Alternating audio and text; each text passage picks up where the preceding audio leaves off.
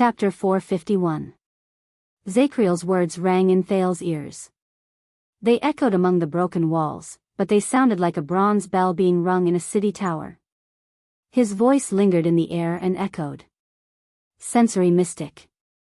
The Night of Judgment's words were so shocking that Thales only recovered from his shock after a while. He pondered over the horrifying meaning behind his words. Senses. What kind of name of origin is this? Thales thought in a daze in the silent dungeon. And she's the queen of the late king of Constellation, 82nd?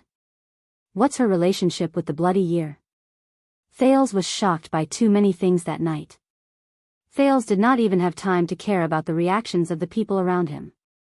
He could only sense the people's emotions from the chaotic and rapid breathing around him.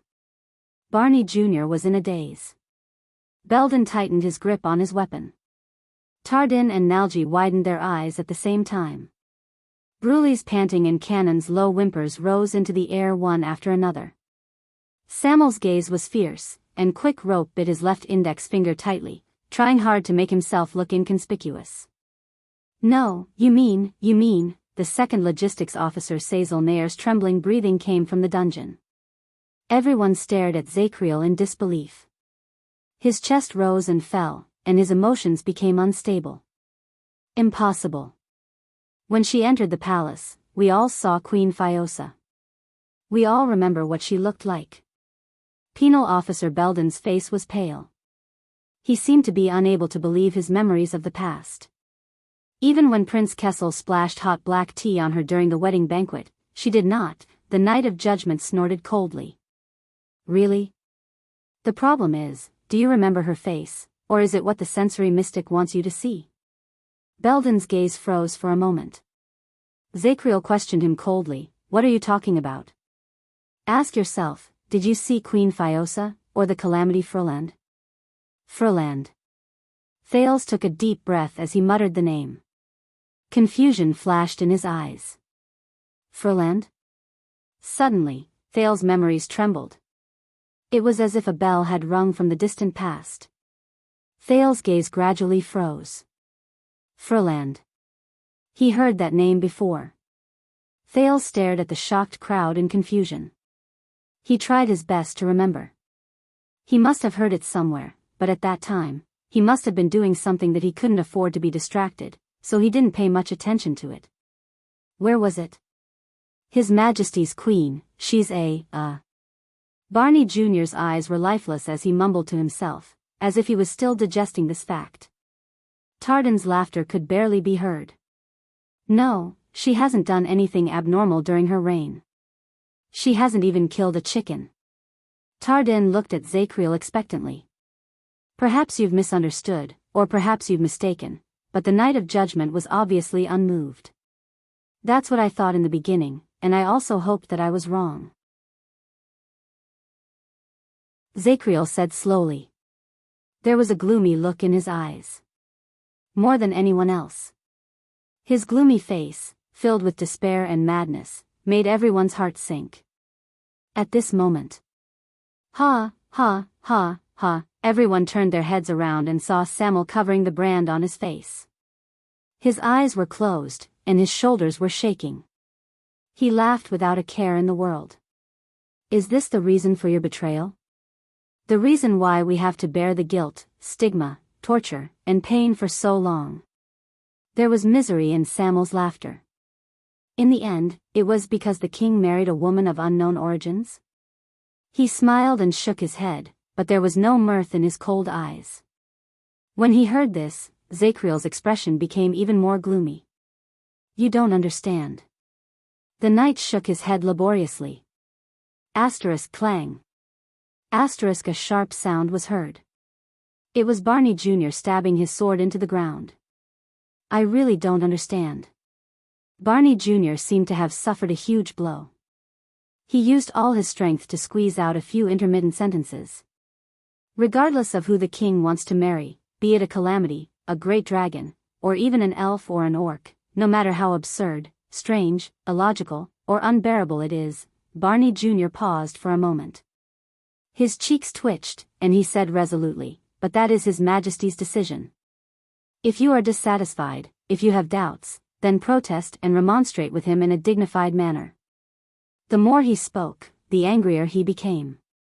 That should not be an excuse for you to participate in the rebellion and collude with the enemy to kill the king. No one knew which words stimulated Zachriel's sensitive and unstable nerves. He grunted in pain and also slammed his battle axe into the ground. Thud. I did it. Zachriel was like an enraged beast. The veins on his neck bulged, and his hair stood on end. His fierce gaze swept through the area like a blade. Everyone was shocked by him. I tried to remonstrate with His Majesty and warn him of the threat that came from his bedside, but he always brushed it off with a smile. I tried to contact the nobles who were still loyal to the royal family and trusted by the king, hoping that they could influence His Majesty. The Knight of Judgment paused between each sentence. His voice was filled with resentment. I tried to ask for help from the Crown Prince and Lord Hanson of the Secret Intelligence Department, but it was useless. When he said this, Zachriel showed a pained expression and shook his head while he trembled. It's too late. Everyone looked at each other. Among them, Barney Jr. and Samuel's gazes were the coldest and most unforgiving. The Knight of Judgment lowered his head. His tense shoulders and tone softened at the same time. There was helplessness and despair in his voice.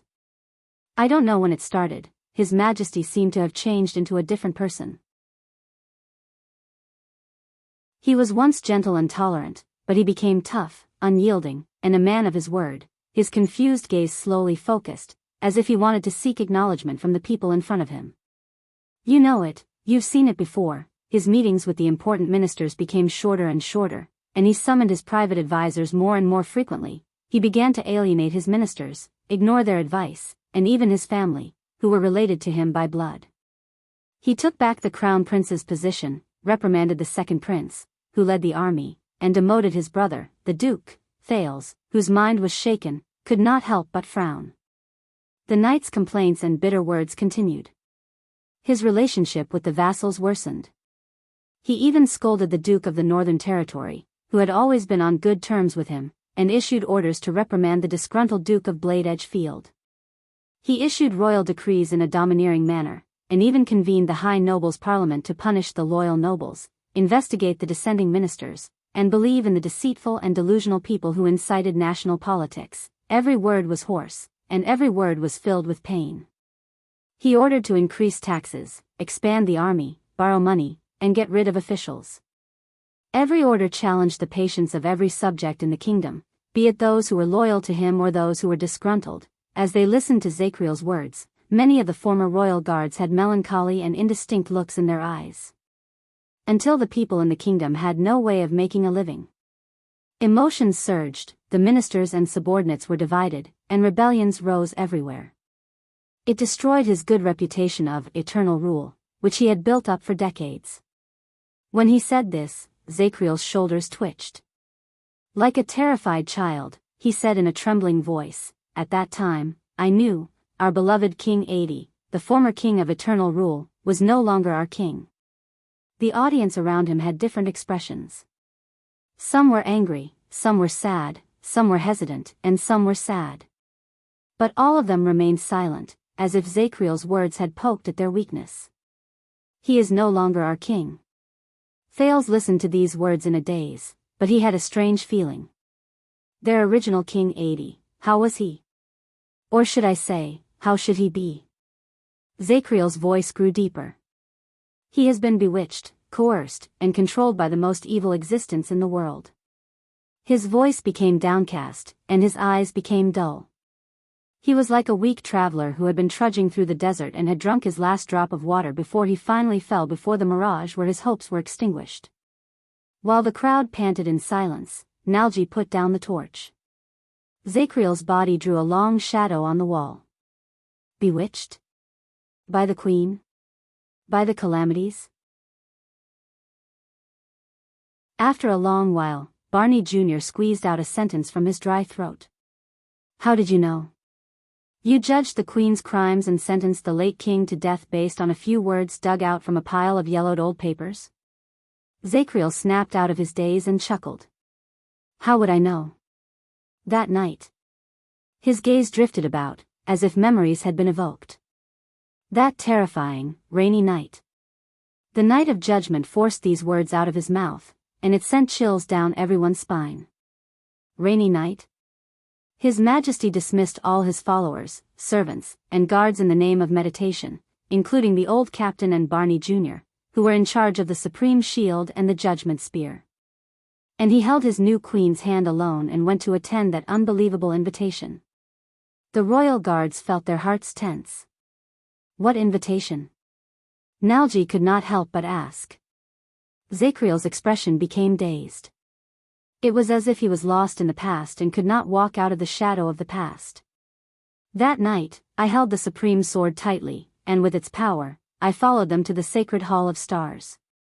I hid in the shadows behind the pillars, and I did not even dare to breathe loudly. The night of judgment's pupils slowly shrank. Finally, I saw them. The dungeon was very quiet.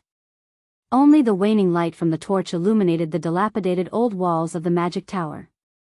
It was like the dead silence after a coffin was buried. Barney Jr.'s expression was still stiff. Samuel pursed his lips, and the others looked at each other in confusion. Thales held his breath. Them? Nalji subconsciously asked with a tremble in his voice. Zakriel did not look at him. He only nodded.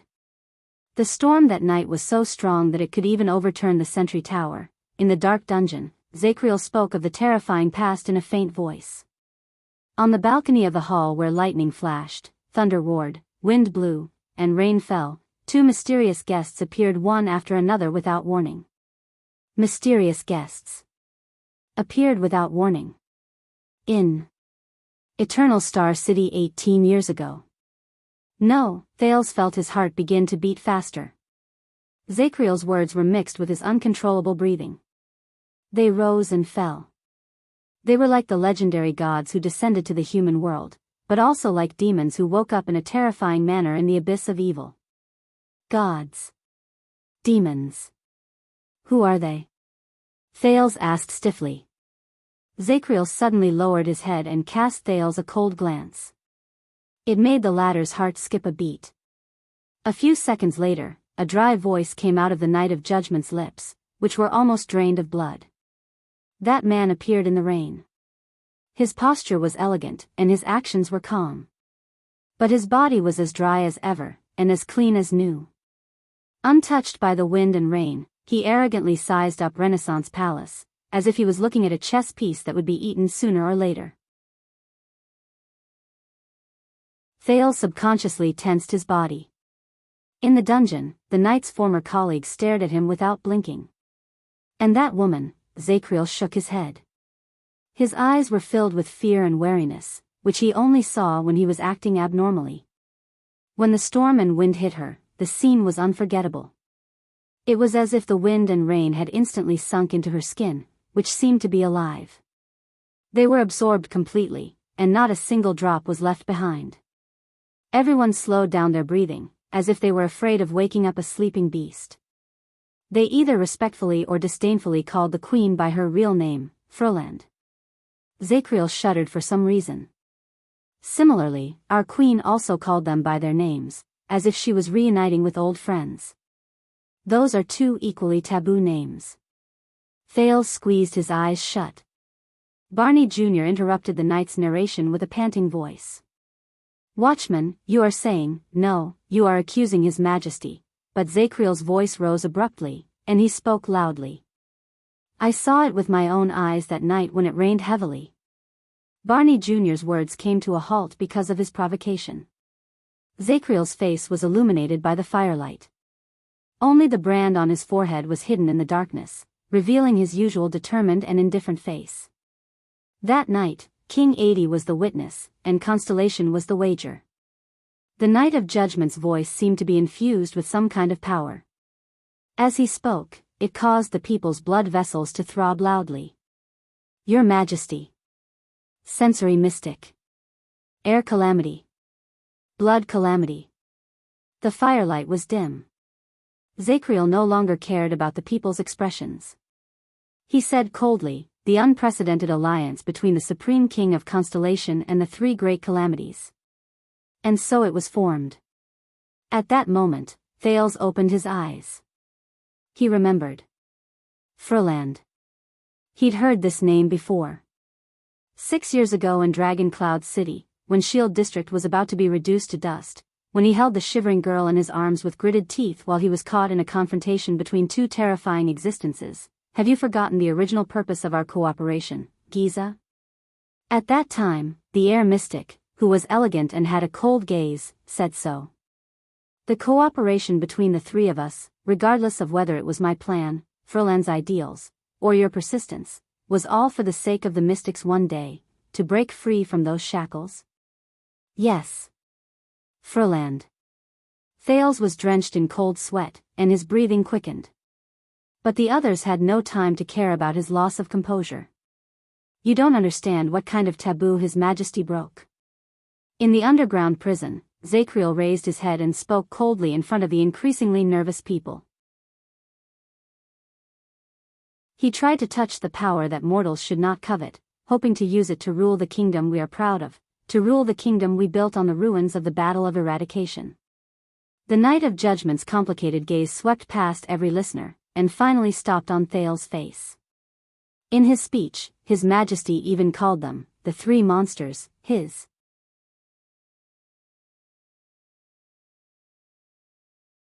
Chapter 452. Many people had the same thought, that mystics could coexist peacefully with other races, and even help each other. At that moment, a conversation from a long time ago flashed in Thales' mind. It was in Dragon Cloud City 6 years ago. Giza had just disappeared under the blade of purification. Amidst the ashes that filled the sky, when Thales vowed to search for a new future for the mystics, the scholarly and elegant Asda spoke to him casually, intentionally or otherwise. Whether it was mystics, humans, or even elves, there were countless similar efforts and attempts, they all failed. That pleasant voice lingered in Thales' ears, but the cruel truth before his eyes shook his heart. They all failed. Thales stared at Zacriel solemnly, but he was thinking about another figure. Asda. How many things have you hidden from me? 18 years ago, you and Giza, and what did you do? In the extreme silence, Tardan spoke in disbelief. His Majesty formed an alliance with the calamities? Aura and Blood? Oh, I still remember, Blood Bottle Gang, right? Nair, who seemed to be deep in thought. Their voices broke the silence, and the shocked people began to speak. In the midst of the uproar, Barney Jr. suddenly took a step forward and shouted, "Silence." The noisy underground prison instantly quietened down. Barney Jr.'s expression was still stiff, but Thales could see that there were surging emotions hidden under his calm exterior. Barney Jr. said coldly, "That's it? The alliance of three calamities?"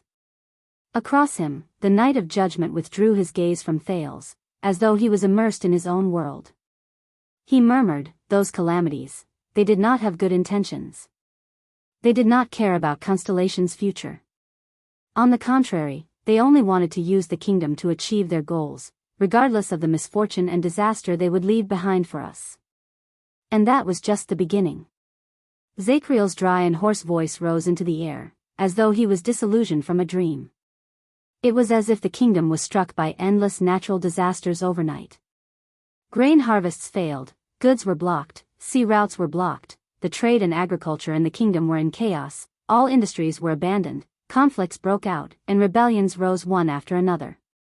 The situation deteriorated, and it was out of control. Everyone's faces sank when they heard this. At this time, when we are busy suppressing rebellions and trying to pacify the country, the entire world seems to have received a certain order at the same time. The Night of Judgment stared blankly at the air. Our allies and companions are strangely and coincidentally silent. Whether it is the three kingdoms of the Mystery Sea, the Sacred Tree Court, the Hall of Kings Chronicles, or even Taishian Palace on the other side of the sea, they are all very secretive about aiding Constellation. Our enemies and opponents are united like never before. From Camus Union's trade boycott to the Great Desert's military invasion, the Kasai's plunder at sea, Hanbal's blockade of the sea route, Extet's provocation in the north, even the rebels seem to have endless support behind them. It's as if they have agreed to attack together. He recalled the history of the bloody year bit by bit, and the sorrow in his words infected the atmosphere, causing the expressions of the royal guards to become more and more unsightly. Thales frowned without realizing it. Unfortunately, the source of the mystic guns purchased from the Empire has been cut off for no reason. The eternal oil and crystal drop ores can't keep up with the demand. It has become extremely difficult to obtain conventional weapons and military supplies. Zacriel continued to speak. His voice grew tighter, as if he was slowly suffocating.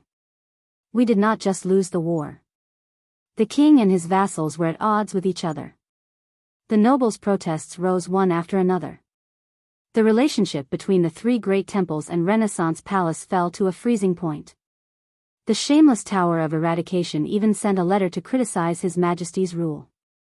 Everything came together and turned into the most disadvantageous situation for us. His eyes were filled with pain and sorrow.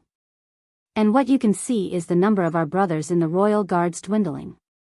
For duty and honor, they abandoned their wives and children to follow the Jade Stars. One by one, they set out for the battlefield. They would either reply with a letter every half a month to inform us that they are safe, or they would never be heard from again. At that moment, the royal guards, including Samuel, did not speak. But each of them had their own reactions. They either lowered their heads or averted their gazes in an unnatural manner. Cannon even whimpered softly. But do you think that everything that happened that year was really just a coincidence? Zacriel stared at the firelight in Nalji's hand in a daze. As he recalled, his words slowly became savage. I know. I know why. I know why we have become the target of public criticism. No matter what His Majesty's original intentions were, walking with the calamities is the origin and beginning of our disaster. It caused Constellation to fall into an unprecedented predicament and turned the entire world into our enemy. F***CK. Nalji slapped his thigh and cursed. No one knew whether it was for King Adi or for Zacriel. The entire world will become our enemy. Thales' breathing became disordered without his knowledge. Why? When he heard this, Barney Jr. interrupted Zacriel coldly. If you think that this is the source and reason, why didn't you tell us at that time? Why didn't you ask for help from the old captain, or even my father? They must have a way. Why did you make the decision on your own? Zacriel's gaze moved. The knight slowly swept his gaze over the royal guards. Thales noticed that quite a number of people subconsciously avoided his gaze, which was as sharp as a knife.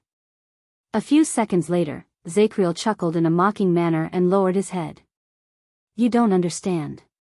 By the time I really wanted to do something, it was already too late. He shuddered slightly. The situation worsened, and it went from bad to worse. Even the most elite guards who were protecting the princes would occasionally receive bad news. In less than a year, the rebel army's momentum grew stronger. They attacked cities and seized land. Our army's morale was low, and we retreated step by step.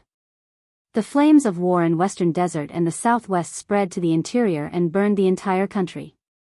The people of the kingdom were in a state of panic, and they could not rest easy. With every word Zacriel said, the royal guard's eyebrows furrowed a little. Until Extet, the terrifying great dragon who had just subdued the Golden Passage and the Camions, bared its fangs and joined the ranks of those who hit us when we were down. They mobilized the entire kingdom's army without hesitation. 100,000 elites were unstoppable, and their iron hooves thundered as they charged towards us. I think that was the final attack our enemies prepared for the kingdom. It was the final chapter of this epic of the destruction of the kingdom. Thales could not help but think of Nuvan VII. The king who was old, but whose might did not diminish. The cunning, shrewd, fierce, and valiant lion. He also remembered what the Raven of Death had told him about the purpose of Extet's army heading south in the past. When he thought of this, Thales could not help but wonder. Did King Nuvan really dispatch his army so decisively just for political purposes? And we were already badly battered and at the end of our rope. We couldn't even form a decent army. Zacriel's words became even more painful and unbearable. Just like that, Constellation, which had borne the glory of the empire and stood for 700 years, reached the brink of destruction. It was just one step away from falling into the abyss and completely coming to an end. But even so, even though the calamities had already brought the kingdom step by step towards Hell's River, all of you could not imagine how stubborn His Majesty was. When he said this, the Knight of Judgment raised his head abruptly and looked forward with anger in his eyes. It was hard to imagine his unwavering trust in the woman by his pillow, in that monster. And all of this originated from that night. Zacriel slowly stopped talking. Barney Jr. closed his eyes and took a deep breath. So, you betrayed the kingdom and rebelled? You sided with His Majesty's enemies? The vanguard seemed to be trying his best to suppress his shock and shift his focus to the present. Zacriel was silent for a long time. He seemed to be hesitating. His Majesty was bewitched. Finally, the Knight of Judgment spoke faintly. He could not see that the calamities were the source of everything. He had to be clear-headed. The Knight of Judgment's gaze gradually became clear. As long as we stay away from those monsters with ulterior motives, cast aside their sinister schemes, stop placing our hopes on the taboo, and return to the right track of the kingdom, he was like a traveler who was struggling in pain in the abyss and saw hope at the last moment. The strange alliance formed by the enemy to hit us while we were down will lose its foundation and fall apart on its own. Even the two great forbidden existences, who are said to be high above us, will shift their attention away. The supply of mystic guns and eternal oil will be restored, the attitude of our allies will be restored, and the hostility that has nothing to do with benefits will be eliminated. The backstage reinforcements for the rebel army will stop, and the predicament of being attacked from both sides will be reduced. The divided and scattered people will gather together, and the precarious situation at the front lines will turn for the better. The only thing we need to worry about is our old enemies. Constellation will be able to survive this catastrophe. Zacriel's expression became more and more excited, but after a moment, it became gloomy. But before that, someone must stand up, shoulder the responsibility, and turn the tide, even if it means the most unforgivable betrayal and the most unforgivable stain on our reputation. His eyes shone with deep pain. He stared at his own fist with rapt attention. Someone must save us, before His Majesty turns the whole world into an enemy and brings the whole kingdom into the abyss. Someone has to put an end to this hopeless and unnecessary confrontation. No one spoke. Even Samuel, who had a mocking look on his face, kept his mouth shut. Barney Jr., who stood at the forefront, had his eyes shut. He seemed to be thinking. Beside Thales, Nalji heaved a deep sigh. He was not the only one. The others also looked worried, and their hearts were heavy. The prince's mind was in a mess. He recalled the time in Mindy's hall when Yodel had a showdown with him regarding the matter of the mystics. Yodel had encouraged him hesitantly in private. I have seen those calamities more than once. From the moment your family was born, they were destined to be entangled with those calamities, more than once. That was definitely not just for Asda. Perhaps it also included Fruland, and even Giza. Speaking of Yodel, he remembered the Secret Intelligence Department and the Black Prophet. What role did they play in that calamity? Thales also remembered how Duke Arund of the Northern Territory questioned and blamed King Kessel hysterically in Renaissance Palace 6 years ago after his conspiracy failed. Just like your damn father, both of you knew what your choices would bring, but you never cared. If you didn't bring that monster back, they were probably talking about the new queen, Fruland. He had seen Kessel's face, especially the scene where the Iron Hand King coldly sent him to Dragon Cloud City. It was still fresh in his mind. Was my grandfather, Adi II, also like this? Thales also remembered Archduke Poffert's evaluation of Adi II inadvertently revealed in the Hall of Heroes in Heroic Spirit Palace after losing the duel. Sooner or later, a madman like Constellation's Adi II will appear, dragging his entire kingdom to hell. Thales stared at Zacriel with a stupefied expression. As the trusted watchman of the royal guards, he should have been the most loyal guard. But, no. In the dungeon, a faint, emotionless whisper rose in everyone's ears. Even if it has to be someone, it shouldn't be you. You shouldn't be the one to do it. Thales turned his head in surprise and saw Barney Jr. slowly raise his head. His gaze was sharp and cold as he stared at the Knight of Judgment. Imana Zacriel. Zacriel was silent. You are not His Majesty. You are not Crown Prince Midir, not Prince Horus, not the Prime Minister, not an administrative officer, and definitely not His Majesty's military and diplomatic advisor. Barney Jr. seemed to have gotten over the shock brought about by his colleague's betrayal and the truth of what happened that year. He seemed to have figured something out.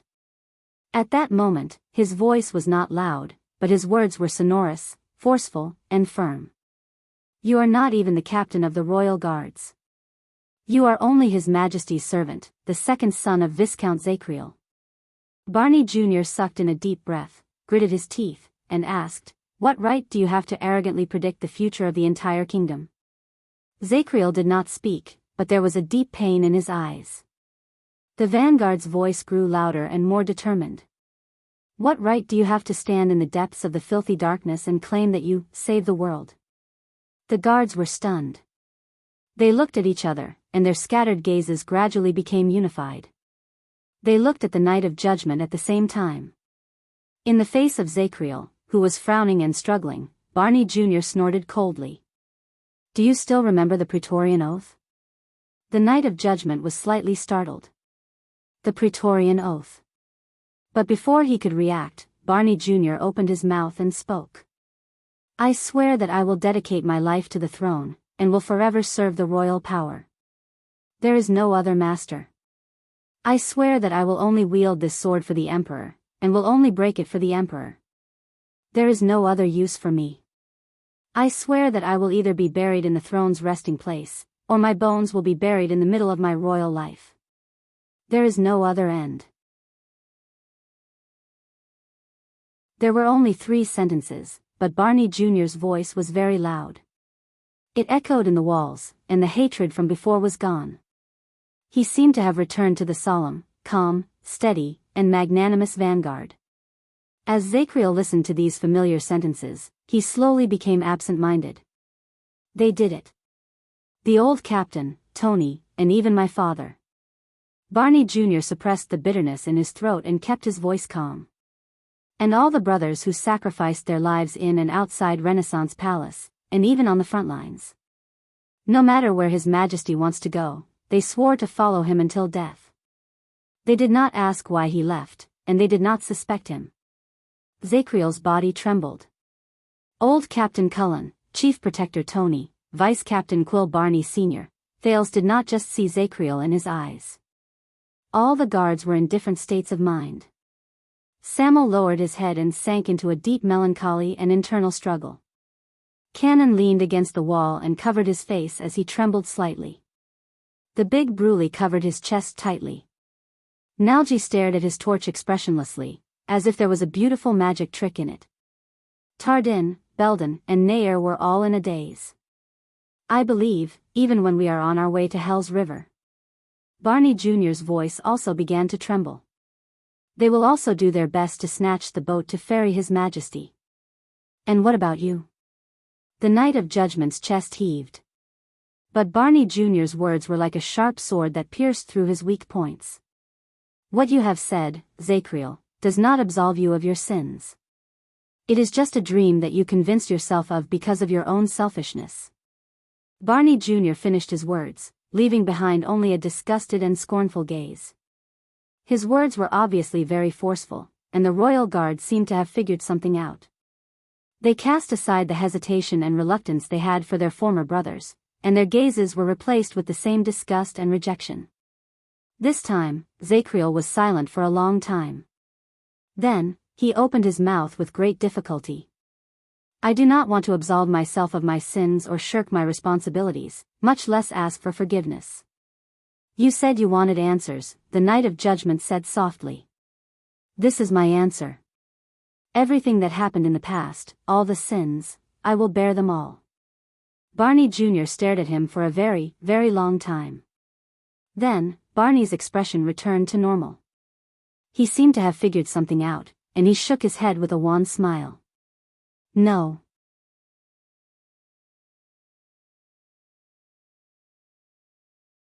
Chapter 453. The prison regained its frightening silence. At that moment, that's not right. Samuel, the only person among the royal guards who had escaped prison, interrupted coldly. If your goal was only to make the king sober, why didn't you take the legendary anti-mystic equipment and assassinate the so-called Queen of Calamities alone? At that moment, Samuel was cold and resolute, as if he was no longer the former royal guard. A thought appeared in Thale's mind. He remembered what Gilbert had told him about the calamity the Jade Star royal family faced during the Bloody Year, and he could not help but frown. Why did you use such an extreme method? Zacriel did not speak. Samuel continued to question him. And why did you put the entire Jade Star royal family on your elimination list? Why did you not stop until you slaughtered them all?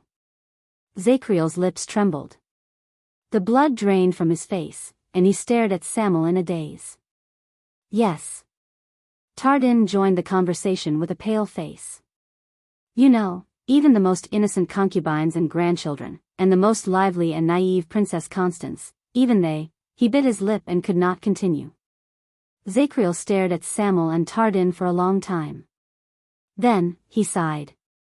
That was not my intention. Thales felt complicated when he saw this, but he immediately thought of another problem. Then whose intention was it?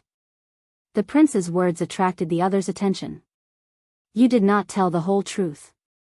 Thales raised his voice. Tell me, who were the people who worked with you to assassinate the king, the people who intended to overthrow Constellation? Most importantly, what were the group of calamities and King 80 plotting to bring about such a calamity? Thales asked through gritted teeth. Zacriel seemed to be stumped by the question. He was silent for a long time. In the end, he only shook his head and did not answer. Also. Samuel spoke again. If what you said is true, then why? The former flag bearer stared at the former Knight of Judgment. Since you've already accomplished your goal, why didn't you stand up and admit that you were the traitor? You are not someone who is afraid of responsibility or death. You are even willing to take the blame for me when I escaped. With your personality, shouldn't you confess the truth openly and accept your trial like what you are doing right now? Zacriel pursed his lips tighter and tighter, but the prisoners gradually noticed that something was off. They frowned and looked at him. Why did he hide for 18 years? We tortured him for 18 years. Samuel's questions were layered, and there was indignation and indignation hidden in them. Why did you wait until now to suddenly jump out and tell us these things? Tell us that you are that damn traitor? If I hadn't stepped into this place and they hadn't released you, would you have continued living like this until you died? Zacriel did not move. He just sank his face into the darkness where the firelight could not reach. Samuel gritted his teeth and swung his arm, giving Thales a fright. In fact, I'm afraid that Samuel will not be able to do anything to you. Why is your target this prince? At that moment, Thales was shocked. Oh no. Why is it the prince? What are you still hiding? Samuel hissed. What secret is there that you would rather bring to Hell's River than tell us? Thales exchanged glances with Quick Rope, who had been restless and wanted to escape. He had a bad feeling. Why? Are we back to this topic again? All the guards, including Barney Jr., scrutinized Zacriel suspiciously. Quite a number of them cast their gazes on Thales again. This is bad. Thales gritted his teeth. Zacriel did not reveal my secret before, perhaps because he still feels guilty towards the royal family and does not want to tarnish the Jade Star family's reputation, but now, Thales glanced anxiously at Zacriel, who seemed to be hesitating. Now, he had already revealed the truth about 82nd's alliance with the Mystics. He no longer has anything to hide, right? At that moment, Zacriel opened his mouth quietly. Summon souls. The Knight of Judgment said flatly. This caused the others, especially Thales, to be stunned. Summon souls? What does he mean? Zacriel inhaled slowly. His eyes were filled with wariness. Be it the invasion of the prison of bones today, the appearance of this prince, the disaster swords, shadow shield, or even the dragon breaker, none of them are coincidences. A thought appeared in Thales's mind. Not coincidences. Zacriel raised his head abruptly and looked at Thales. Your dagger, your highness. Dagger? Thales could not help but gulp. What? Under the other people's doubtful gazes, he resisted the urge to reach out and touch the JC. The Knight of Judgment's tone was cold, and there seemed to be a chill in his words. I know that it is made of dark steel that dwarves smelted underground. It is similar to the material of the Supreme Sword, but it is mixed with special crystal drops for another purpose. It is exceptionally different. Without waiting for Thales to react, Zacriel's next words revealed the origins of the JC. That is the assassin's flower, the unique weapon of the Charlton family. It is also proof that every Charlton has ended their training and officially started their career as an assassin. Everyone was shocked. Even Quick Rope looked at Thales in horror. As for the main topic of the conversation, Thales himself felt his entire body stiffen, and he could not move. He knew. But Zacriel's gaze was filled with vigilance and wariness, as if the mentally unstable prisoner who had just escaped from prison was just an illusion. The appearance of this dagger in your hands, your highness, as well as the threatening and tempting attitude of those Shadow Shield assassins just now, shows what it means. As participants of the assassination that year, I do not know why they infiltrated the Jade Star royal family again and got close to the special, you. When he said the word special, Zacriel paused again, and it made Thales break out in cold sweat. But it must have something to do with the misfortune those calamities brought that year, and their failed plot. The gazes of the prisoners flickered as they moved back and forth between Thales and Zacriel. This time, the Knight of Judgment's face was filled with wariness, as if his eyes were filled with enemies. I can feel that there are people who are indignant. They are unwilling to let go of the tragedy that happened in the past. Zacriel's gaze burned. They are still digging up the taboo of the past, searching for the legacy of the past, and trying to, for the catastrophe and disaster 18 years ago. Soul beckoning. Soul beckoning? Thales stared at Zacriel blankly. No, it's not like that. He turned his head around with great difficulty. This dagger. This dagger was given to me by Jayla in the past, but when he thought of this, Thales' thoughts froze for a moment. Wait a minute. The police and the assassin's flower might be a misunderstanding, but Shadow Shield, Thales could not help but remember what Stake said in my home. From almost madly assassinating the members of the royal family 18 years ago, to now doing everything in their power to ensure the prince's survival, the change in Ting's attitude before and after can only mean one thing. The prince's existence must mean something.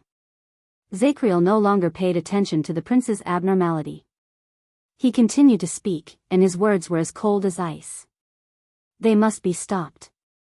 He emphasized the word stopped, and his voice was firm and unquestionable.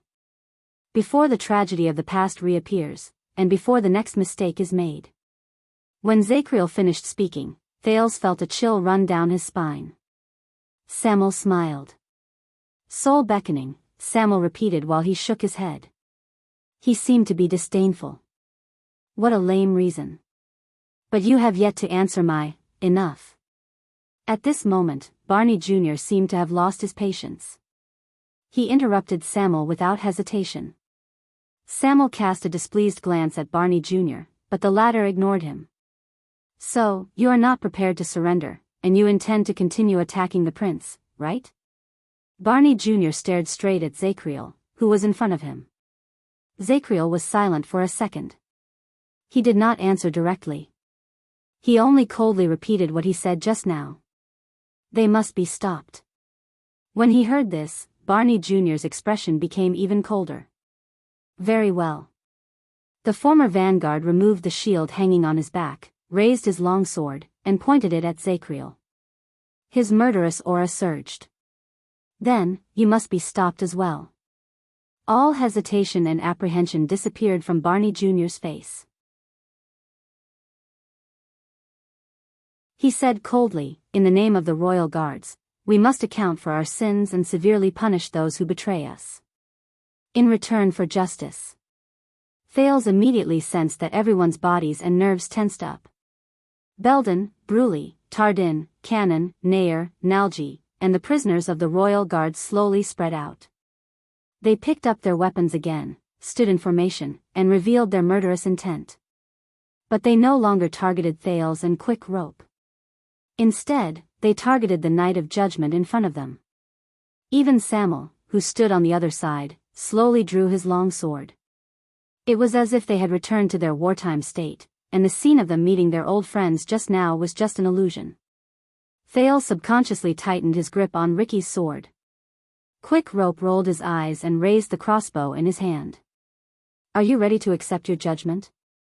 Barney Jr. stared at Zacriel rudely. The disgust and hatred in his eyes practically overflowed. "Traitor?" The Knight of Judgment quietly endured their gazes. "Of course." Zacriel sighed and slowly picked up his axe. As he spoke, the grief on his face turned into determination. "Every day, every hour, and every second. I'm ready." At that moment it was as if someone had dragged the timeline back to just now, and the Knight of Judgment and his former colleagues became enemies again. Quick Rope tugged at Thales, asking him whether he should escape now or when the fight started. But Thales shook his head. He felt the solemnity and tension in the hall, but it did not come from the two parties who were confronting each other. And it was just one of them. "Barney?" Nalgi raised his weapon and stared at the former watchman in front of him. He gulped in distress and said carefully, "He is alone, and we are 7. Barney frowned. "No, 8. Samuel interrupted faintly. He held his sword and walked to Zacriel's side. His eyes shone with anger. "All the debts must be settled today." Zacriel glanced at Samuel. An unknown emotion flashed in his eyes, but he did not say anything else. Barney Jr. also cast a glance at the coward who escaped from prison, whom he looked down upon. He pursed his lips and shook his head. "Very well, 8. Hence, the 9 former royal guards, the 9 people with the Jade Star brand of sin on their faces, the 9 people who had not seen each other for 18 years. At this moment, they faced each other and picked up their weapons. 1 against 8. No. Nalgi sighed softly and mumbled to himself. The disparity is too great. The other royal guards frowned. The disparity is too great? A thought appeared in Thales' mind. He heard the heaviness in Nalgi's words. Zacriel swept his gaze over them and sized them up again, as if he was observing a battlefield. "Yes, I know," he said softly. He got rid of all the emotions that he should not have and became the calmest and most terrifying Knight of Judgment once again. "I will fight against 8 of you alone." Zacriel held his battle axe upside down and took a step forward. Asterisk thud, thud, thud. Asterisk, indeed, for all of you, his aura and pressure slowly accumulated with each step he took. It was like a monstrous wave that seemed to be moving slowly in the distance, but would eventually come crashing down. More or less, Zacriel raised his axe and faced his opponents, who were ready for battle. His gaze was serious.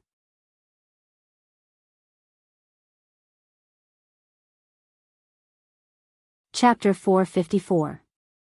When Zacriel's axe collided against Barney Jr.'s shield, the reactions of the prisoners were beyond Thales' expectations.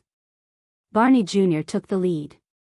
He used his sword and shield to block Zacriel's angle of attack without any fancy moves, preventing Zacriel from attacking Belden and Bruley. But the others, move back, Samuel. Amidst the swift gust of wind from the axe and the flash of the sword, Barney Jr. blocked one of Zacriel's slashes and pushed away the handle of the axe that came at him. He shouted at Samuel, who wanted to get closer to the battlefield. "I'm in the first round. Nair, cover me." As Barney Jr. roared, Nair leaped out of the crowd and joined the battle. But the other royal guards did not rush forward. They also stayed away from the battlefield, which was out of character. Nalgi and Bruley did not say anything. They forcefully dragged Thales to the left and leaned against the wall. Barney Jr. and Nair were the only 2 people on the battlefield. To be precise, Barney Jr. was the only one on the front lines. He faced Zacriel, sometimes agile, sometimes swift, and sometimes stormy attacks. He seemed a little clumsy. Nair, who was supposed to support him, stood in the distance. He held a small knife and a dart in his hands while he watched the two people fighting fiercely. He did not move an inch. What? Thales did not understand. Asterisk whoosh. Asterisk the calm Zachriel suddenly swung his arm horizontally. He used the advantage of his body to push Barney Jr.'s shield away, and the blade of his axe went for the latter's neck. Asterisk clang. Asterisk Barney Jr. grunted and spun around to collide with Zachriel. The two of them separated right after they came into contact with each other. They each avoided their opponent's next attack, but it seemed that Barney Jr. was at a disadvantage. A wound appeared on his right arm. As he watched their fight, Thales, who was puzzled, finally gave up struggling. He turned his head and asked the people beside him anxiously, "What's going on?" But before anyone could answer, Samuel, who was on the other side, found an opportunity to squeeze his way over. The moment he entered his old colleague's formation, he pointed at Barney Jr., who was in the middle of a fierce fight, and asked in exasperation, "What's his plan? Is he trying to get himself killed?" Asterisk whoosh. Asterisk another gust of wind from the axe was neutralized by Barney Jr.'s perfect counter stance. However, he was immediately caught up in Zachriel's subsequent attacks. He seemed to be in a difficult situation. Faced with Samir's impolite interrogation, the other's expressions turned ugly. But Belden did not care. He looked worriedly at the two people who were engaged in an intense battle. He paid attention to the entrance of the stairs that Zachriel had blocked behind him. Barney said that the first round is a test. We'll act according to the situation and try to break through to the ladder. Samuel frowned and seemed to be a little hesitant. Thales could no longer hold back the questions in his heart. He cast a glance at Quick Rope and asked resolutely, "Why didn't you help him?" The prince looked at Barney Jr., who was surrounded by danger, and he was very anxious. "There are 8 of you," but before he could finish, he was interrupted by Belden's hoarse and intermittent voice. "I can't." Thales was stunned. "Can't do it?" He turned his head and glanced at the others, only to find that they all had the same expression on their faces, solemn and helpless. "Why?" On the other side, the duel between Zachriel and Barney Jr. was reaching its climax. Both of them seemed to be truly enraged. Their faces were ferocious, and their movements were fierce. Zachriel had just roared and pulled back an axe strike that nearly split his skull open when Barney Jr. used his life to force him to launch an equally fierce and risky attack. A strong gust of wind blew, and steel clanged. "We can't help him," Nalji sighed softly. He stared at the battle between the two people and said softly, "Zachriel is not an ordinary person, and he's definitely not a normal supreme-class warrior." "Not an ordinary person?" Thales and Quick Rope were both stunned. Nalji stroked the weapon in his hand and stared at the two people who were fighting to the death. There was a gloomy look between his brows. His power of eradication is called Chaos of Armies. It's a rare variant of Pegasus music. The key lies in his unparalleled perception. When they heard Nalji say this, the royal guards were a little dazed. Pegasus music. Thales found it a little familiar. "Wait, I heard Waya, the real Waya, say that it's Miranda's power of eradication." When he thought of this, Thales became serious. Chaos of armies? Perception? What do you mean? This time, the one who answered him was Belden. Focus. Belden's voice was hoarse and incoherent, as if it had been washed by sand. But this did not affect Thales from hearing the anxiety in his voice. He also saw the hesitation in Belden's eyes. A person's energy and attention are limited. He cannot multitask. Even when he is fully focused, he can only pay attention to 1 or 2 things at the same time. If there are more things, we will lose enough attention to our targets. We will be unable to pay attention to the things in front of us, behind us, and to the left. Focus, Thales chewed on this word. On the other side, Barney Jr., who was at a disadvantage, finally made a somewhat successful counterattack. At the cost of a knee strike from Barney Jr., he sliced open Zacriel's shoulder. It was only a few millimeters away from Zacriel's vital spot. Thales thought that it was a pity. But Zacriel is different. Belden's words became even more solemn. At the same time, there was pride in his honor, and the pain of his old friend's betrayal. Chaos of Armies takes the perception, observation, and rhythm emphasized by Pegasus music and pushes it to the limit. Zacriel can effectively distribute his attention within a certain area without distracting himself. He can multitask and grasp all the variables in a battle. His upper limit is unknown. Multitask? Thales looked at Zacriel, who swung his axe skillfully, and then at Barney Jr., who attacked with all his might. Puzzled, he asked, "What do you mean?" Samuel snorted coldly and interrupted.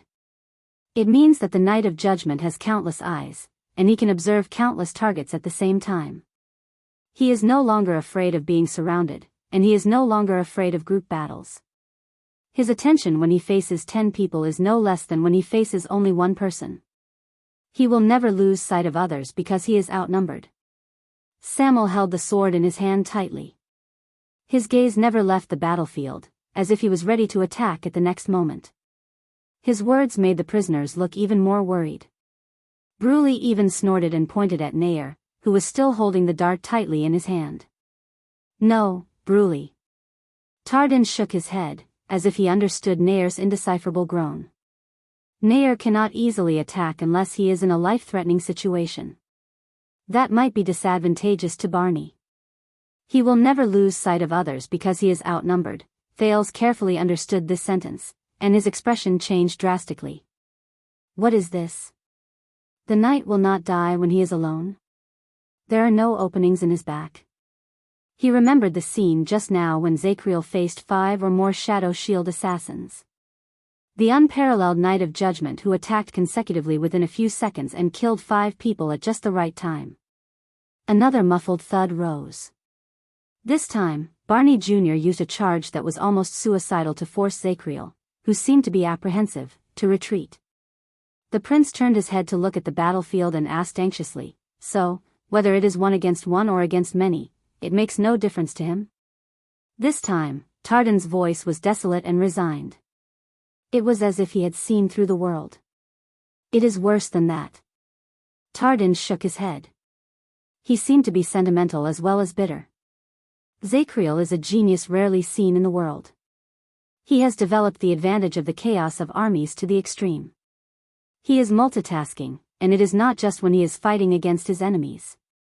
Regardless of whether it is our enemies' bodies, weapons, intentions, movements, the positions of our surroundings, the environment, the situation, the state of our bodies, the increase and decrease of force during a duel, the sand and stone obstacles under our feet, and even sudden accidents, everything on the battlefield is within Zacriel's grasp. He has even taken it a step further and perfectly transformed it into his strategy to fight against his enemies.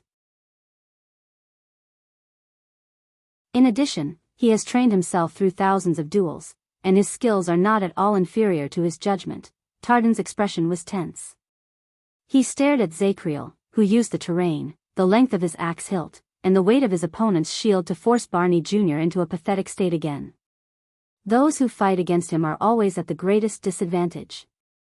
All the factors and variables on the battlefield are within Zacriel's attention and observation. Those who stand on his side will be able to control the situation with ease. It is as if they are assisted by God, and their teamwork is seamless. It is usually hard to tell, but those who have fought against him have the feeling that he is flawless and unstoppable. A thought appeared in Thales' mind. Everything is within his grasp, and he transforms it into a strategy to fight against his enemies.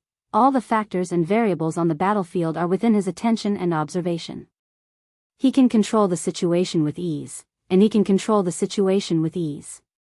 Flawless, unstoppable, he could not help but shudder.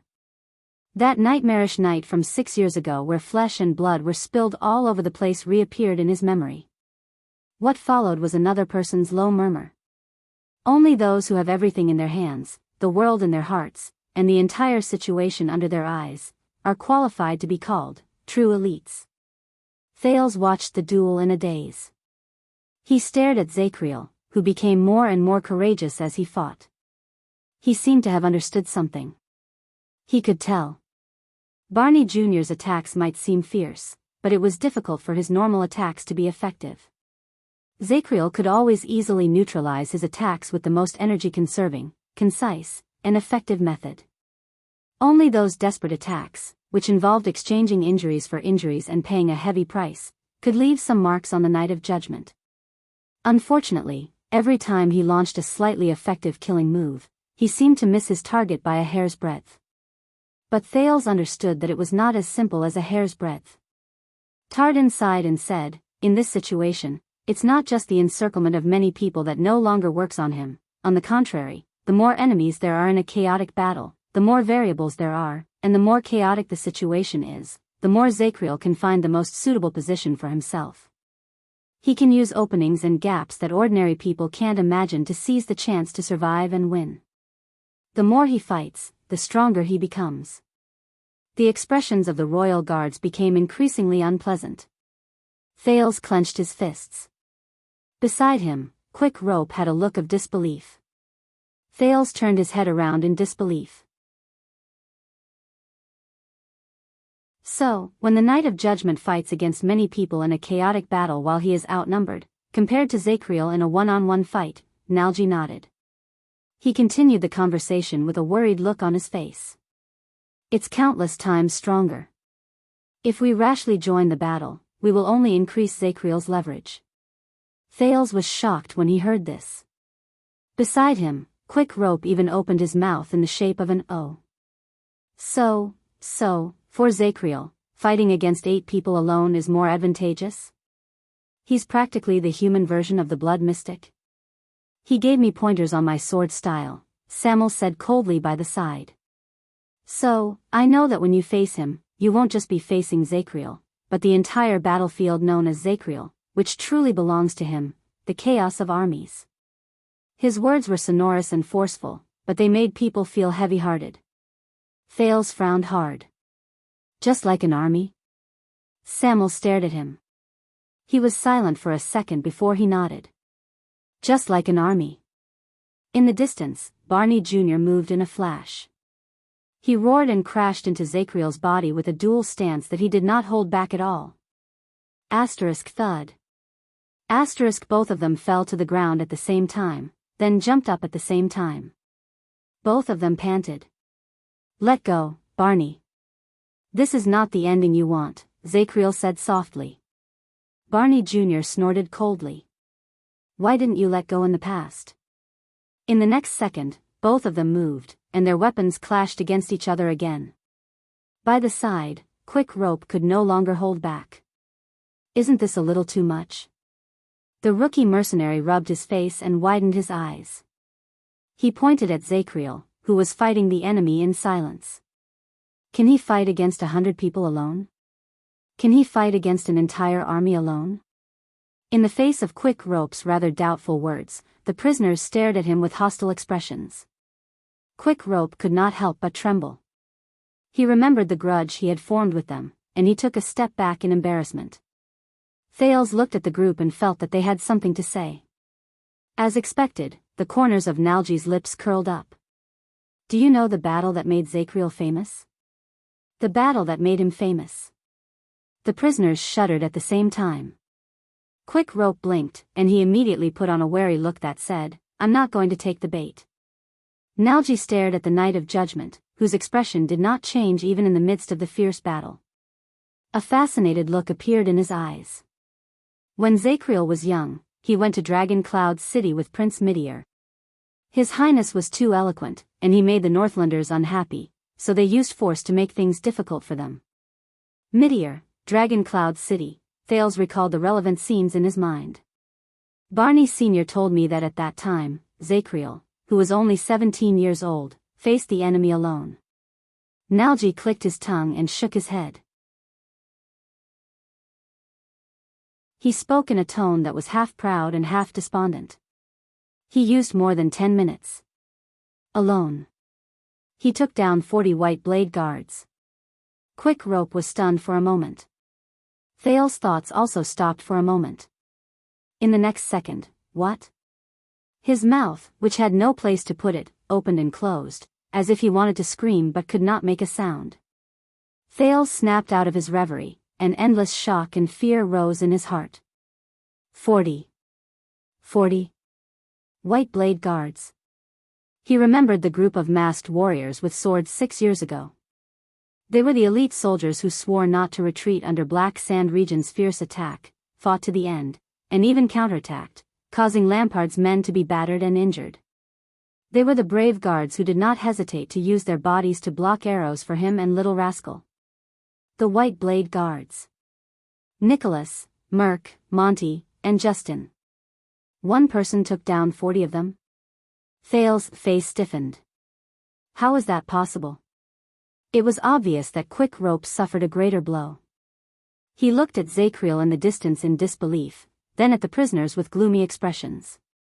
His face contorted, and he spoke incoherently. He seemed to be smiling, but he could not smile. Are you kidding me? 40. White Blade Guards. They were all veterans. Quick Rope waved his hands blindly in the air, as if he could throw his question further away. Impossible, this is such a big thing. Quick Rope opened his mouth in a daze, as if his outlook on life had been greatly impacted. Why, Nico? Why didn't anyone tell me? He stared at everyone in a daze. He could not accept this shocking news. No one answered him. Thale sighed in his heart. Get ready, Tardin, Belden said coldly at that moment. Barney is retreating. Everyone's expressions froze. In the distance, Barney Jr.'s attack slowed down. So, he has no problem fighting against 100 people alone? Thales frowned. When they faced the prince, the prisoner's attitude was clearly much better than when they faced Wyacasso. Samuel said softly, you must know that no matter how big the battlefield is, there is still a limit to how many people can benefit from it. Other than the special battle formations, even if 1,000 people attack one person at the same time, only 6 or 7 people at the innermost part of the circle can attack the enemy with all their strength at the same time. He looked at Barney Jr. from afar and said sternly, as long as he has enough stamina and energy, there is no reason for Zacriel to lose. Thale's heart sank. No. Since that was the case, the royal guards present were not enough, there was no hope. Barney, what are they doing? You know, there was once someone in the royal guards who was bored and made up a rhyme. Nalji shook his head. Behind him, Bree raised a finger and pointed at Nalji with a blank expression. The last sentence is, Nalji cleared his throat and said with a serious expression, nothing can hurt Tony, there are no regrets in punishment.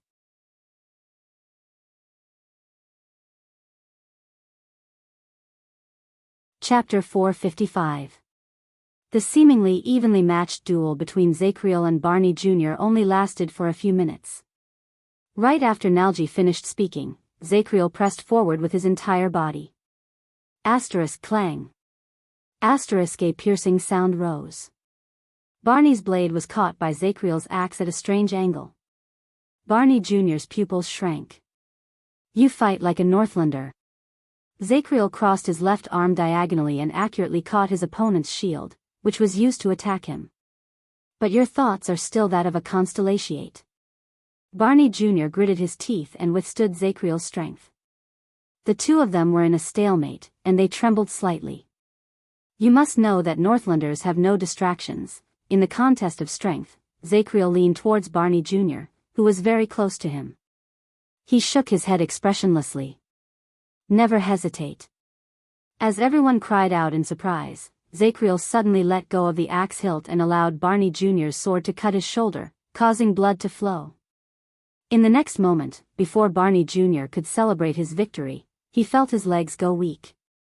He could not dodge in time, and Zacriel seized the opportunity to grab his waist and lift him up. Damn it! In his shock and anger, Barney Jr. only had this thought before he was thrown to the ground by Zacriel. Asterisk thud. Asterisk under the intense pain, the dizzy Barney Jr. knew that he had lost the upper hand. He endured the pain and shouted, "Nair, Tardin." At that moment, two piercing sounds of wind drew close to the back of Zakriel's head. In the blink of an eye, Zakriel quickly dodged and barely avoided the two life-saving darts that Nair shot out. When he turned his head around, what welcomed him was Tardin's merciless blade and blade. The trajectory of Tardin's sword and blade was incredibly strange. For a moment, the empty-handed Zakriel was forced to take a few steps back and pick up a warhammer left behind by a mercenary. Barney Jr. took the opportunity to stagger to his feet and tumble out of the battlefield in a disheveled manner. He was caught by Belden. "How is he?" Belden asked calmly. "His skills aren't as nimble as they were back then, and so is his stamina." Barney Jr. panted softly as he watched Tardin, who took his place to fight against Zakriel. "There's also a rather serious new injury on his back. It's making his movements a little sluggish." The prisoners of the Royal Guard surrounded Barney Jr. and rearranged their weapons. They listened attentively to the conversation between the vanguard and the penal officer. "Very good, so we have a chance." Samuel touched his sword and asked with narrowed eyes. As Thales watched their brief exchange, he suddenly realized that this was like a small military conference during a war. Barney Jr. glanced at his colleagues and remained silent.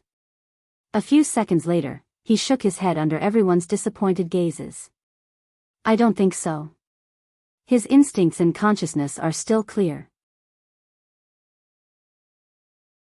He can turn his weakness into an advantage at any time."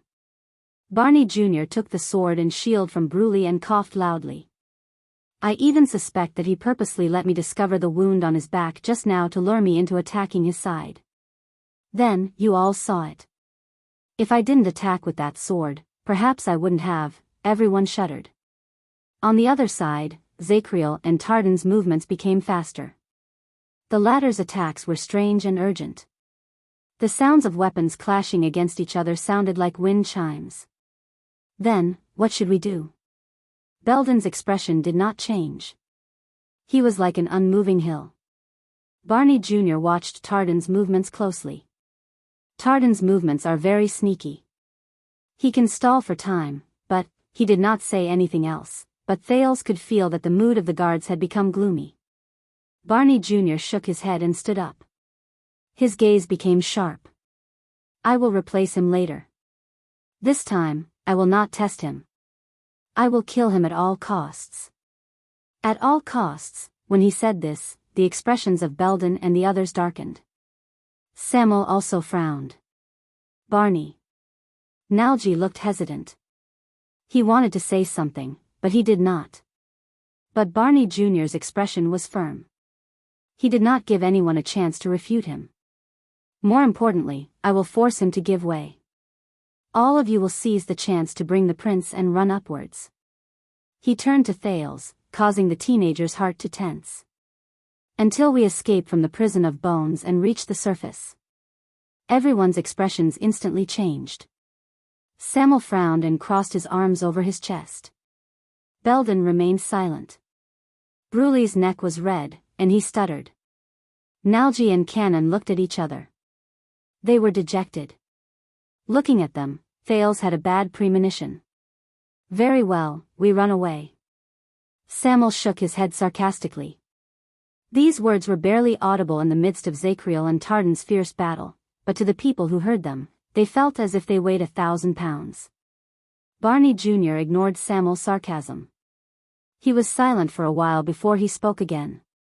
"If Nair and I don't succeed, and he catches up to you," he calmly glanced at everyone and slowly said, "Next, the order of going up is Samuel, then Cannon, then Bruley, Nalji, and finally Belden." When he heard this, Thales' heart sank. Go to the top, they were going to. Every opponent's fighting style is different, and there's a huge difference between them. Zakriel needs time to get used to it, so he can drag the fight for a longer time. Samuel snorted coldly. "How long?" Barney Jr. whipped his head around. "As long as you can." He cut Samuel off coldly. "Do you understand, vice flag bearer? Or are you not satisfied with being the first in line?" Samuel snorted softly and did not say another word. Thales noticed that Barney Jr. no longer addressed Samuel as a coward. The teenager stared at the people with brands on their faces. They were dirty, ragged, but had stern expressions. He could not help but speak. In fact, we can also help a little, but Barney Jr. rejected him bluntly. No, you must run away, Your Highness. Barney Jr. put his hand on Thale's shoulder. His eyes were filled with emotions. Run to Blade Fang's camp and use your identity to find the army. Thales frowned. Barney Jr. turned solemnly to Zacriel, who was engaged in a fierce battle. Let them use the hooves of the cavaliers and the mystic guns to seek justice and clear their names. The breathing of the guards quickened. Nalji opened his mouth. He wanted to say something, but stopped. Thales could not hold it in anymore. He shook off Quick Rope's hand, which was pulling him back, and took a step forward. Do you really intend to die here? Barney Jr. paused slightly. Die? Of course not. He turned around and cast a glance at the dark scene in the prison of bones. With a complicated expression, he exhaled a long breath. Today, we can be considered to have lived in this place. His tone was bleak. Thales was immediately startled. When they heard this, the guards, who had been slightly agitated, fell silent at the same time, as if they had gone mute. And I am honored to fight alongside you, guards. Barney Jr.'s back was facing them. He pressed the hilt of his sword against his chest and sighed softly. May the legacy not be destroyed, and the empire be eternal. There was silence. Behind Barney Jr., Belden raised his fist expressionlessly and pounded it against his chest gently. Aside from Samuel, the other guards also raised their fists and pounded their chests lightly. As he watched them, Thales felt his chest tighten. Before the slightly dejected Thales could adjust his thoughts, in the next second, Barney Jr. sped up and charged towards the battlefield. Tardin! He shouted loudly. Tardin, who had been gradually losing his strength, retreated without hesitation when he heard this. He jumped out of the battlefield in an unpleasant posture. Zacriel frowned and turned around. Without stopping, he charged towards Barney Jr. again. Come, let's end this, watchman. Asterisk clang. Asterisk their weapons clashed. Barney Jr.'s expression was ferocious. This time, his movements were obviously much more dangerous than before. He swung his sword boldly, and he did not care about himself at all. This made Zacriel shudder involuntarily. That sense of danger rose in his heart again. He knew that this time, his opponent was serious. From now on, I will take over the command of the vanguard. On the other side, Nalji had just supported Tardin, who was drenched in sweat as he retreated. Belden then spoke to the group decisively. Barney will create a chance for us to break through. We will seize the chance to rush to the stairs. Do not care about anything else, and go up with all our might.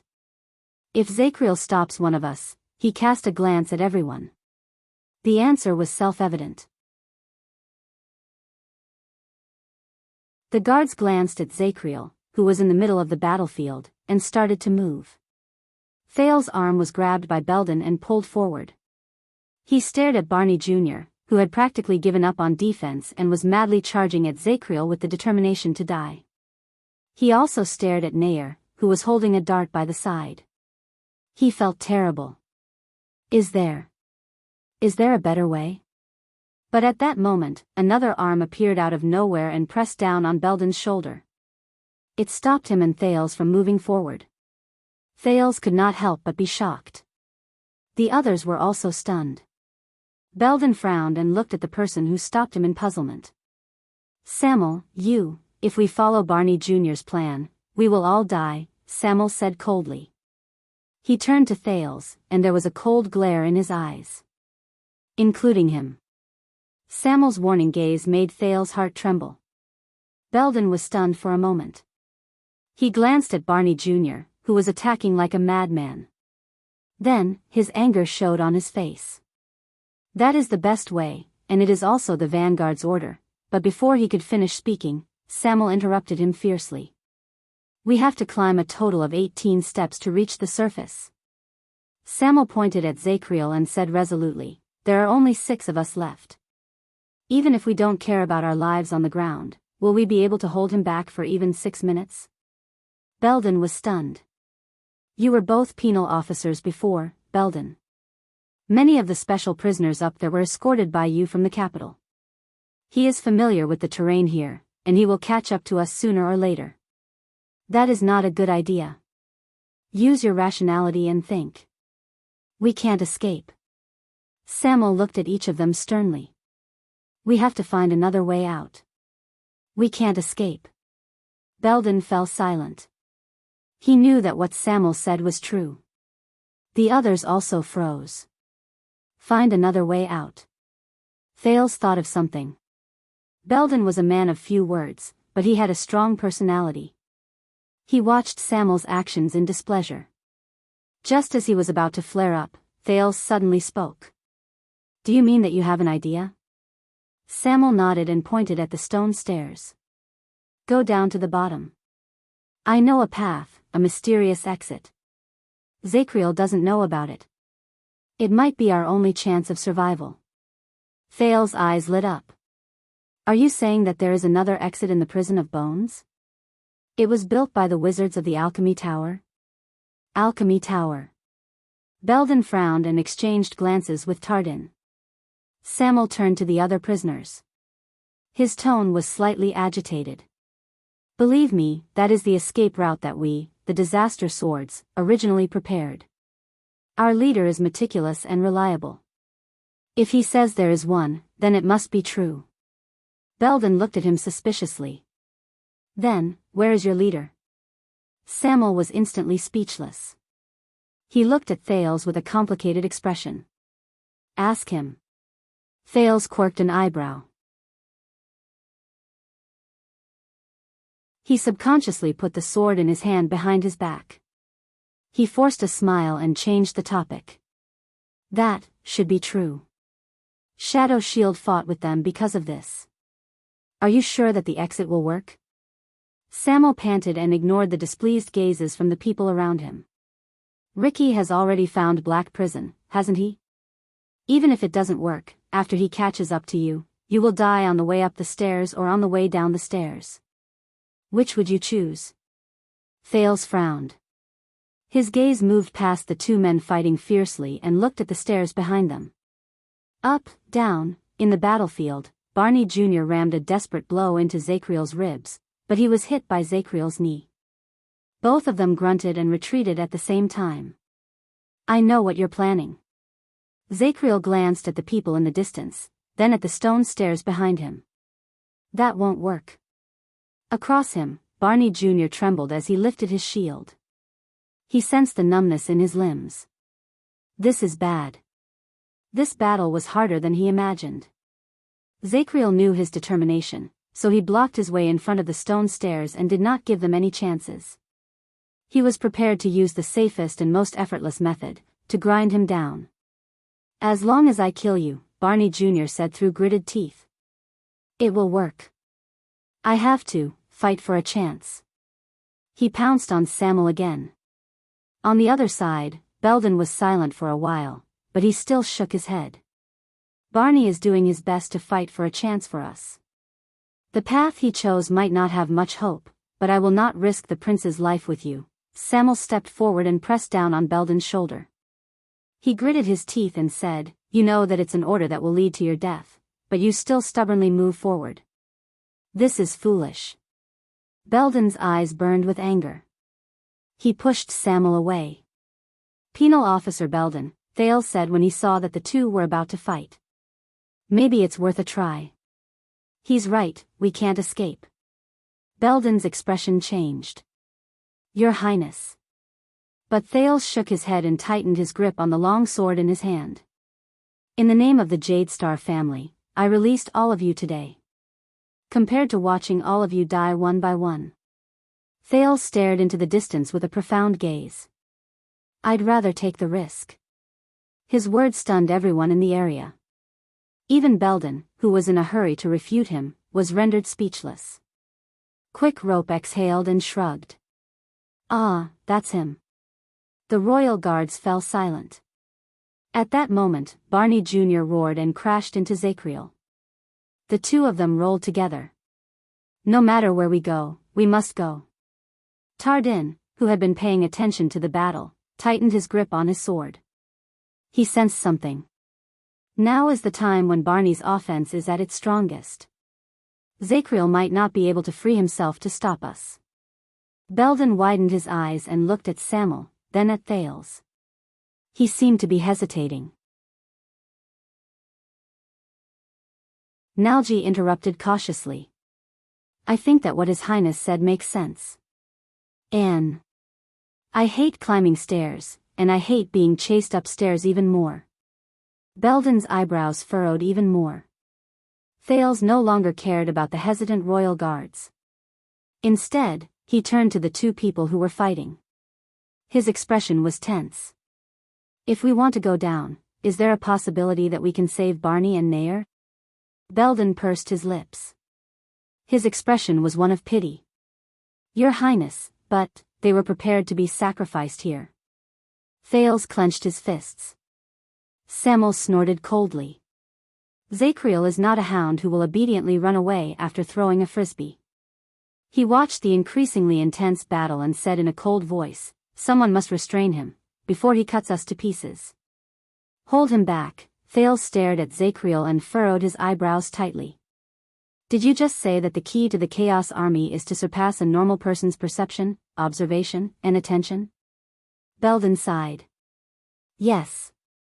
But Your Highness, please reconsider. However, the teenager ignored him.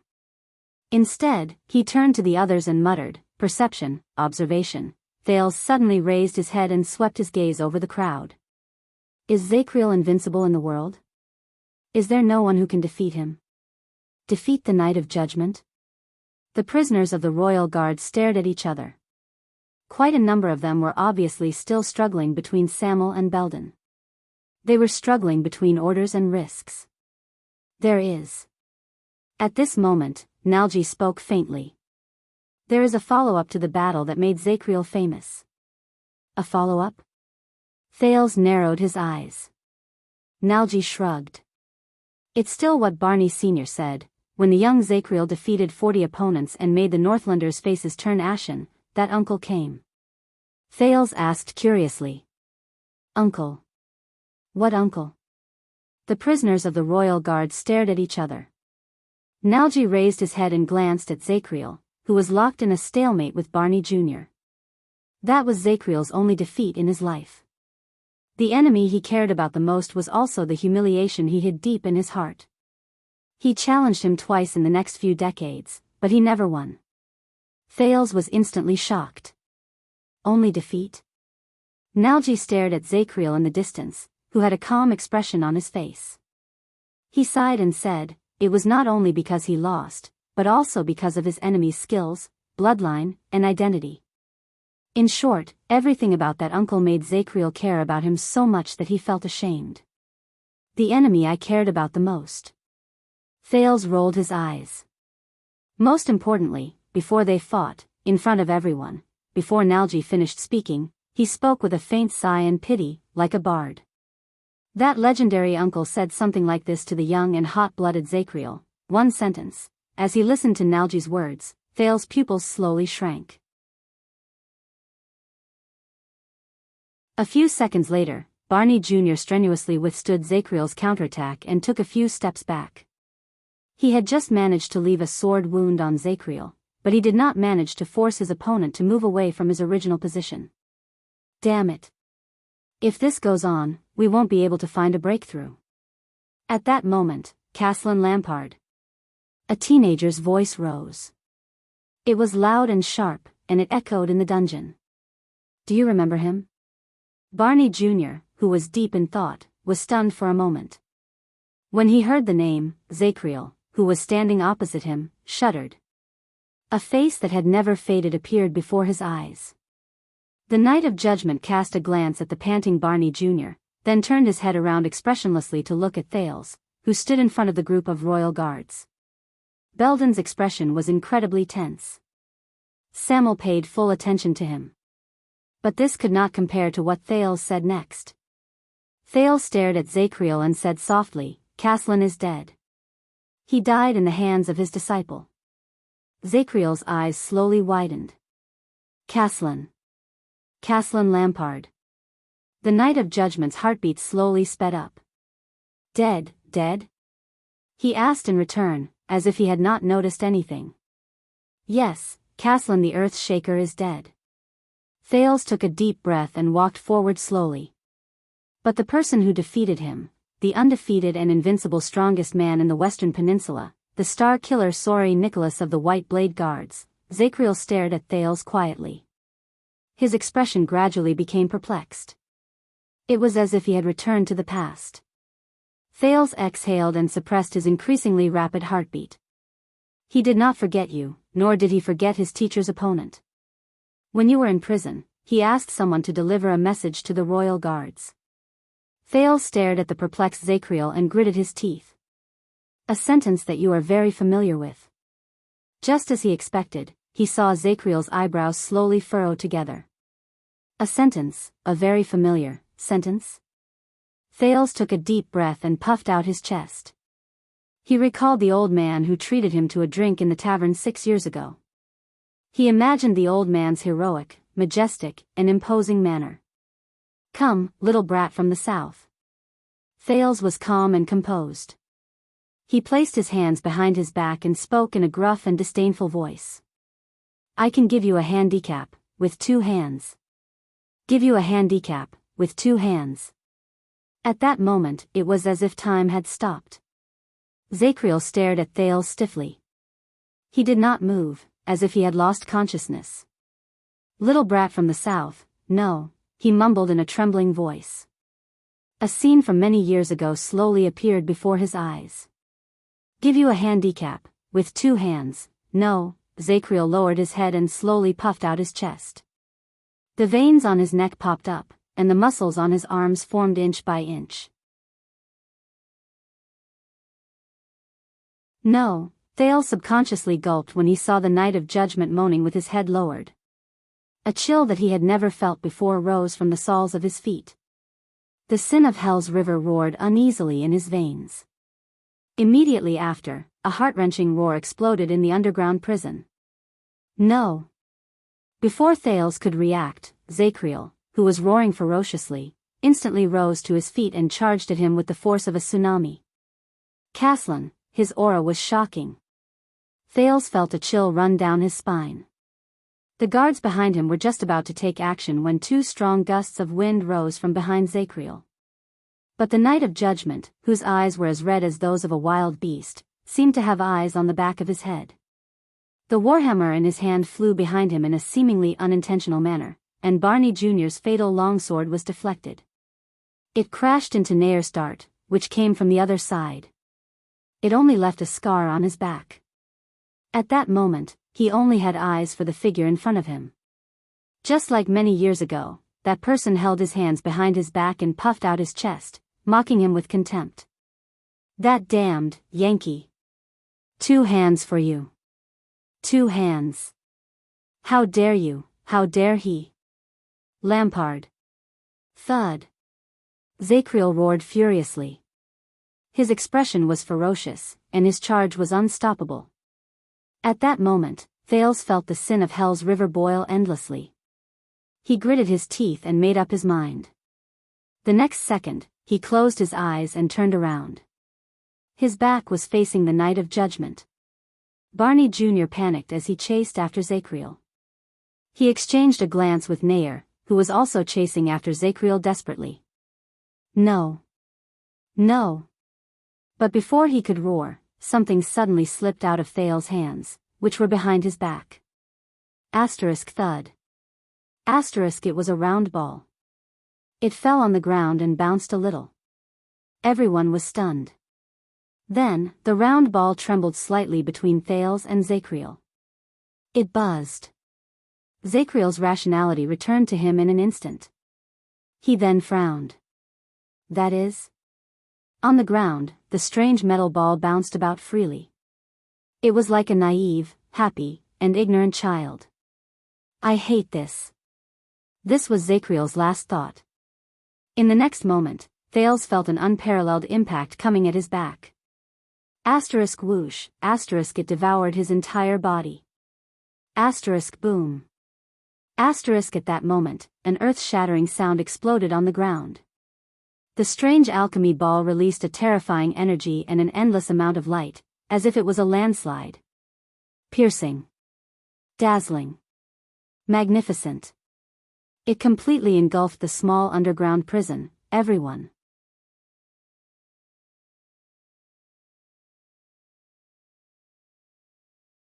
Chapter 456. Your grandmother sent you a letter.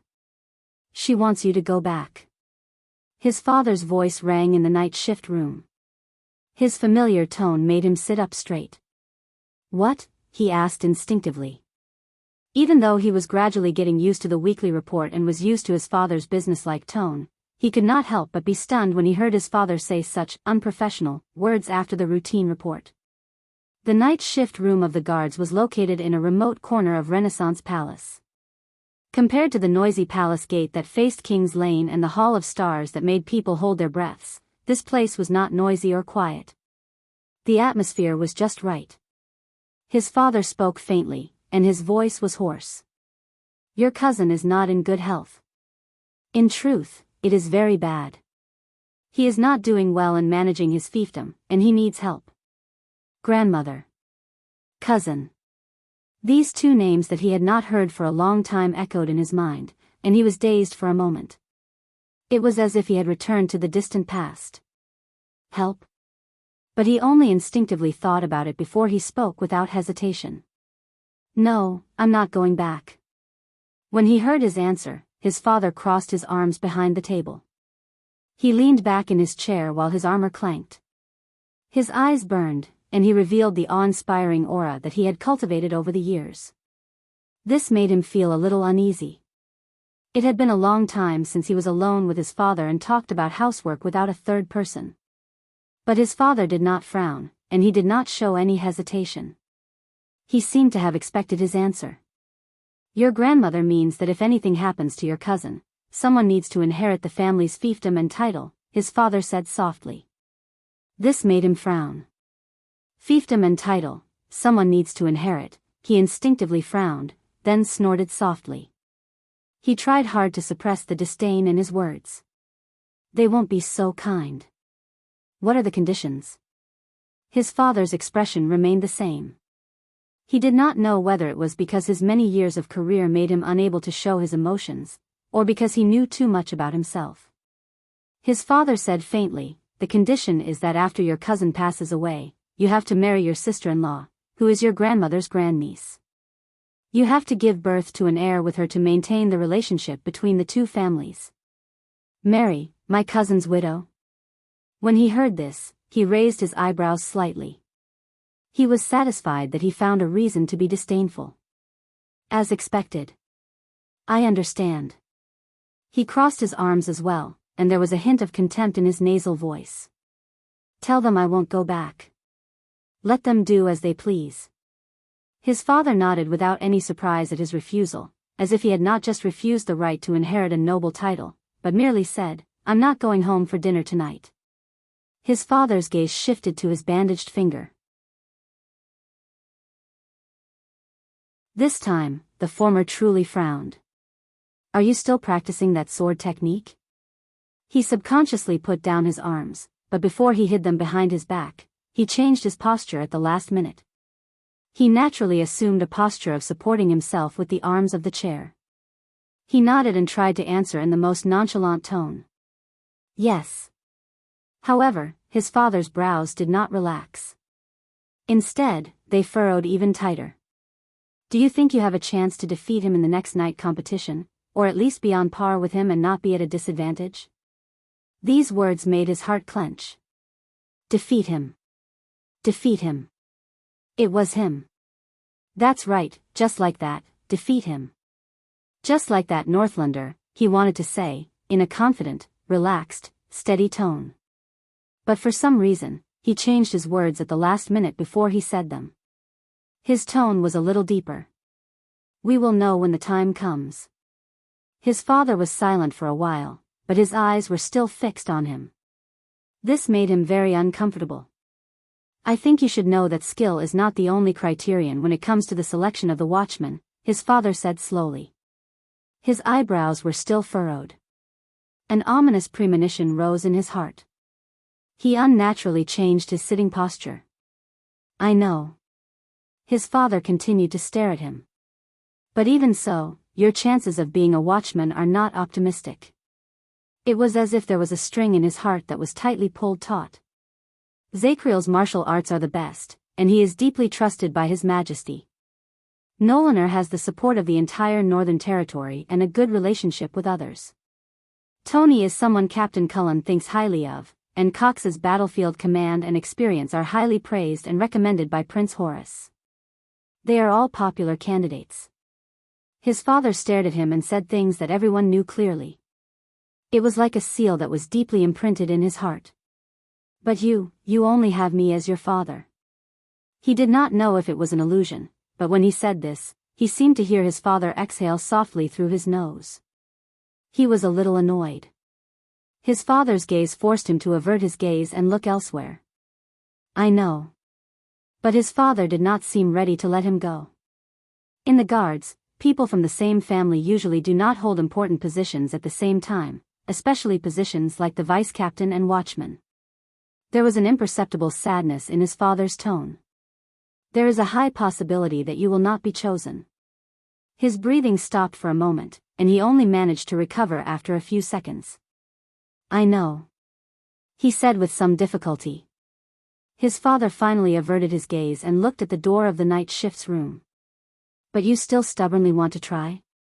For some reason, even though he frowned in the face of such a father, he felt an indescribable sense of relief. "Yes." He put down his arm and was still for a few seconds. Finally, he inhaled and answered, "I still have to give it a try." This time, his father was silent for a long time, and even the atmosphere in the night shift's room, which was not very relaxed to begin with, became solemn. It was so long that he frowned and wondered whether it was time for him to interrupt and bid farewell. "You know, the royal guards are not just guards who guard the king. It is also a contract, an idea, and a tradition." His father exhaled slowly, but he did not look at him. Instead, he looked at the wall of the night shift's room. There was a schedule with the names of the guards members written on it. Cullen, Arund, Barney, Tardin, Garth, Talone, Dagistan, Norfolk, Godwin, Canny, Havia, Nalgi. He did not know why his father mentioned this, but his father's gaze seemed to be a little profound. Since the era of the King of Renaissance, the powerful noble families sent out their blood descendants. Regardless of whether it was the eldest son, the second son, or the main branch, they protected the king and cultivated a relationship with the royal family to win Renaissance palaces' trust. The king also used this to maintain a tacit understanding with the vassal families and ensure his influence over the fiefs of his subordinates. His father sighed. His voice was a little different from usual. There was less toughness, and more resignation. In a sense, for hundreds of years, the royal guards were a miniature version of the kingdom's territory. From the 6 great clans to the 13 distinguished families, from the 7 Jade Star attendants to the new nobles, the rise and fall of many families of various sizes were reflected in it. He frowned fiercely. He had a premonition that his father was a little different today. His father had always been very serious since he was young. "He's never been so, Ernest." "Sir." He frowned and looked at his father. He instinctively called out the title he was most used to. "What are you trying to say?" His father seemed to have been called back by this, "Sir."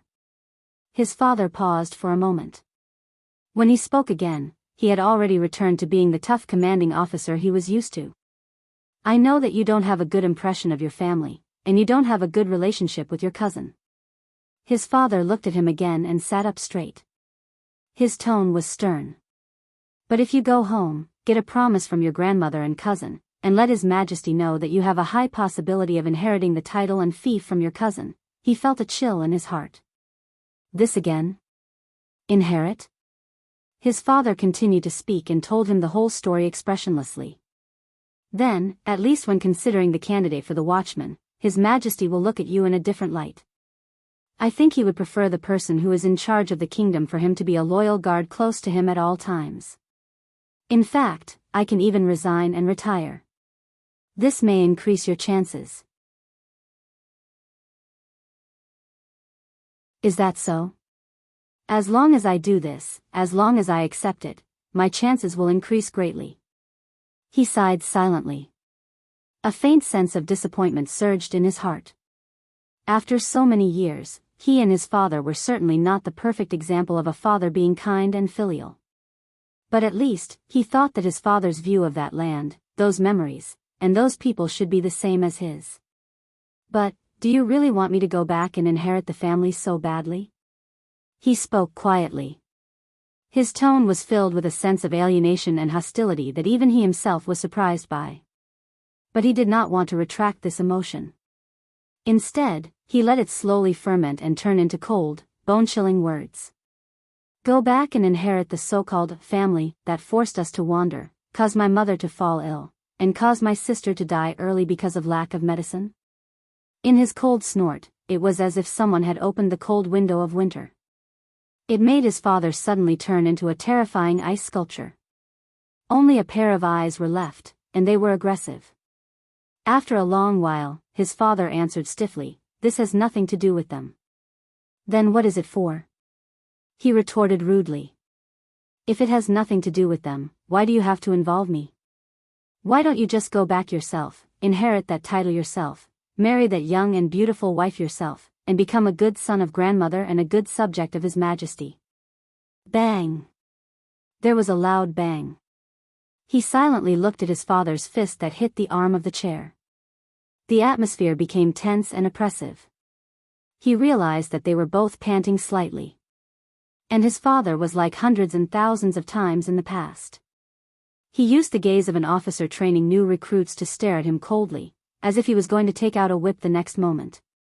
But this time, he held his head high and puffed out his chest. He met the officer's gaze without flinching. After a while, his father, whose cheeks were twitching, forced out a sentence from between his teeth. "Because you are of my blood." His father exhaled. For some reason, his father slowly relaxed his stiff expression, relaxed his tense tone, and even averted his gaze, which was a rare sight to him. "I think that you should be the one to choose." "My son," his father said stiffly. He shuddered slightly. "Son? How strange. This isn't him." He looked at his father in front of him and said quietly. For many years, regardless of whether it was in public or private matters, his father, who was tough and rigid, had always called him by his name or title. Ever since his mother passed away, he had not called him that for a long time. "My son?" This made him not know how to face it for a while. Just like in the past, he was filled with anger, but at that moment, he could not find an opponent to vent it on. In the end, he could only force himself to snort coldly and turn his head in disdain. "So, we still can't escape, right? Even if we moved out of the family's fief, came to the capital, joined the royal guards, and relied on ourselves for so many years," he said scornfully as he glanced at the schedule on the wall. "But we are still like animals in the wild who seek shelter from the rain. No matter where we go, there is always a dark cloud above our heads." His father looked at him quietly and sighed. His tone was a little tired. "No, we can't escape." The father and son were silent for a long time. "You have two choices.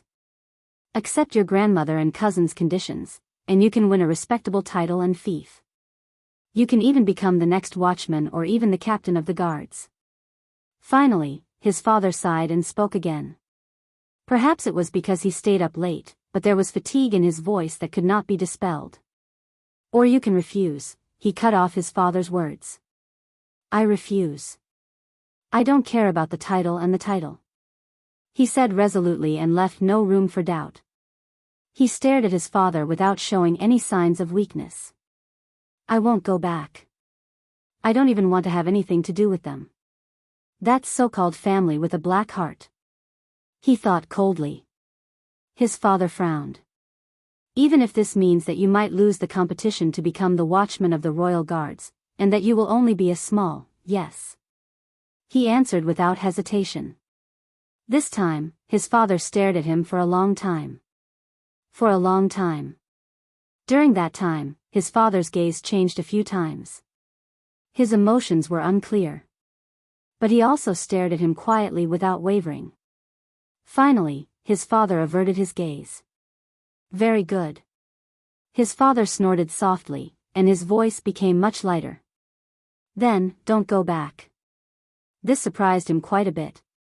In his memories, his father had never given up so quickly when they were in a fight. He could only cross his arms again and work hard to get rid of the anger that he had nowhere to vent. He felt that the air on that day was particularly unsuitable for him. The two of them seemed to be a little awkward. They were silent for a few seconds. All right. His father cleared his throat. Then, today's report is over. You can leave. His father sat up straight and said faintly. Vanguard Quill Barney. In an instant, his father's expression became cold again. It made him almost unable to believe that the tired father who called himself his son just now was the same person as the cold, indifferent, and stern officer now. He stood up stiffly and felt that the disdain and resentment that had not disappeared from his body had found an outlet again. All right. He also returned to his most habitual tone. Before he left the night shift's room, he glanced at his father one last time and closed the door coldly. Sir, Vice Captain Quill Barney. Asterisk crack. Asterisk the door to the night shift's room was closed with a bang, and Barney Jr. was jolted awake from his muddled memories. He gradually regained his senses and felt that he was moving. Thanks Sunset, you're better now. I thought we were going to lose you. It was Nalji's voice. There was a faint joy in his voice. It was hazy, as if it came from afar. It did not sound real. Lose me? Am I still dreaming? Barney Jr. tried to open his eyes, but he groaned in pain. His eyes hurt, and when he opened them, he cried. There was also a strange buzzing sound in his ears. What's going on? Nalji, put me down. He endured the pain and opened his eyes. He could only see a blurry light and shadows. He could vaguely see a small team formed by a few people fumbling about as they moved forward. He was among them. He was supported by Nalji as he staggered forward. No, I don't think you can stand steadily now, sir. Nalji sounded a little tired, and his footsteps were not very steady. Barney Jr. shook his head hard. Although the ringing in his ears did not subside and his eyes were still in pain, he had regained some of his consciousness. He could vaguely see Belden's back as he staggered in front of him. He remembered some things. The prison of bones, Zacriel, and the alchemy ball. Where are we? Hell's River? Barney Jr. accidentally stepped on a piece of gravel and staggered. A somewhat unfamiliar but somewhat familiar voice of a teenager came from behind him weakly. Of course not. We need to take a boat to Hell's River. Barney Jr. furrowed his eyebrows. He extracted a name from his slowly recovering memories. It's him. Before he could turn around, the owner of the voice staggered towards him. It was a pathetic teenager. He was covered in blood, and there was a frighteningly red and swollen cheek. He had his left hand on the shoulder of an impatient red-haired young man, and in his right hand was a smooth long sword that shone with a silver light. He limped. Is he all right? When he heard the teenager's words, Nalji frowned and turned to Barney Jr. He extended his hand and shook it. Can you see me clearly, Barney? Barney Jr.? Barney Bunny Bunny? How many fingers do I have now? Damn it. This talkative guy, when I recover, Barney Jr. blinked furiously, but he still could not blink away the blurry double image in his eyes. But he did see Nalji. 4. He snorted softly and said in annoyance, but, do you mean the one on the left or the one on the right?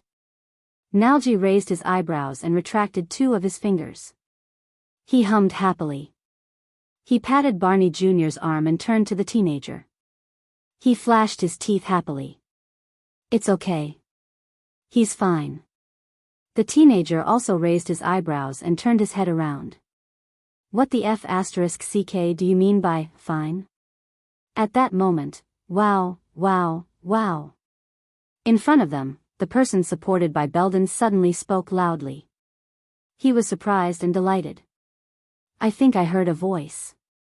His voice was so loud that it reverberated through the tunnel and stimulated their eardrums. It shocked everyone.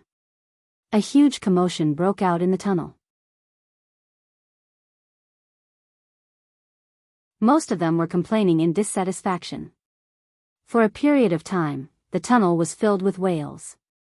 Oh my God, make him shut up, knock this bastard out, boo-hoo, boo-hoo, chop him up. However, Tardin, who was supported by Belden, continued to shout happily.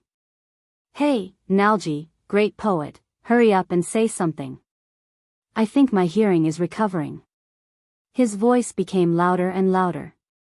The entire group swayed as if they had been hit by an earthquake. Beside Barney, Nalji shuddered violently. Damn it, lower your voice, Tardin. My ears hurt when you talk. But Tardin did not seem to have any self-awareness. Huh? He turned his head around with a puzzled expression and opened his mouth in an exaggerated manner. What did you say? What hurts? Can you speak louder? His voice lingered in the air, and it was deafening. The group wailed loudly again. Don't talk to me. Nalji covered his ears in pain. His voice also became louder. Even now, I still see double, and I still bump into walls when I walk. The more Barney Jr. listened, the more agitated he became, but he slowly calmed down. They were all there. Quiet. Barney Jr. found that his sense of balance was recovering, so he slowly steadied his footsteps and removed some of his weight from Nalji's shoulders. What happened? Barney Jr. knew who he should ask. He turned to the teenager beside him. Your Highness, that alchemy ball, what's going on? Beside him was Thales Jade Star, whose eyes were also glazed over. He grimaced in pain and yawned. He exchanged glances with Waya beside him and smiled at him rather awkwardly. That's, Thales paused for a moment. You saw it. Thales shrugged. The sudden movement made Quick Rope and him sway. They clumsily held onto the wall so that they would not fall. That alchemy ball is a... Thales racked his brains and finally found a word that was easy to understand. What do you mean, flash bomb? Flash, Barney Jr. was silent. He mulled over the word for a while. Flash bomb? Thales frowned and looked at the royal guards who were shaking their heads like a group of drunkards as they supported each other to go home. It's not just a flash. There might be some sound effects from a stun grenade. I only regained my hearing after a few minutes. It's still buzzing. And that light, Thales closed his eyes in frustration. Even though I covered my eyes in advance, it still hurts. Barney Jr. was silent for a while before he asked the question he was most concerned about. What about him? The group fell silent. They knew what he was going to ask. Thales glanced at Barney Jr. and saw anxiety and longing on his face. Barney Jr. had a bad feeling. Tell me, what about him? The vanguard frowned. Did you kill him? Barney, about that, Nalji said in a troubled manner. Zachriel, Barney Jr. quickly asked, what happened to him? The group was silent for a while. In the end, Belden still spoke. Let's put it this way. The penal officer's calm voice rose. It sounded like he had not recovered from the shock of the alchemy ball. Zachriel's senses and attention were more sensitive than ours, and he was also more focused. After he lost his sight and hearing, he was more affected than anyone else. He roared at the air. Barney Jr. felt that something was amiss. He cast aside these details and asked directly, did you kill him? The entire group froze because of his question. Samuel, who was at the forefront, coughed and said faintly, he went crazy. He's gone berserk. but his battle instincts are still there, and he's even more aggressive, swinging his weapon madly, Samuel panted, as if he was relieving the pain in his eardrums. You should have seen how he was at that time. He searched for every living thing without a care for his life and tried to cut everything within a 2-meter radius into pieces. Nalji tried to get close, and he almost got his head chopped off. As for me, Samuel patted the bloody bandage on his left arm and sighed. Barney Jr. paused for a while and gritted his teeth. Long-range attacks? Belden shook his head and said softly, we tried. I've tried. That guy is Tardan's fake nephew. Do you remember him? He tried to shoot an arrow from a distance, aiming for Zakriel's head. I don't know why, but he missed. He only shot his shoulder. Thales felt Barney Jr.'s gaze on him. Quick Rope, who helped him move forward, lowered his body and lowered his head in fear, as if he wanted to stuff his entire head into Thales' arms. Missed? Barney Jr. stared blankly at Quick Rope, who lowered his head in embarrassment. Belden sighed and said, Zakriel felt pain. Zakriel felt the pain and felt the direction of the arrow. He ran into the darkness in the opposite direction. Barney Jr.'s expression froze. Tell me. After a while, Barney Jr. stared at the darkness under his feet and said in a daze, you killed him. No one spoke, and Thales subconsciously fell one step behind him.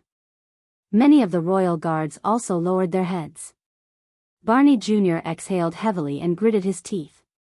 Why? He stomped his foot so hard that Nalji, who was beside him, staggered. Why? Why didn't you chase after him and kill him? His tone was filled with hatred, and his voice was loud. It was so loud that everyone's fragile eardrums hurt again. Barney. Belden spoke calmly. The power of that alchemy ball was extraordinary. We were also affected by it quite a bit. Many people, including Quick Rope, instinctively stared at Thales. The prince could not help but raise his eyebrows. What does this have to do with me? For a few minutes, all of us were deaf. It was as if someone was blowing a conch in our heads. We had problems with our balance, and when we stood up and took 3 steps, our heads would sway. Belden sighed and said, even if our situation was better than Zakriel's, it still took us quite some time to stand up and escape down here. Barney Jr. stared at Belden in disbelief, then at the others, but many of them turned their heads away from his gaze. Don't worry, Samuel said softly. Zakriel's senses are more sensitive than ours, and he was more affected. I guess he needs more time to recover compared to us. He might not be able to fully recover. At least we're still alive. Barney Jr. fell silent and lowered his head quietly. The entire team continued to move forward slowly. Then, where did it come from? Just when Thales thought that everything was over, Barney Jr. suddenly spoke. Alchemy ball? Thales' eyelids twitched, and he exchanged glances with Quick Rope. What do I say? It's the Jade Star royal family. They always have some reserves. Thales said hesitantly. Barney Jr. frowned. Why didn't you use it earlier? Or just give it to us? Thales furrowed his eyebrows. Then, he relaxed them and said confidently, isn't it the best time to release it when he's fully focused? If I waited until Zakriel saw it before I threw it, I don't think it would be so effective. Am I supposed to tell you that it's because I forgot to use it earlier? Fortunately, Barney Jr. pondered for a while and stopped asking. Thales retracted his resentful gaze. Besides, everyone, including Zakriel and Quick Rope, thought that it was a powerful explosive alchemy ball, just like the one Raphael used in the secret tunnel in Dragon Cloud City. But in reality, hey, how do you know that this alchemy ball only has flashes and sounds? As expected, Quick Rope poked his ribs restlessly and whispered, when Stake took it out, he clearly said, Thales sighed in his heart. See, this is my biggest concern. I just know. Thales smiled and shrugged with a look that said, I'm very knowledgeable. I know that this thing is not fatal. Quick Rope frowned when he saw this. But what if it's the kind that explodes? You must know that there are no obvious markings on alchemy balls. Only a few people. The rookie mercenary looked at him in dissatisfaction. Many years ago, I saw one. Thales coughed softly and stopped the topic. It's not. The Jade Star royal family has a long history, and they have a way to identify alchemy balls. He smiled mysteriously. Just like how our blood is golden, Quick Rope put on a disgusted expression that said, "Forget it if you don't want to say it." He turned his head around in boredom. Thales sighed in relief. Indeed, when he faced this alchemy ball that stake used to threaten him and Zacriel, he was also trembling in fear at first. But all the mysteries were revealed after he found the anchor point and rationally entered a state of losing control. In that magical state, Thales saw the inner layer of the alchemy ball clearly. It was a ball of spinning energy. And at that time, he vaguely knew that the spinning energy inside was actually very empty. Even if all of it was released, it would at most send a few feet of dust flying away. More importantly, there are no obvious markings. In fact, when Thales' vision penetrated the inner layer of the metal shell, he found that there were a few words in the language of the modern empire that he was not familiar with engraved on the inner layer of the metal shell that could not be seen from the mysterious alchemy ball. Blinding Glare XX Film plus XXXX Film, Alchemy Tower, Battle Wizard XX Honorable Product, XX No. EE 1109-8-17, Creator, First Class XX Master, D. E. Charlton, used to suppress perception, XX Suppression, XXXX, XX, etc. Unified XX, limited to use in the tower, strictly prohibited from exporting XX. Prohibited areas include, but are not limited to, Soul Tower, Bright God Church, XXX, The Third Ring, Hell's Gate, XXXX, Temple of Knights, the Empire, and XXXXX. This strange line of words contained a lot of information, such as the creator's surname. There were also a lot of unfamiliar terms in it, but it was enough for Thales to understand its function. Hence, when he thought of what he could use to restrain Zacriel, who had outstanding perception, it came in handy. Quick Rope frowned and said thoughtfully, "That's right. So, just now, Stake threatened you with a fake bargaining chip and threw us around in circles?" "It seems so." When Thales thought of the cunning Stake, he shook his head in annoyance. "Actually, it's not wrong. I should have thought of it a long time ago. How could someone like him have the courage to die together with us?" At this moment, thud, Thales was the first to be shocked. Under the torment of that XX film, everyone's speed of recovery was different. They supported each other as they moved forward unsteadily. But at this moment, almost everyone tensed up. Thud, behind the team, in the dark tunnel, a series of undisguised footsteps suddenly sounded. Thud, star.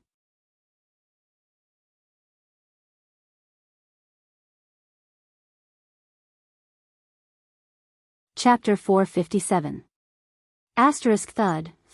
Thud, perhaps it was because his damaged hearing had just recovered not long ago, but the sudden footsteps in the dark dungeon were exceptionally frightening. The royal guards, who were not in good condition, reacted very quickly.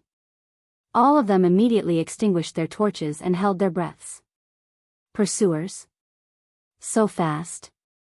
This was the first thought that appeared in Thales' mind after he was chased continuously for half a month. Thud,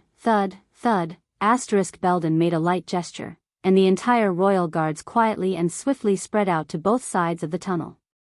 They found a spot for an ambush, held their weapons in their hands, and were ready for battle. Thales was pressed behind Barney Jr., and even Quick Rope was pulled into a corner by Bruley. Thud, the footsteps drew closer, and the corner of the tunnel gradually lit up with torches. The prince did not need to listen to know that everyone's hearts were slowly racing. In the dark, Belden aimed his sword at the corner and prepared to strike suddenly. Then, the owner of the footsteps appeared from the corner with a torch in his hand. "Cannon!" Nalji was the first to shout in surprise. "Stand down." When he saw who it was, Belden breathed a sigh of relief. He patted the nervous Barney Jr. behind him and said gently, "It's cannon. Our scouting cavalier trailing behind us." The royal guards released a long sigh of relief, put away their weapons, and lit their torches. "It's cannon." Thales also let go of his nervousness and anticipation. "It's not him." Cannon, one of the 7 royal guards who had just turned the corner with a torch in his hand, looked at everyone's expressions and understood something. "You know, you almost scared the sh*t out of us." Nalji shrugged. He looked as if he had just escaped from a difficult situation and punched Cannon's chest. Cannon shuddered a little and lowered his head. "I'm sorry, my ears haven't fully recovered." Cannon pointed at his left ear and winced a little. "I can only control my footsteps based on habit. And my scouting skills have also regressed." Barney Jr. patted his shoulder. He seemed to be very pleased. "No, you did very well, Cannon, as always." Barney Jr. forced himself to smile. "How are things at the back?" When they heard this, the royal guard's expressions froze slightly. Cannon handed the torch to Nalji. His expression was stern. He should have recovered some of his sight, and perhaps his hearing. He treated his wounds, lit a torch, and moved along the wall. He didn't move fast, but he paused for a moment and looked at the crowd. "He's chasing in the right direction. Am I on the right track?" Everyone's expression changed. Thales felt a chill in his heart. He knew who Cannon was talking about. "I left a few traps, but I don't think they can delay him for too long. Zachriel is familiar with all the tricks of the Vanguard Division." Cannon's voice became more dejected. The atmosphere became heavy and stiff. Barney Jr. was silent. He seemed to be thinking. "Can we ambush him?" Belden asked with a frown. "I don't think so." The second logistics officer, Nair, shook his head. "I don't need an assessment to know that this is not the best time for us to face the enemy. If we hope that Zachriel's condition is worse than ours, we will lose even more." Tardin ended the suggestion with a sigh. The guard's expressions became even gloomier, and this made Thales secretly realize that he was in trouble. Nalji observed everyone's expressions and coughed. "Everyone, I don't think the most important thing right now is to fight head-on against Zachriel. In fact, I think we should avoid him if we can." Thales noticed that even though Nalji was looking at everyone when he said this, his gaze always drifted to the quiet Barney Jr., as if he knew that this was the key. Everyone was smart enough not to say anything. They just waited for the Vanguard's decision.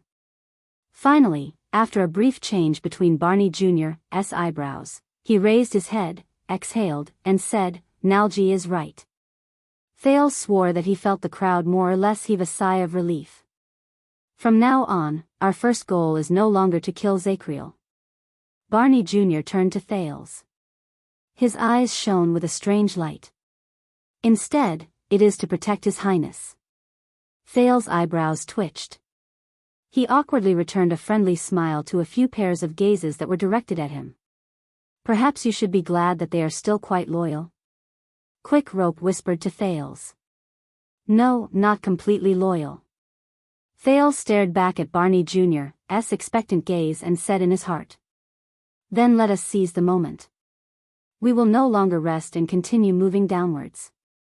Samuel, the leader, walked forward and glanced at Barney Jr. "Maybe we can find the exit before he catches up to us." Barney Jr. frowned. "Wait, go downwards?" He looked at his other colleagues in surprise. "Aren't we going to the surface?" After Belden sighed and Samuel explained the whole story in a cold tone, Barney Jr.'s face darkened. But when he saw the slightly troubled expressions on the others' faces, he did not say anything. He only clenched his fists and urged everyone to continue moving downwards. Hence, the royal guards and the 2 princes continued moving forward. But this time, their footsteps were much faster. "You better find the so-called exit, Samuel." Barney Jr. walked to the front of the group and stood beside Samuel. He suppressed his emotions and spoke in a calm tone, but Thales could feel the Vanguard's dissatisfaction. "Otherwise, everything we do today will be meaningless. Surprisingly, Samuel did not refute him. He only cast a profound glance at Barney Jr. and continued moving forward. The group of people walked quietly in the deep darkness. They felt less relaxed and more solemn. Samuel led the way forward. While he recalled what Ricky told him, he discussed their route with Penal Officer Belden, who had some understanding of the prison of bones, behind him. Barney Jr. occasionally joined the discussion, but his communication with Samuel was still stiff. Behind the vanguard were Thales and Quick Rope, who were trembling in fear. Nalji and Nair stood guard beside them. Bruley and Tardin, who could not speak, stood behind them like two iron walls, acting as a second barrier. Cannon was still at the back of the group, constantly paying attention to the movements behind him. In a few minutes, they walked down many stone steps and finally arrived at the empty hall on the last floor. The moment the torches illuminated their surroundings, everyone's expressions froze. Corpses. Corpses all over the floor. They were the Disaster Sword's mercenaries. There were more than 20 of them, and they were scattered all over the floor. The blood that flowed out from the corner of the wall and the distance to the floor tiles under their feet was enough to soak the entire hall. These people died in different ways. Some died from decapitation, some had their throats slit, some had their necks broken in an irregular shape, some had their bodies pierced by crossbow bolts, and there were even some who had been nailed into the wall by a terrifyingly large axe. Without exception, their faces were still filled with terror before they died. When he saw the scene before him, Thales almost thought that the blood mystic had returned. This guy died from his companion's sword. This one has 7 or 8 wounds. He should have been held hostage and used as a human shield. As for the one on the wall, he should have been unlucky enough to bump into the axe beside him when he was attacking. Barney Jr. swept his gaze past the corpses with a stern expression. His expression was not very natural. It's Zacriel. It's his warm-up work when he was just released from prison. Samuel stared expressionlessly at the faces of the corpses that he was either familiar or unfamiliar with. He stepped over a corpse whose abdomen had been cut open. Nalji gulped softly. As the guards moved forward, the puddles of blood on the ground grew from sparse to dense. In the end, they pointed to a tunnel. Thales stared at the dark tunnel that led to Zacriel's prison. He looked at the blood in front of him and frowned deeply. He remembered that he and Yodel had sneaked out of Zacriel's prison through that tunnel. And after they left, he remembered that Zacriel had said that the Disaster Swords ran away. Ran away? They must have thought that they had the advantage in numbers, and that there was only one of them, so they swarmed forward. Belden raised his torch and looked at the hellish scene. He shook his head slowly. But this time, they don't know what they're facing. 40 white blade guards. Arg. Quick Rope mumbled subconsciously with a ghastly pale face. He accidentally stepped on a blood clot that might have been an intestine or something else. Chaos of armies. Thales muttered the term in his heart. His nerves tensed up. He stepped over a mercenary who had a crossbow bolt stuck in his left eye socket. Nalji kicked away a corpse who had a short knife stabbed into his chest. He sighed and said, I'm guessing. He's still considered polite to us, isn't he? No one answered him. Samuel walked past the crimson tunnel that led to Zacriel's prison and lit up another fork in the road. Ricky said that this leads to the storage room. Thales turned around and tried his best not to look at the mess on the ground. He looked at the square tunnel that looked like it was left for the transportation of goods. Compared to the other 2 roads, it was inconspicuous. Ricky said that the Alchemy Tower has a secret tradition, to always be prepared for war. Samuel's expression was complicated. And the storage room is one of them. He raised his torch, strode forward, and took the lead to walk into the tunnel. The remaining guards looked at each other at a loss. Barney Jr. cast a glance behind him, sighed, and followed. The others shrugged in resignation and entered the tunnel in a single file. How did you know about this place? How did you know about the secret that even the kingdom has not discovered? Did you find a forbidden wizard's handbook? Barney Jr. pushed aside a thick spider web and carefully illuminated the area. The place where Ricky came from has some research on these things. Samuel did not even turn his head as he walked forward. Based on his hateful tone, they might have been wizards' enemies, or at least they used to study how to deal with wizards and magic. When he heard this, Thales frowned slightly. The place where Ricky came from, this means that the way the disaster swords organize themselves is not that pure. At least, many of them joined halfway. Then, how did the one you mentioned, Ricky, end up becoming a disaster sword? Barney Jr. asked. I don't know. Every scion from the outer tower has their own story, especially the leader. Most of them are filled with bitterness and difficulties. Samuel shook his head. Including you, right? Barney Jr. said with a profound meaning. In the face of the seemingly hostile prying, Samuel's footsteps paused for a moment. But he only hesitated for a fraction of a second. What about you? Samuel walked over a short flight of 3 steps and said airily. If you can get out, what will you do? Escort this prince to the capital, assist him, watch him ascend the throne, and fulfill your oath as a Praetorian guard? When they heard this, all the members of the royal guards froze for a moment. Thales endured the people's gazes that drifted towards him out of nowhere, and he suddenly felt awkward. Barney Jr. was silent for a few seconds. That's not all. Those brothers who died in vain, they must be held accountable. Barney Jr.'s words echoed in the dusty and cobweb-filled tunnel. There was an unshakable determination in them. The truth of that year must be revealed to the world. Thales shuddered slightly. The truth of that year, the guards were silent. Bruley snorted softly, but the meaning behind his words was unclear. Nalji immediately patted him. But Samuel responded to Barney with a sarcastic tone. The truth? Are you talking about what Zacriel said about the cooperation between the late king and the calamities? He sneered at the front of the group. If that is true, based on my understanding of Kessel, he would never admit it, whether it is from the perspective of Constellation or the royal family. Samuel's words were very cold. He would rather all of you be buried in the grave forever, along with the secret and disgrace, never to be known. Even if you saved his precious son. As soon as he said this, the royal guards became even more silent. For a moment, only hurried footsteps could be heard. Barney did not answer. Thales pursed his lips. He felt a little melancholy in his heart. He knew that what Samuel said was very likely to be the truth. He wanted to say something, or at least refute Samuel and motivate the others. But what could he say? When I return to the capital, I will work hard to vindicate all of you. Thales thought of King Kessel's cold face and the Black Prophet's gloomy gaze. He pursed his lips again. He felt that his tongue was heavy, and he felt sad. Quick Rope obviously understood the atmosphere very well. He hid behind Thales obediently and did not dare to breathe loudly. Nalji coughed. Air, Barney. His voice rang behind Thales, and it sounded a little shaky. I was thinking that maybe we need to hide part of the truth. At this moment, Barney Jr. suddenly spoke and interrupted Nalji. That's why we need this prince even more. Thales was stunned.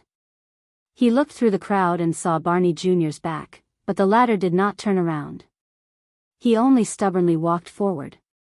Barney Jr. said airily, he is luckier than us. He is luckier than the former king and the former princes. He was born after the tragedy, and he is not shrouded in the shadows of the past. I believe that compared to the king on the throne and the princes in Renaissance Palace, he is more qualified to handle this matter properly and reveal the truth of the past. Just like just now, if he was unwilling to abandon his companions, then he would definitely understand us. He understands the souls of the deceased 18 years ago, and the grievances they suffered during these 18 years. The breathing of the guards became disorderly. During the arduous trek, some of their footsteps even strayed from their original rhythm. Thales listened to his words and endured the gazes that drifted to his front and back. He only felt that his shoulders were getting heavier. At least, I believe that he can find the best way to reveal the truth for us and preserve the reputation of the royal family. Barney Jr.'s voice was intermittent, and he sounded like he was having a hard time speaking. No matter how difficult it is and how long it takes, many sighs came from the group. Thales lowered his head. No one knew what he was thinking. Only Quick Rope patted his back gently and sighed so softly that it was almost inaudible.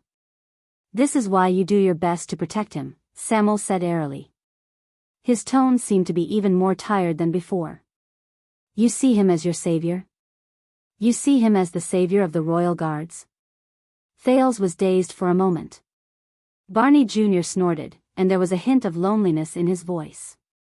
"At least," he said absent-mindedly, "I hope that the 45 royal guards who were imprisoned that year, including us, will no longer have to bear the shame of collaborating with the enemy and committing treason. The entire royal guards will no longer have to suffer torment and bear the brand of punishment for one person's heinous crime. They will not be able to die in peace even after 18 years. We will no longer have to cry at night, tremble in nightmares, and rot in guilt." Many of the guards turned their heads and looked at the two sides of the tunnel.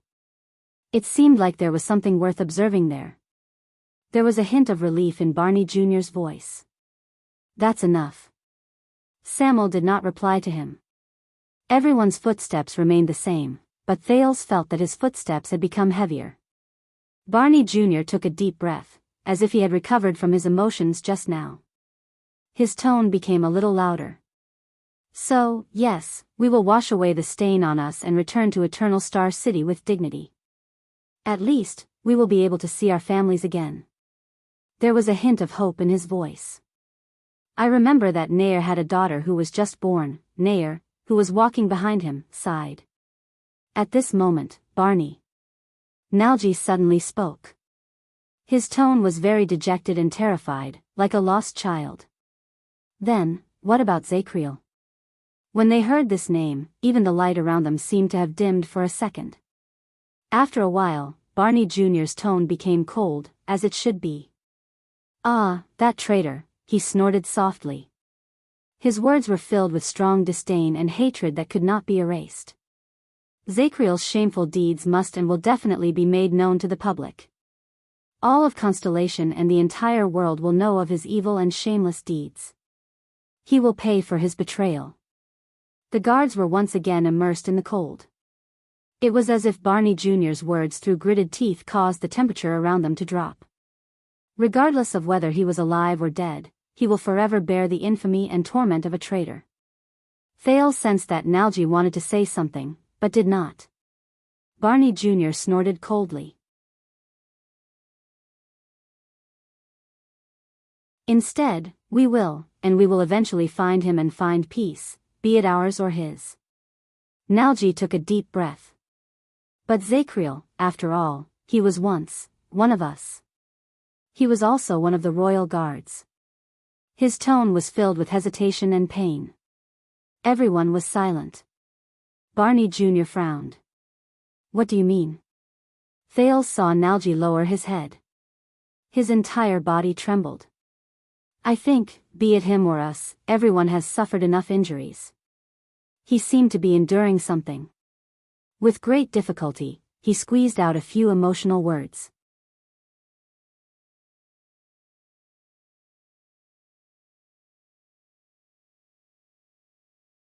Chapter 458.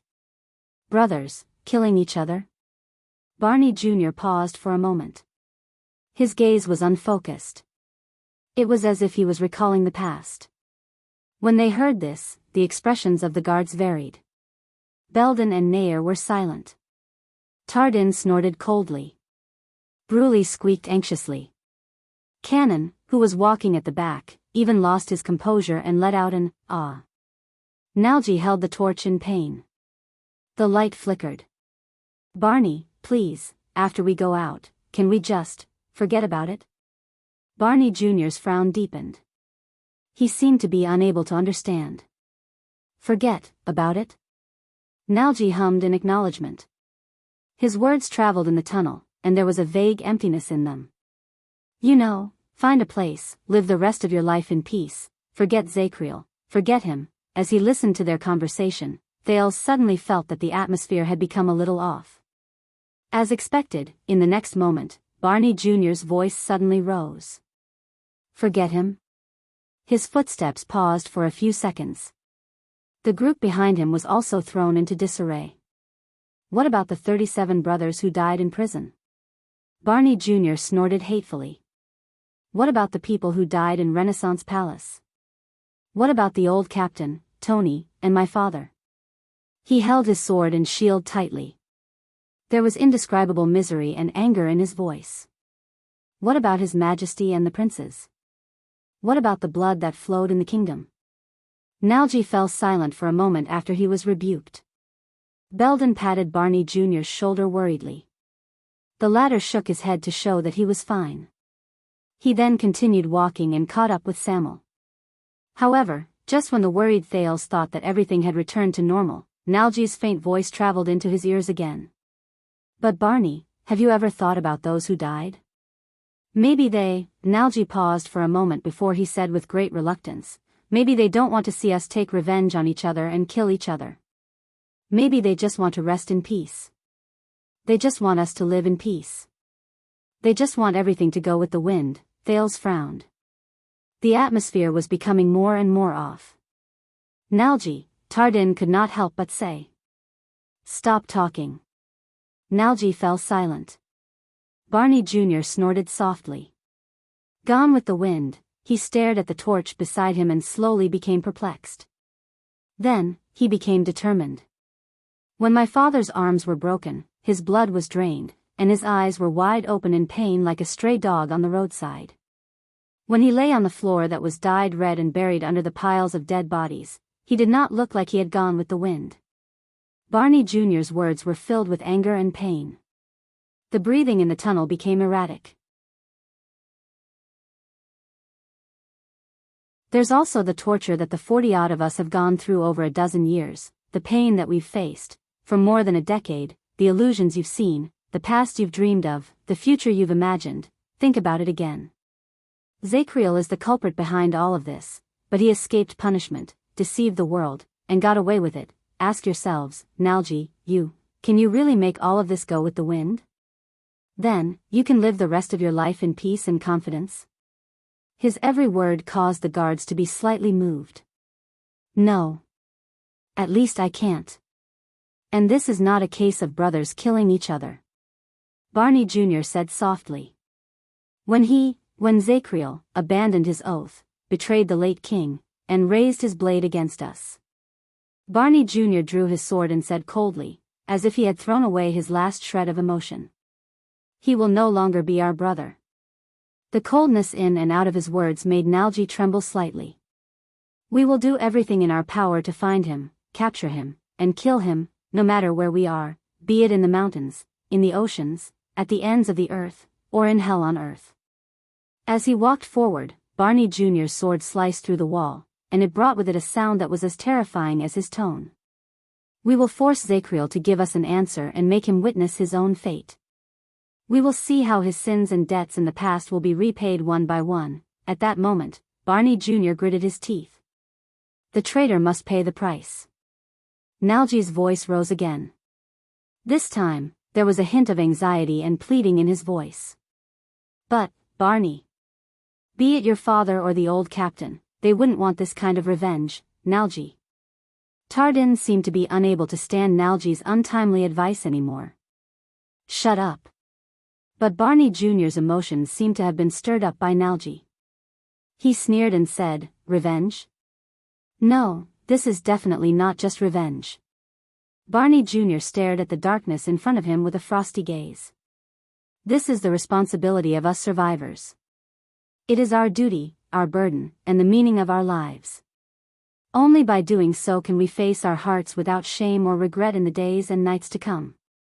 Nalji no longer responded seriously. He only gulped and said in a downcast manner, "Is that so?" There was a hint of confusion and sadness in his voice.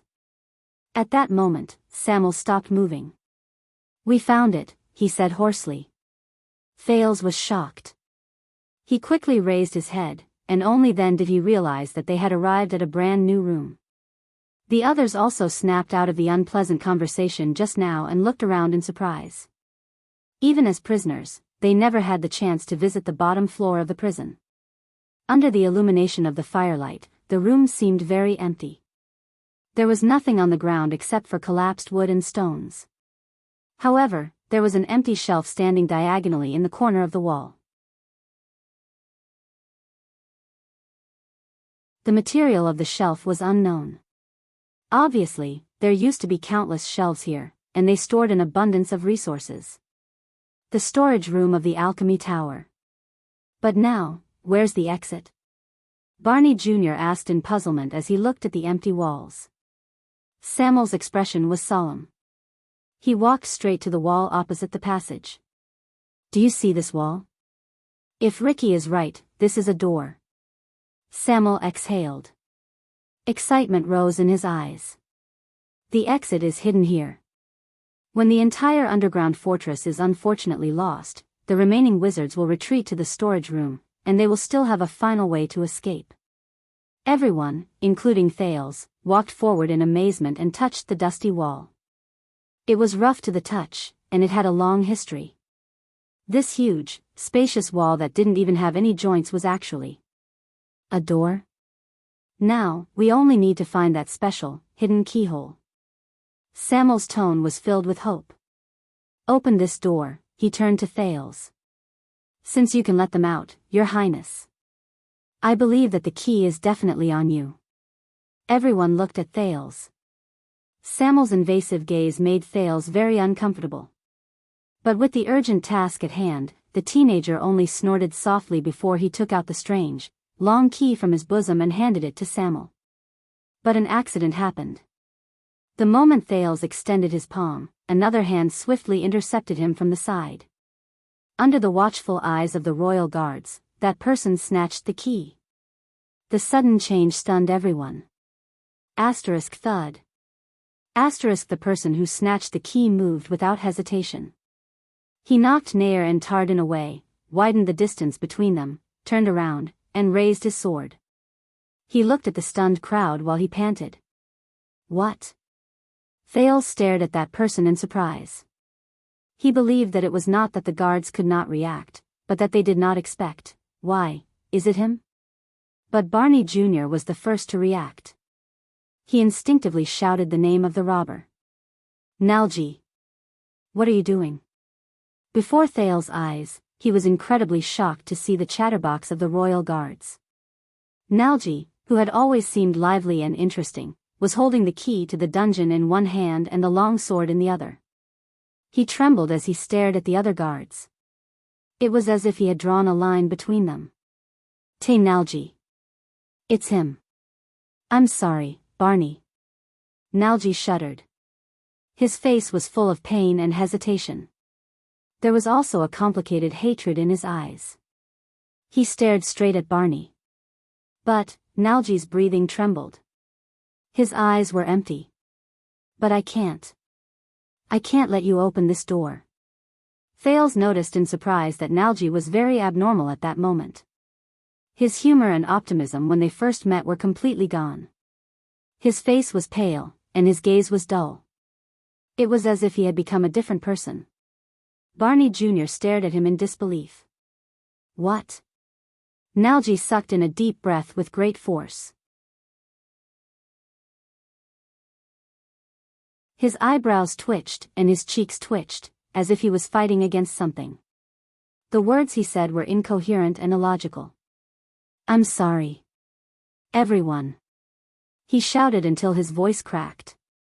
The tip of his sword trembled as he pointed at everyone. But I can't let you, especially not Barney, go up. This change of events caused the rest of the royal guards to be dumbfounded. Samuel's eyebrows were furrowed tightly. Tardin and Nair looked at each other worriedly. Brulee's whimpers became more agitated.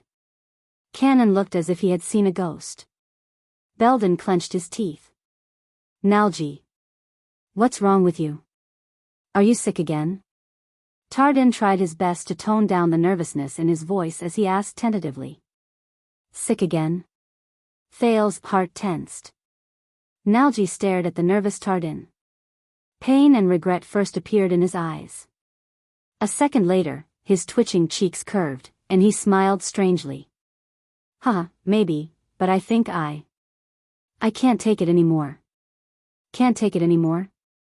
When they saw Nalji's abnormal behavior, the royal guards burst into an uproar. Belden wanted to approach him quietly, but he was forced back by Nalji's trembling sword tip. Nalji, what happened? Nair asked with a gloomy expression. Nalji shuddered again. He stared at the key in his hand before he looked at Barney. What happened? What happened? He raised his head and flashed an ugly and pained smile. I can't let that idiot Barney go out and mess up everything. Everything is going well, I can't let him go up just like that, and do what he said. Whether it's for the living or the dead. When Barney Jr. heard this, he stared at Thales with a ghastly pale face. Thales still stared at Nalji in shock.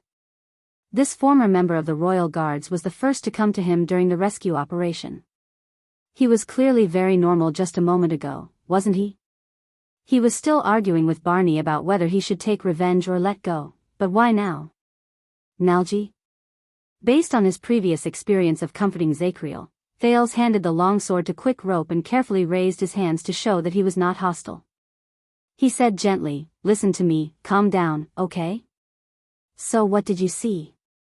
But it would have been better if he did not speak. The moment he spoke, Nalji shuddered again and turned his head swiftly towards Thales. Your Highness, why? Nalji's face was contorted, and he sounded like he was about to cry. Thales was stunned. Before his eyes, Nalji was staring at him with an expression that he could not imagine. He looked like a believer who was begging for salvation. He also looked like a powerless mortal who was disappointed in life. His eyes were filled with despair and conflict. He could not understand it. Why what? Thales asked subconsciously. Nalji's face was full of despair, but he forced himself to laugh and said miserably, we were already prepared to spend the rest of our lives in this hopeless hell and die in silence. His voice grew hoarser, and he sounded like he was about to tear his throat. But why did you have to be cruel and indifferent here, in this hell? Your Highness. Why did you come to us? The more Nalji spoke, the more agitated he became. The tip of his sword trembled continuously, and Belden had to pull Thales back a little. Why did you send us back to this unbearably ugly human world again? Thales stared at him in a daze. Why? What is he saying? Nalji. Barney Jr., who had gone through shock and puzzlement, finally could not hold it in anymore. His impatience turned into anger. Hand over the key. Don't forget, we are pressed for time, and we have a heavy responsibility. Barney Jr.'s eyes burned. He gritted his teeth and said, I don't care what kind of madness you are going through, we did not stand here for 18 years just for ourselves. We did not live for our own feelings. If you still have a shred of respect for the deceased and your brothers and sisters. But against everyone's expectations, enough, Quill's son of AB** TCH Barney. Nalji, who had always been fearful and submissive to Chief Vanguard Barney, exploded in the next moment. Nalji was agitated, and he roared hysterically. You gutless bastard. Damn you, paranoid bastard. You are the most cruel and immoral murderer. Barney Jr. was instantly stunned. Murderer? In an instant, the resolute Vanguard felt his heart become a mess. Under everyone's incredulous gazes, Nalji's expression was ferocious, and he struggled. It has been 18 years, he raised his sword, gritted his teeth, and squeezed out a few words. I've had enough of your self-righteousness and smart aleck. Nalji glared at the shocked Barney and pointed his sword at him. I've had enough of your incessant preaching and declarations, day and night. Nalji sucked in a sharp breath, as if he wanted to vent all his discomfort and resentment. He roared loudly, I've had enough of your resolute, unyielding, and exemplary demeanor. Nalji's eyes were red, and they were filled with tears. He breathed harshly. He seemed to be sobbing, but he also seemed to be angry. The royal guard seemed to have never seen Nalji like this before. All of them were caught off guard. But when he saw him like this, Thales felt puzzled from the bottom of his heart. That's not right. The sin of Hell's river surged into his brain. Thales began to force himself to recall. He recalled those abnormal things. From the moment he came to the prison of bones. All the factors, all the things, and all the logic, that's not right. From the moment he saw Zacriel, Nalji's attitude was very wrong. No, it's not just that place. Earlier. Nalji.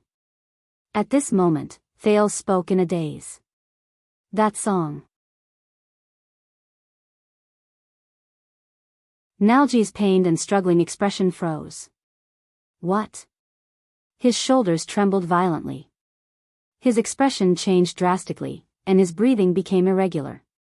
Thales remembered. He finally figured out what was wrong. In front of everyone, the teenager breathed absent-mindedly. He enunciated his speculations clearly. Just now, Zacriel said that he was the only one who knew the truth, and all the misfortune started when he failed to dissuade the old King Adi and stop him from marrying Queen Fiosa, a mystic who claimed to be his old friend. Nalji shuddered when he heard this. But, Thales' voice also trembled slightly. He seemed to have thought of something terrifying. But that song. Thales stared at him in a daze. But when we met for the first time across the prison cell, that song you sang to appease Cannon, Barney Jr., Samuel, Belden. The others frowned. That wasn't a coincidence, was it? At that moment, it was as if someone had pressed down on the air. Nalji's breathing instantly calmed down. In just a few seconds, Nalji's expression changed from despair and pain to sadness and relief. He closed his eyes and let his tears fall. In the next second, Nalji curled up the corners of his lips with great difficulty.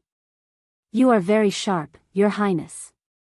Before everyone's incredulous gazes, Nalji let out a forlorn chuckle as tears rolled down his face. No.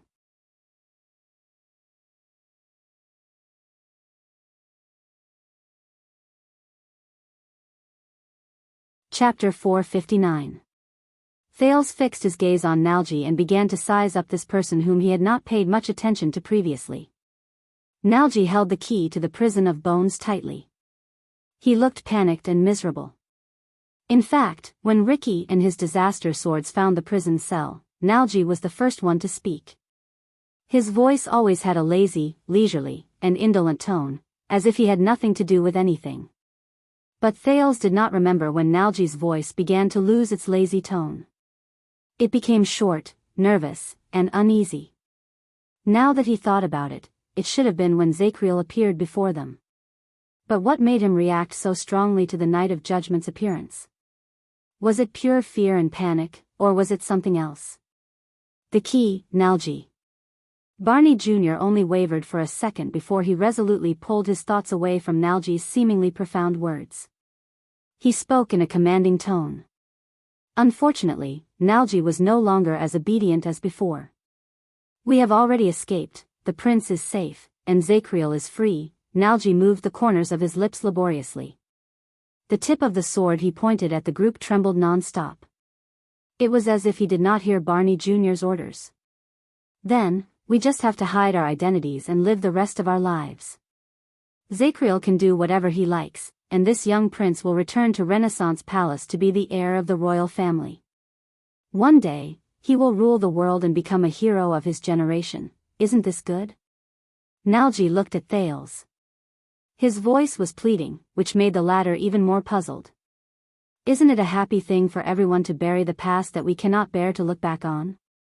Right then, Nalji looked like a despairing wife questioning her heartless husband. In the end, he turned to Barney Jr. His eyes were filled with resentment and hatred. But why are you so stubborn, Barney? Nalji questioned Barney Jr. His abnormal behavior made many people uneasy. Belden's face was so serious that it looked like it was about to crack at the next moment. Tardin was bewildered, as if he was meeting Nalji for the first time. Nair lowered his head in deep thought. Samuel showed an expression that was even more surprised than when he learned that Zacriel was a traitor. Bruley, who could not speak, shook his head while he trembled. Cannon started mumbling incomprehensible words again. Not to mention Barney Jr. Thales guessed from the vanguard's trembling hand as he held his sword. It took him a lot of willpower to suppress the urge to stab his former comrade. Why do you have to return to the capital? Why do you have to dig up the past? Nalji's tone was tired and sorrowful. He sounded like a sinner who was being tortured before his execution. Why do you insist on forcing Zacriel to a dead end and making things go out of hand? At this moment, Nalji, who had turned into a pacifist, looked terrified. He turned his head and looked around the group with a pleading gaze.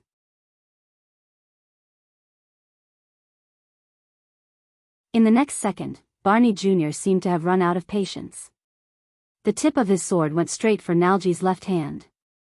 He wanted to seize the key while Nalji was unprepared. Until another sword slashed out from the side and pressed against Barney's throat with a cold gleam. Quick Rope cried out in surprise. Almost in an instant, several of the royal guards subconsciously raised their weapons and faced each other in the wind. When Thales came back to his senses, he was shocked to find that the situation had become a little abnormal. The tip of Barney Jr.'s sword was pointed at Nalji's left hand, and his throat was pressed against Samuel's sword. Belden and Tardin responded faithfully. They used their axes and swords to block Samuel, who had suddenly turned against them. Cannon seemed to be terrified. He raised his weapon, but he did not know why. Bruley squeaked anxiously. Nair stood by the side and held his dart tightly in his hand. Thales was dazed by the sudden split of the guards, and he could not quite grasp the situation at that moment. He could only exchange a glance with the equally confused Quick Rope. What is the meaning of this, Samuel? Barney Jr. stared at the key in Nalji's hand. He felt the coldness in his throat, and his face was pale. Are you finally going to show your true colors? Samuel's expression was cold. He held his sword against the incredulous Barney Jr., completely disregarding the fact that his vitals were shrouded by 3 weapons. He glanced at Nalji, whose eyes were lifeless. Let him finish. Tardin held his sword and saber against Samuel's vitals at the back of his waist. He seemed to find it hard to understand. Wait, Samuel, do you realize that we are running for our lives?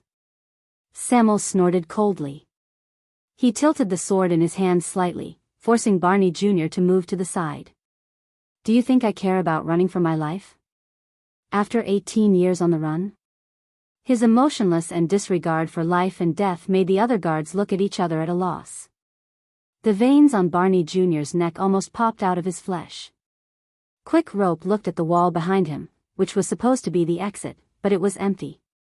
He scratched his hair in pain and whispered to Thales, "You constellations are so troublesome." Thales frowned as he watched the royal guards fight amongst themselves again. Yes. Unless, that's not a simple, troublesome matter. Once he finished speaking, Samuel did not even look at the angry vanguard. Instead, he turned to the person who seized the only chance of survival in the field. Tell us, Nalji. Aside from that song and what Zacriel said, what else do you know about the Bloody Year? Even though the situation was not good, this topic still stirred up many people's interest. No one put down the weapons in their hands, but Barney Jr., Samuel, Belden, and Tardin all turned their gazes to Nalji at that moment. It's the other way around, Samuel.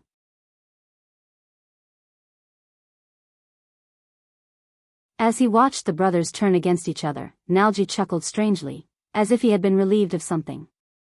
What you should ask is, what else do you not know about that year? Things we don't know? Questions appeared on Barney Jr. and Samuel's faces at the same time. This was probably the only thing they could find in common at that moment. Barney Jr. looked at Belden in puzzlement. But Belden shook his head at Barney Jr., indicating that he did not know. Nalji noticed their interaction, but he laughed nervously. Didn't you notice? Thales watched in astonishment as Nalji's face was dyed with madness and delight, but there was despair and gloom reflected in his eyes. Didn't you notice that when Zacriel wantonly exaggerated his dissatisfaction towards the late king and expressed his hatred towards the calamities, his acting was really bad? His explanations were very far-fetched, and his words were pale and powerless? Bad acting, his words were pale and powerless. Barney Jr. paused for a moment. Nalji laughed again. He pointed at Samuel, and there were tears in his laughter. Haven't you noticed that Samuel is still filled with misgivings? He is questioning and doubting every single word that our famous watchman says. Thales was filled with doubts. He carefully thought about every word Zacriel said. What does he mean? Is Zacriel lying? He was not the only one who was puzzled. Barney Jr. and Belden looked at each other. They were very puzzled. Then, Samuel continued Nalji's words. So, his betrayal was not because of those **t reasons, he said. Samuel shook his head gently. Surprise flashed in his eyes. It was because Zacriel had no choice in that matter. He was in a dilemma, and he could only go with the flow, right? Nalji turned his head and cast a tired glance at Samuel. He did not say a word, but his tense face relaxed. Thales noticed that many people's expressions had changed. Samuel was still holding his sword, but all his attention had been shifted to Nalji. He asked skeptically, Nalji. He asked tentatively, and today, when the truth is about to be revealed, he is also in a dilemma. He is in a dilemma, and he would rather bear all of this himself. When he said this, Samuel's expression slowly changed. I still remember that when Zacriel gave the main force of the royal guards the strange order to lure them away from their base and weaken their defense, most of the people behaved. Nalji laughed again. This time, he laughed especially happily. Samuel, you son of **tch, you are indeed a member of the flag-bearer division. Samuel's expression changed completely. Barney Jr., who was held in the middle of the field, could no longer stand it. He said loudly, What are you talking about? The absent-minded Nalji seemed to have only noticed Barney then. He snorted softly.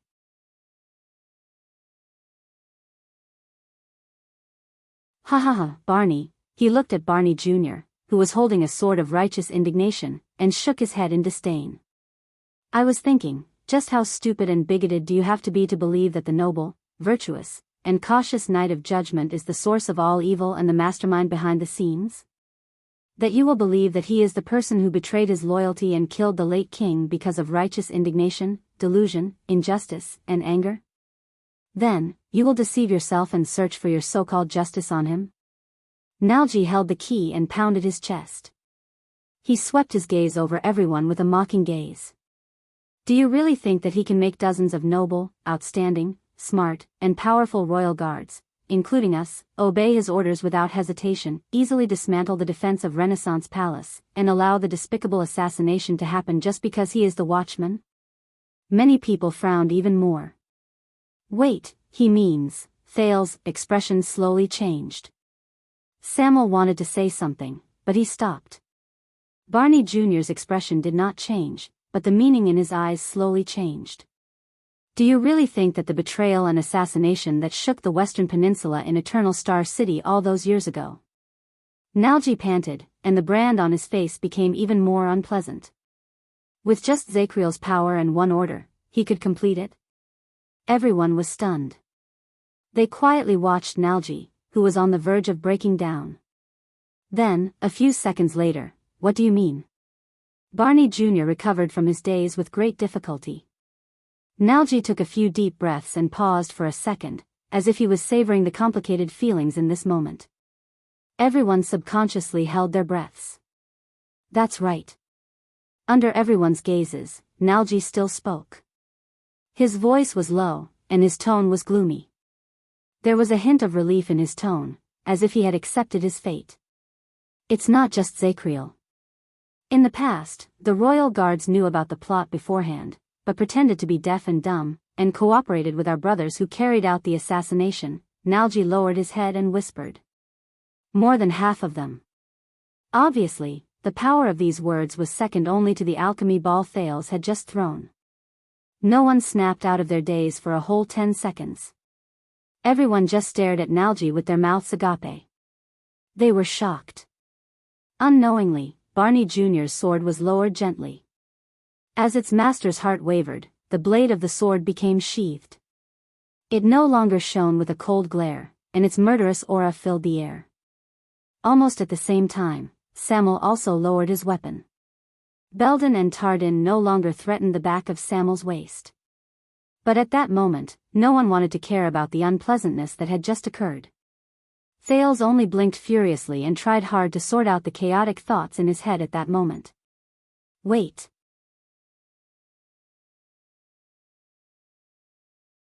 Wait, more than half of the royal guards, they knew about it beforehand, but pretended to be deaf and dumb? If that's the case, the plot to assassinate 82nd during the Bloody Year was. When he thought of this, Thales suddenly felt a chill run down his spine. He felt as if he was suffocating.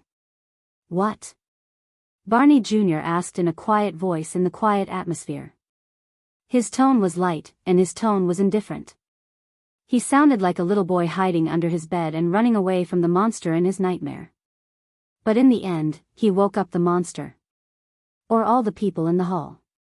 Beforehand? Belden widened his eyes in disbelief. More than half. Samuel spat out the words laboriously. Almost everyone was stunned. As the center of attention in the hall, Nalji snorted again. He raised his head, and there was a clear look in his dark eyes.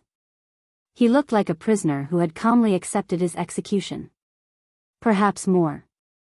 His tone could no longer be distinguished whether he was laughing or crying. When Zacriel gave the order, some of the guards might have noticed that something was wrong.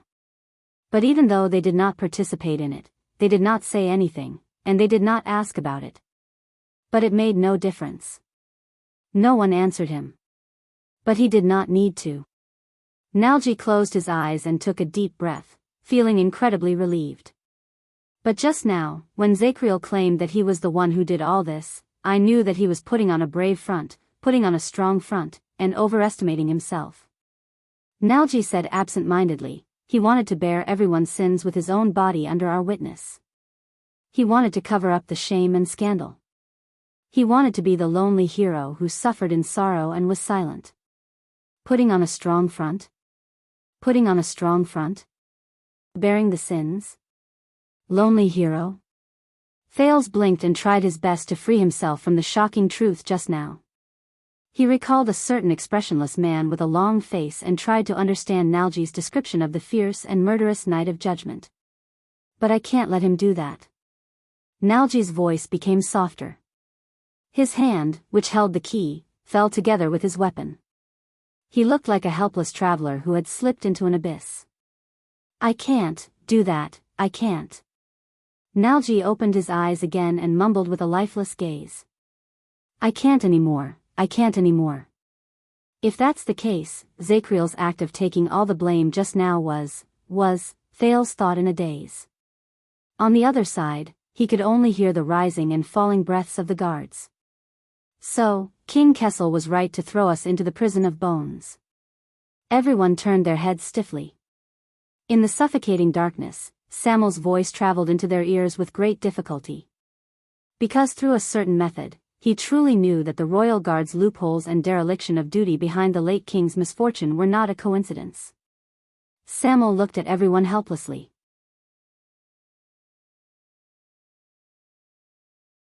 He saw that they were also unable to accept this fact. Because it was a dirty plot that involved more than 100 people, both inside and outside, a collective rebellion. Samuel stated his conclusion in a daze.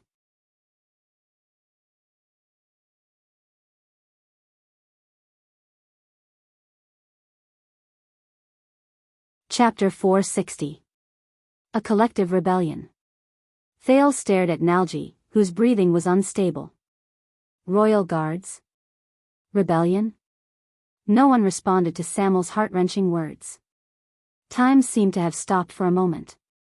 Everything stopped in the past and no longer moved forward. It was only when Barney Jr. inhaled and sneered in disdain that everyone snapped out of their shock again. Ridiculous. Barney Jr.'s voice sounded a little disheveled. Nalji, your shameless lies are just like lies? Nalji retorted loudly like an enraged animal, cutting off Barney Jr.'s unnatural question in his throat. Lies? There was a despairing coldness in Nalgy's tone, and it made everyone shudder even though it was not cold. He looked around at his fellow guards, who all had different expressions on their faces, and said to Barney Jr. with the ghost of a smile, "Then take a guess, Barney.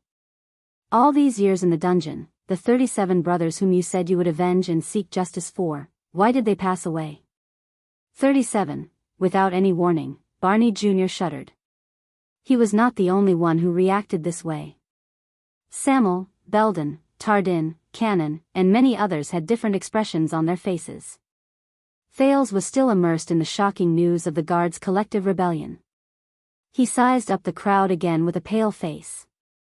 Based on what Nalgy said, half of the royal guards knew about the king's assassination. Perhaps many of them were not participants, but at least, they were bystanders who did not do anything. Then, in the royal guards, most of the participants and insiders who were no longer alive, what was their relationship with the bloody year, the tragedy of the royal family, and the mastermind behind the scenes? In fact, these people who were still alive here, these people who swore the Praetorian oath to be eternally loyal to the minister, Belden, Tardin, Cannon, Bruley, without realizing it, Thales' face turned pale, and he took a step back. Nalgy's hoarse and pained voice continued. "Do you remember Walker? He died during the internal strife in the first year. I guess he must have found out the truth later on and brought the matter to light. Quick knife Walker."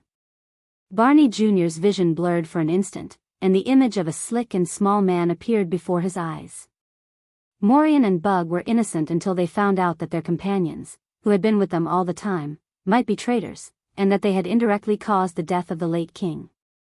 These facts were unacceptable to them. Nalgy's words were weak, but they contained a shocking meaning. It caused the expressions of the guards to change drastically. Samuel even exhaled in pain. Kamal knew about it, but he was too proud. He was so proud that he couldn't be loyal and guilty at the same time. Facing your merciless scolding, he still lived as if nothing had happened. Morian, Bug, and Carmira. Barney Jr.'s breathing slowly stopped.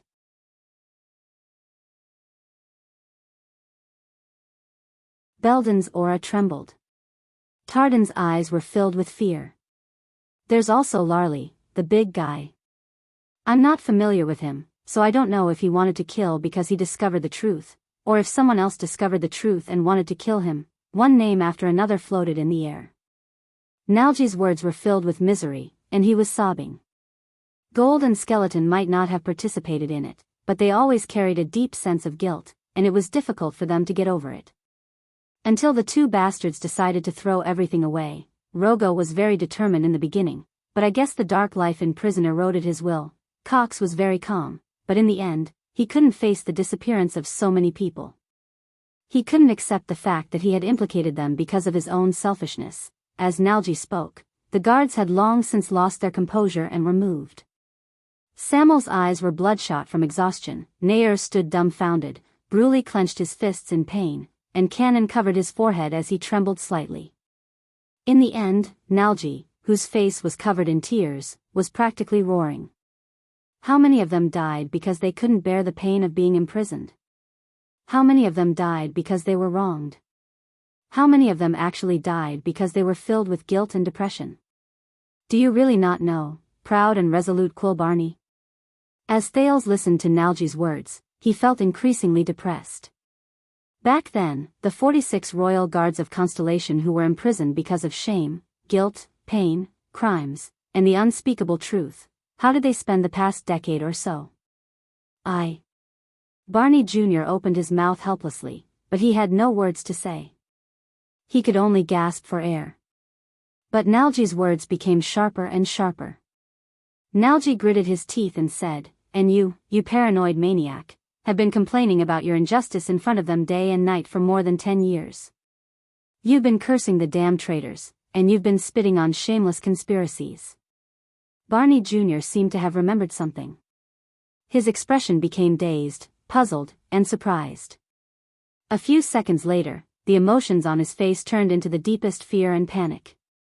"When you made a solemn vow in front of those 37 people that you wouldn't turn back even if you died, threatened to dig out the truth, exposed everything, threatened to make the sinners pay the price, let our brothers avenge their humiliation, and even forced them to support you. Nalji's tears flowed down uncontrollably.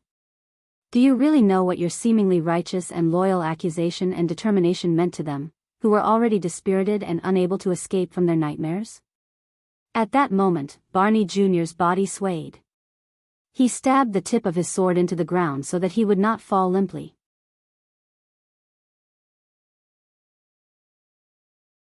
But the vanguard's face was already as pale as a sheet, and he was drenched in cold sweat.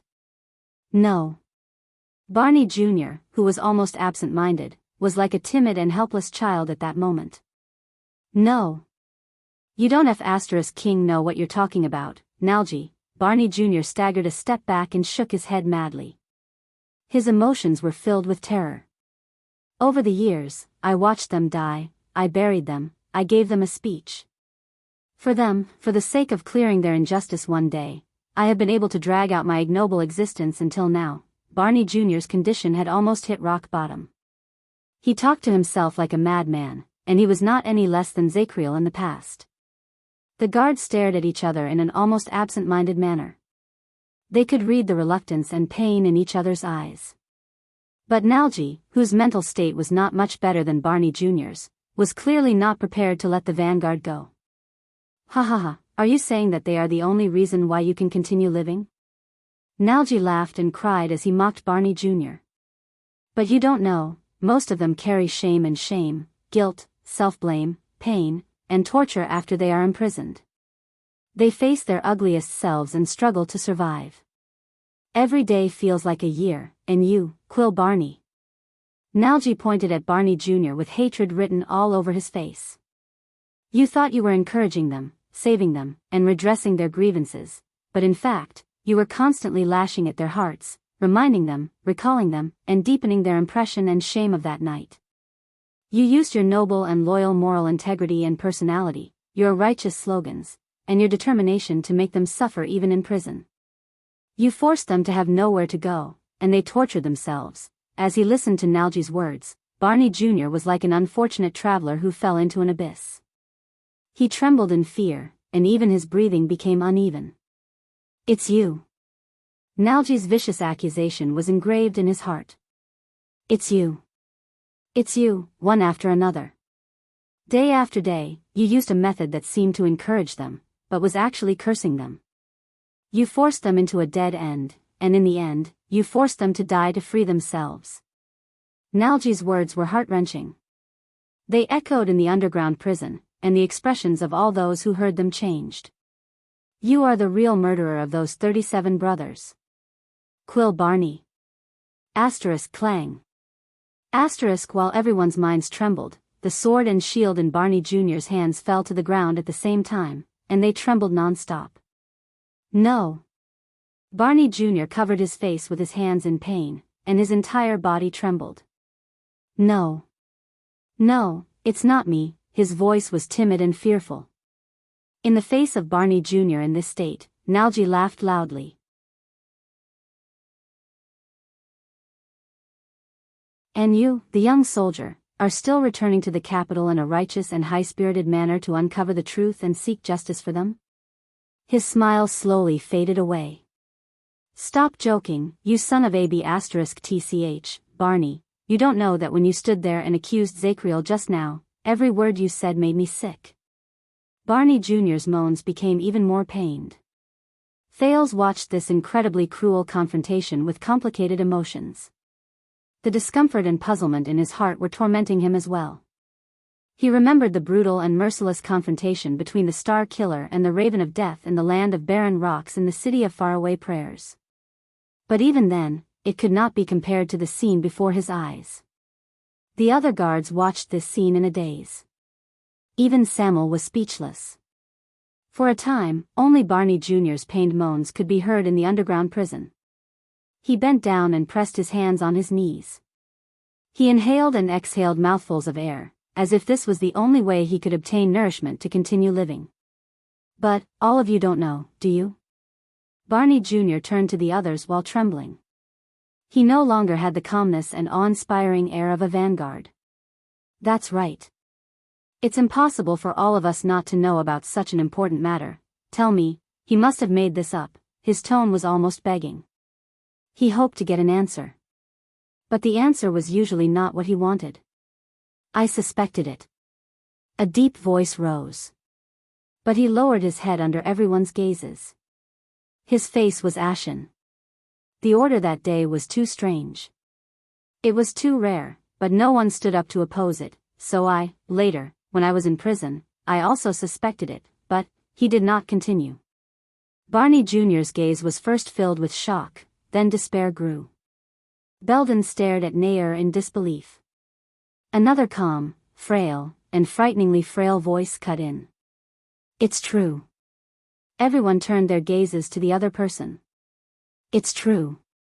I know what Nalji said. The speaker answered with a lifeless voice. Barney Jr.'s voice trembled as he looked at the speaker. Tardin? You? Thales furrowed his eyebrows. Tardin threw down his sword and spoke in a desolate and deathly manner. If they told me that this would happen, if I knew that Constance would. Then I wouldn't have, as he spoke, tears rolled down his cheeks. I wouldn't have, Tardin's throat seemed to be blocked. It lowered along with his head, and he no longer responded. Samuel stared at him in shock. No. This was the dumbfounded Barney Jr. A third trembling voice rang out. It shouldn't have been like this. Thales turned his head. Cannon was shivering as he leaned against the corner of the wall. I was the one who delayed them. I recalled the sentries and left the door open. But according to the plan, everything should have been simple and straightforward. It should have ended before they even realized it.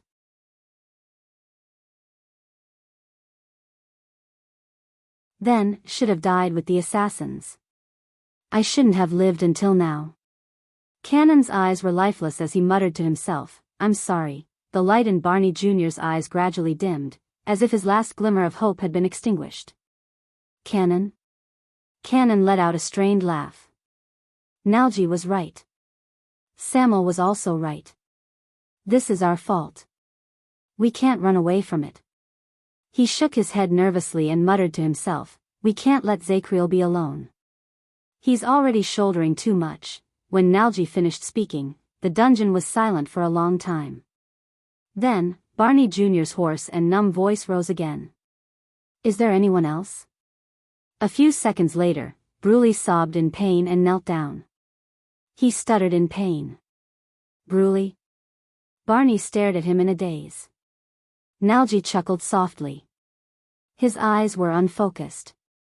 This is why he can't speak anymore. Nalji said softly, he doesn't have the courage to face it. The last hint of expression on Barney Jr.'s face disappeared. Tardin, Cannon, Bruley, Nalji. The vanguard stared numbly at the four people in front of him, who were behaving differently. Over the past decade or so, 37 people, why? Why didn't you tell me the truth?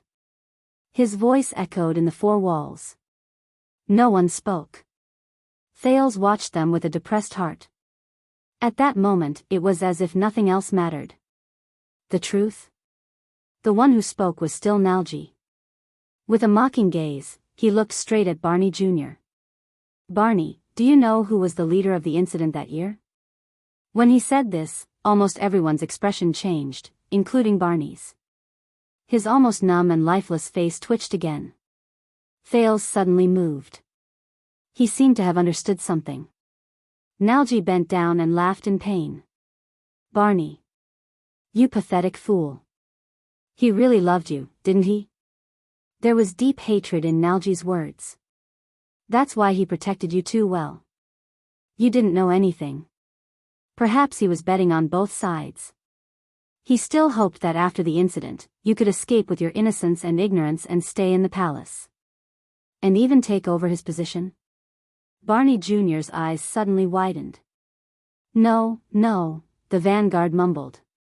A great wave of grief and despair came crashing down on him. That's right. He heard Nalji say coldly, that year, the person who led us to gather together, instigated us to let the rebellion in the palace run amok, threw us all into the endless abyss, and then escape the final judgment alone was not someone else. Nalji gritted his teeth. The emotions in his eyes were indescribable. I hate him. I curse him. He said hatefully, that's right, the vice-captain of the Royal Guards. Quill Barney the Senior. Your damned father. Asterisk thud. Asterisk Barney Jr.'s weapon fell from his hand, and his knees touched the ground. He knelt on the ground in a daze. His breathing was intermittent, and his eyes were empty. From that moment onwards, there was no longer a hint of life on his face.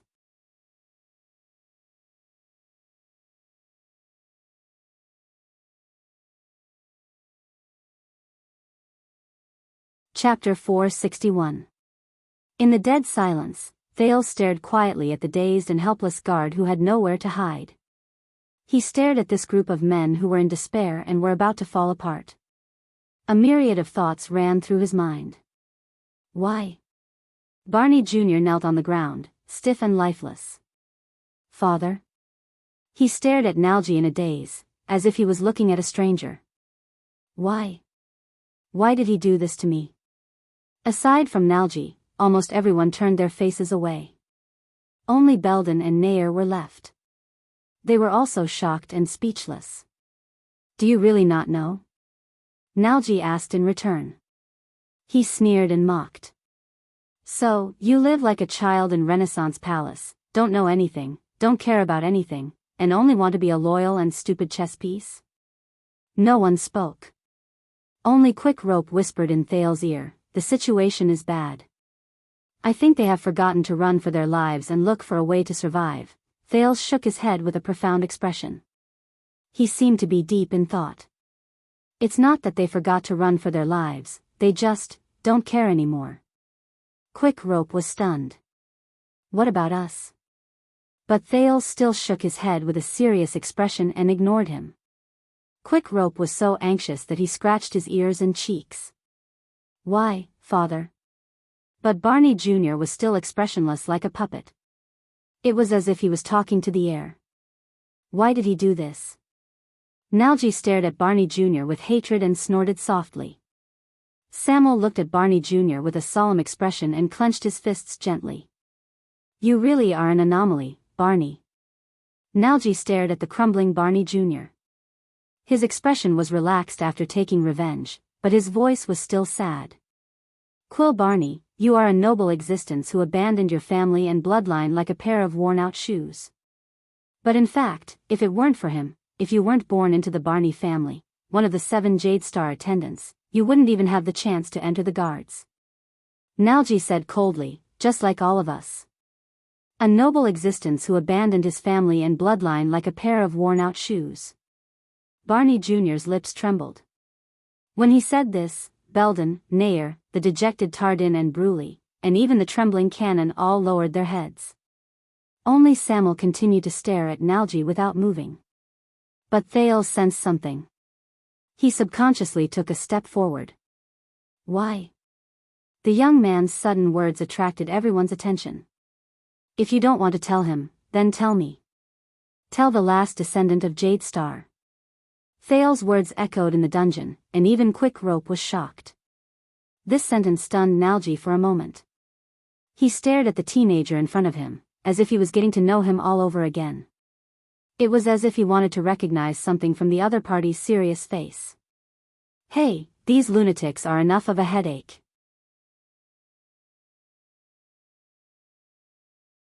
Quick Rope pressed on Thales' shoulder and whispered anxiously, we should focus on finding a way to survive now. What else do you want? But Thales only sucked in a light breath and firmly pushed Quick Rope's hand away. Just like you said, find our way out. Quick Rope was stunned. Thales looked at Nalji again.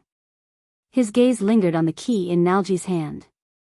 Tell me, why did Barney's father and you, and even Zacriel, do that? Thales furrowed his eyebrows tightly. Or should I say, what else did the King of Eternal Rule, 80 II, do aside from the so-called alliance of the 3 disasters that Zacriel mentioned? Nalji's gaze gradually became confused. Barney Jr. raised his head in a daze, but he only repeated the same sentence. Why, father? Nalji looked at everyone in a daze, but he found that many people had shifted their gazes away. Only Samuel was staring at him. Finally, he seemed to have figured something out. He chuckled in relief. "You are right, Your Highness." The tragedy at that time was far from just the fight between His Majesty and the cunning vassals, not just a game of loyalty and betrayal, and not just the hostility between Constellation and the world. Be it the natural disaster or the rebel army, there was naturally a reason for the chaos in the kingdom at that time. Thale's frown deepened. The Knight of Judgment thought that the late king was bewitched by some legendary monster and that some people were conspiring to bring chaos to the kingdom, but that was just his wishful thinking. Nalji returned to his state as if there was no one else around him. It was as if he could see the past. Because Zacriel was just an antique family name that had been in decline for 1,000 years, and did not even have a castle or a fief, he was too naive. He could not sense it. He could not sense our despair. When he said this, Nalji shuddered. On the other side, Tardin sighed softly. A thought appeared in Thale's mind. Despair? Nalji sucked in a breath and recalled the most unbearable years. He smiled bleakly and said, "Back then, there were countless rumors circulating in Renaissance Palace. Not everyone knew about the taboo between the late king and the calamities, but there was one thing that everyone was very clear about. Many people's breathing became chaotic." Barney Jr. slowly focused his gaze while he knelt on the ground. "What is that?" Thales listened solemnly. Nalji turned his head and said absent-mindedly, "During those years, His Majesty wanted to make a difference. He gave many orders." "Make a difference." "Many orders." Thale's heart clenched. For some reason, he suddenly thought of the old crow's class. So, regardless of whether it was the 7 Jade Star attendants, who were directly under the royal family like Belden, Tardin, and Barney, or the so-called 13 distinguished families like Talon and Caribbean, or the 6 great clans who founded the kingdom like Arun and Tabark, we saw and experienced it all. Barney Jr. recovered from the shock and stared at Nalji in a daze. Nalji swept his gaze over each of his royal guards and said airily, "With every move His Majesty took, our days became harder, our future became more hopeless, and our future as nobles became even bleaker." Thales was shocked. Tardin's expression changed slightly. He wanted to say something, but he did not. But before he could say anything, Thales, who had a premonition a long time ago, hurriedly urged him. "What happened?" Nalji raised his lifeless eyes and shook his head with the ghost of a smile. His tone was full of grief. "I don't know. First of all, because of the land measurement order, my family's fief was reduced rapidly. The farmers on the arable land moved to the city because of the household measurement order." He spoke tirelessly, and his gaze was dreamy. Every word he said was filled with complicated and chaotic emotions. The suzerain's bureaucrats lost their prestige after the cleaning of officials was issued. Because of the tax order, we were forced to live a life of poverty and bankruptcy. We had to disband the army of servants in our territories and castles to reduce our expenses. My mother and sisters had to sell their jewelry to supplement our family's income. The expressions of the prisoners in the royal guards became increasingly worse. Nalji sneered. "The irony is that the nouveau riche, who are from the countryside, can use money to obtain a status and life that is equivalent to ours, but it is illegal for us to even raise taxes on our own fief to tide us over difficult times. There's also that damned naming order. It clearly divides our titles and duties. And finally, the relocation order that came with the general edict." Nalji shook his head mockingly and said, "The 6 great clans and the 13 distinguished families might be able to withstand twists and turns, losses, and the king's sanctions, but for us, families that are neither good enough nor good enough." He stared at the air in a daze. "It's as if the whole world changed overnight. The happiness and stability you used to take for granted have all turned into disaster and turmoil. Can you imagine? At this time, being born into nobility doesn't sound so good anymore. The happiness and stability we used to take for granted have turned into disaster and turmoil." Thales was stunned. Nalji spoke very slowly, but no one interrupted him. There was a weariness in his tone, as if he had given up on himself. With every word he said, Thale's expression darkened a little.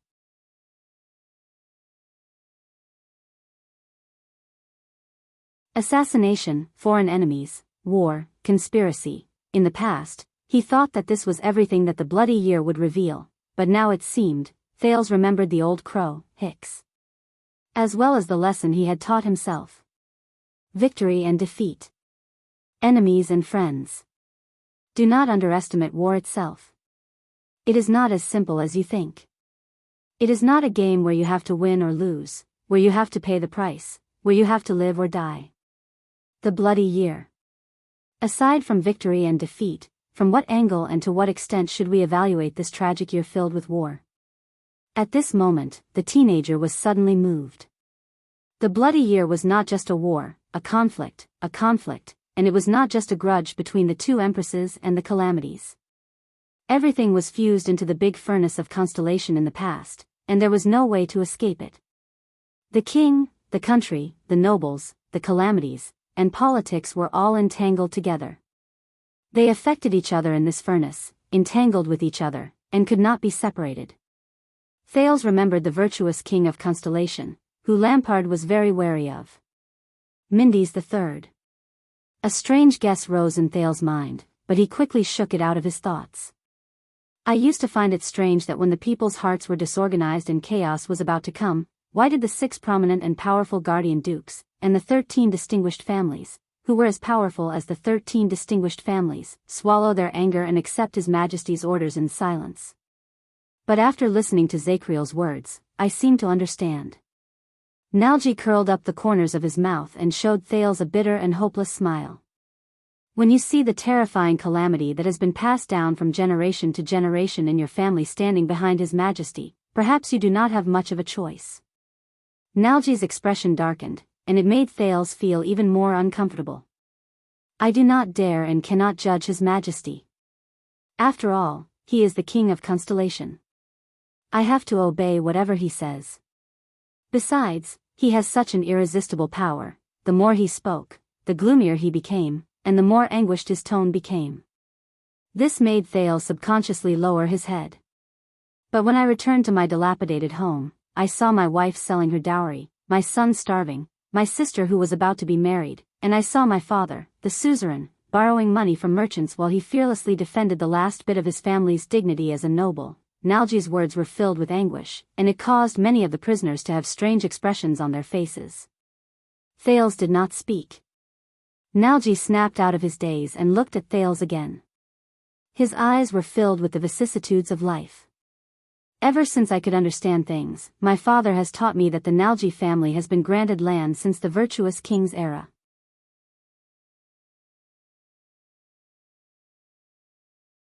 We are loyal to the Jade Star family because we know that our status comes from the power of the royal family. Our children being selected as royal guards is a symbol of our loyalty to the royal family. But, like a drowning man looking at his last straw, Nalji stared at Thales fervently and longingly. The color in his eyes was like that of a person who was about to die. Tell me, Your Highness, shouldn't the king protect the interests and dignity of his vassals? Shouldn't he protect the prosperity and happiness of his vassals? Why is it that the more loyal we are to His Majesty and to the kingdom, the more? Nalji's voice faltered. He became weary, confused, and puzzled. Do I not love my kingdom enough, or does my kingdom not love me enough?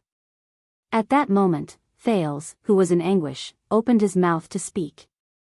But he couldn't say anything.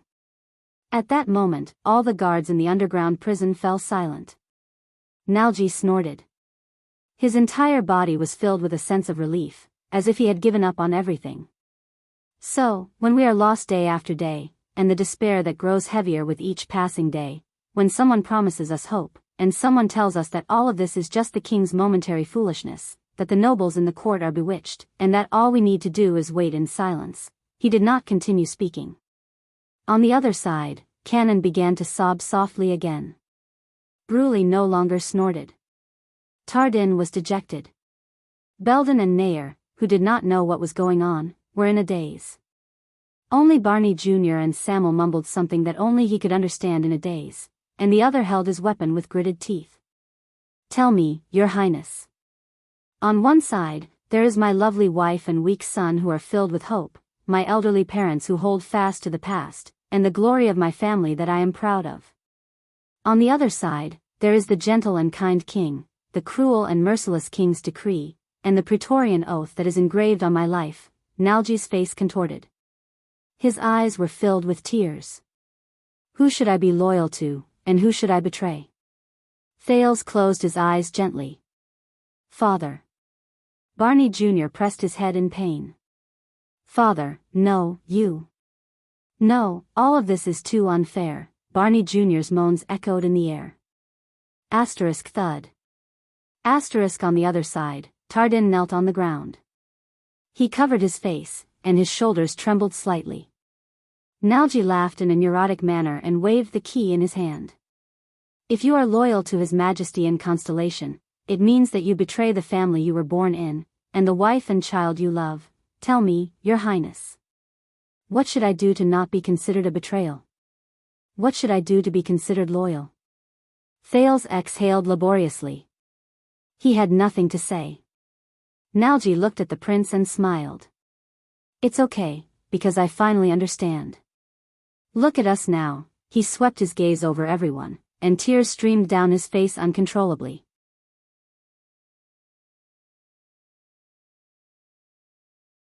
Whether it is Jenny, Luna, or my beloved wife and child, and His Majesty, my oath, Nalji stared at the empty air in a daze. Whether it is loyalty or betrayal, we all have nothing. At this moment, Thales felt that the air in the underground prison was stagnant and heavy, and it was unprecedented. It was filled with a thick aura of death. At this moment, a hollow and dry voice that was filled with the same pain and hesitation rose out of nowhere. Enough. The voice echoed in the dark room. Everyone trembled at the same time. In another direction, Zachriel, the Knight of Judgment, supported himself against the wall weakly. He struggled to walk unsteadily as he stood in the shadows outside the storage room. His gaze was unfocused, and his voice was intermittent. Nalji, enough. He said in pain.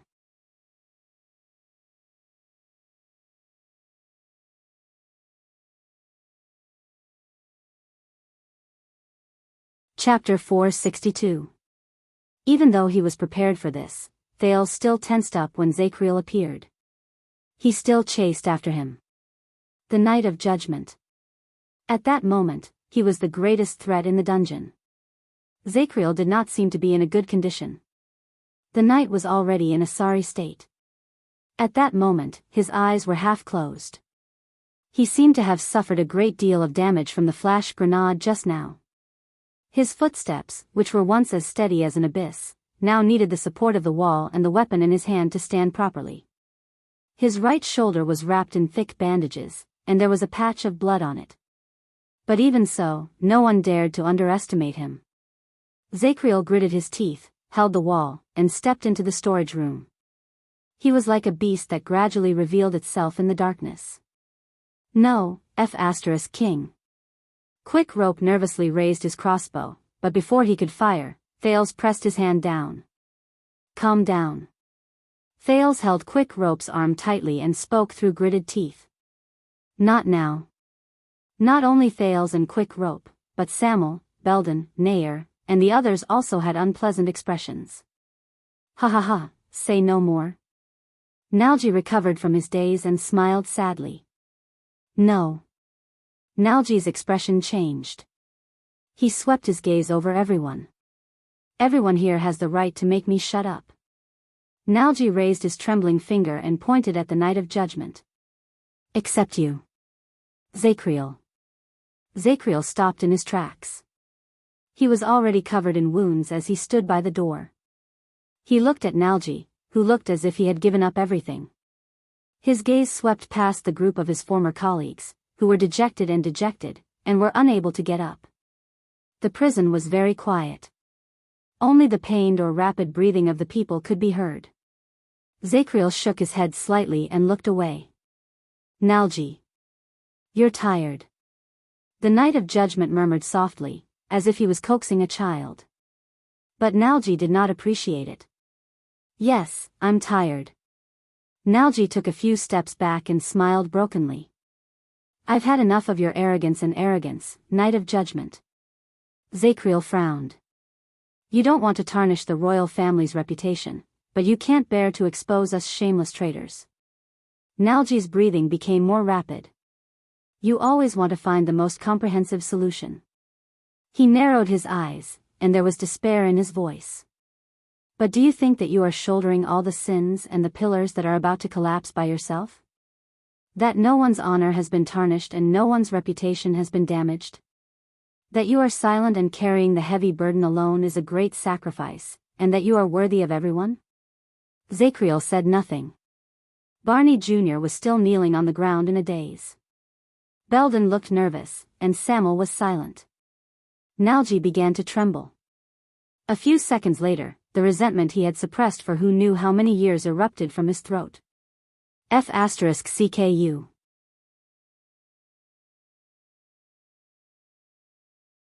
You damn bastard, arrogant watchman Zacriel.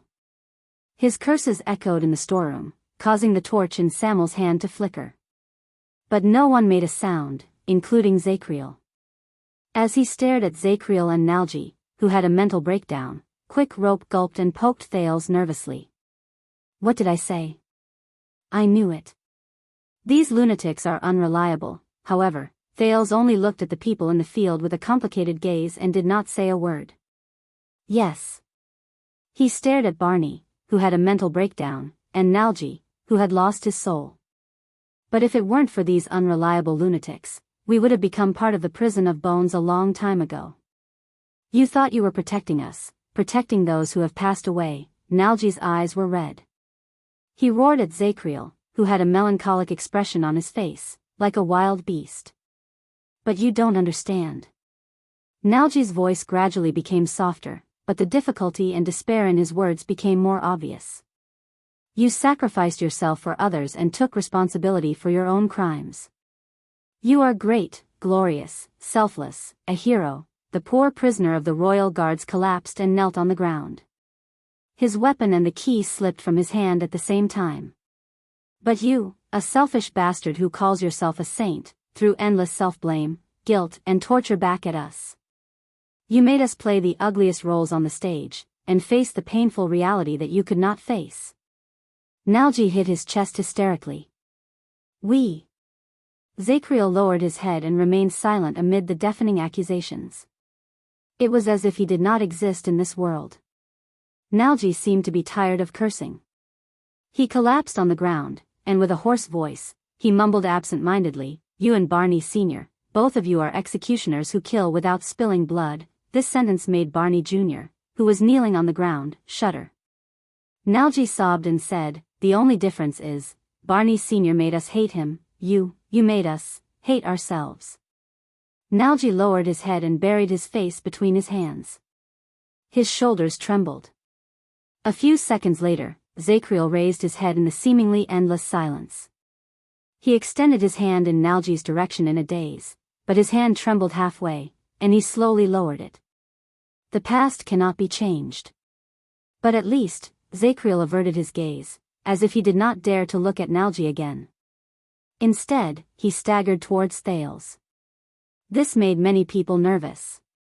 Barney, wake up. As Zacriel drew closer, Belden, who was the person with the highest position after Barney Jr., even though he had been stripped of his position a long time ago, anxiously shouted the vanguard's name, hoping that the latter would do something.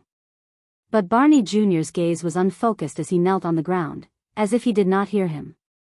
Zacriel glanced at Barney Jr. with a deathly still gaze. When he saw the brand on the latter's face, he immediately averted his gaze. He's gone.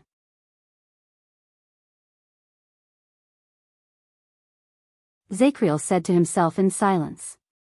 The resolute and unshakable vanguard, Quill Barney, was no longer here. He turned his head around dejectedly and continued to move forward. Damn it. Belden cursed and gave up on waking Barney up. He frowned and looked back. Other than the absent-minded Nalji, Cannon was kneeling on the ground and sobbing in pain. Bruley covered his head and closed his eyes tightly. Tardin was dejected and did not move. The veins on Belden's hands tightened. No, the truth of the past caused everyone, including him, to be in a state of chaos. His colleagues who had gone insane made him at a loss, and Zacriel, who he once looked up to, was a stranger to him. Behind him was the Jade Star bloodline, which he swore to protect, even though they had long since tainted this mission. What should I do? In the face of his disorganized colleagues and Zacriel, who was getting closer and closer to him, Belden, the only one left among the guards, finally made up his mind and raised his weapon after a few seconds of hesitation. Nair, Samel, help me. He summoned Nair, who was still somewhat normal, and Samel, who had a grave expression on his face, and tried to organize his final defense. Nair sighed and walked to his side. Samel hesitated for a moment before he threw down his torch and raised his long sword. Zacriel continued to walk forward, swaying step by step. He ignored Belden and the other two, who retreated as if they were facing a great enemy. Thales slowly furrowed his eyebrows before he slowly relaxed them. I understand, commanding officer. Belden raised his axe and stood in front of Thales. He hissed at Zacriel. You might not be that traitor. At least, you are not the only one. Perhaps you have your own difficulties, and we no longer have the right to criticize you. Belden gritted his teeth. But no matter what happened in the past, you cannot touch this child. As he walked forward, Zacriel's face was completely illuminated by the torch on the ground. The brand on his forehead became even more obvious. Look at them, Belden. The Knight of Judgment stared at Barney and Nalji, who knelt by the side, with a dejected look on his face. He looked as if he was about to break down. He shook his head with a sad expression.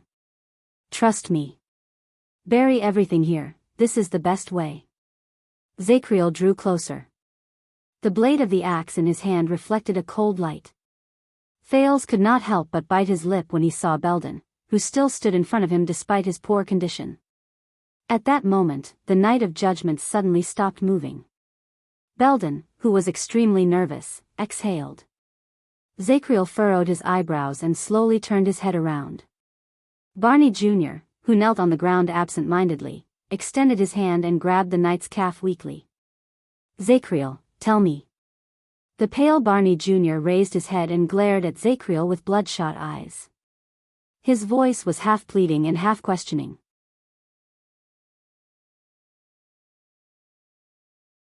My father. Why did he do this to me? Barney Jr. looked as if he had just woken up from a nightmare. His expression was absent-minded. He stuttered, Vice Captain Quill Barney. What kind of person is he? This sentence caused the expressions of all the prisoners to change at the same time. Even Zacriel was dazed for a moment. The dungeon was silent for a few seconds. He was a good man. Zacriel lowered his gaze and reminisced about his old friend from a long time ago. There was respect in his voice. He was just born in the wrong era. Barney Jr. instantly shuddered. Once he finished speaking, Zacriel took a light step forward and shook off Barney Jr.'s arm. Barney Jr. was immersed in Zacriel's words.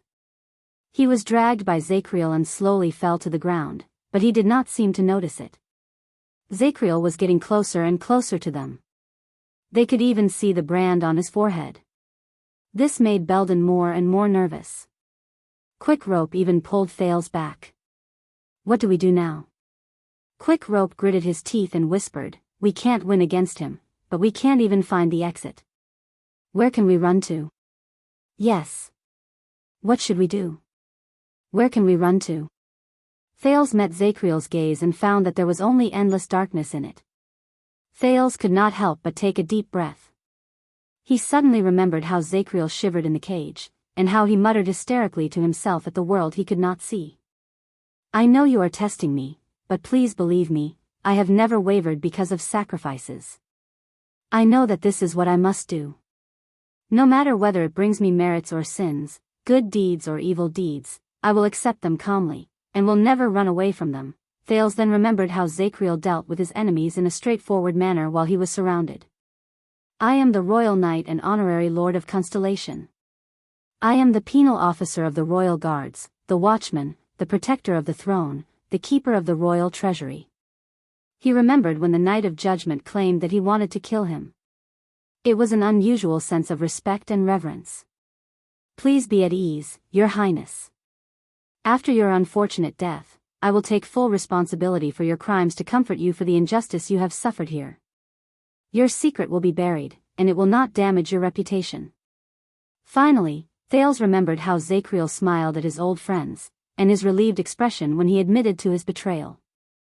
The person who should really bear the crime of colluding with the enemy, but despicably hid the truth for 18 years.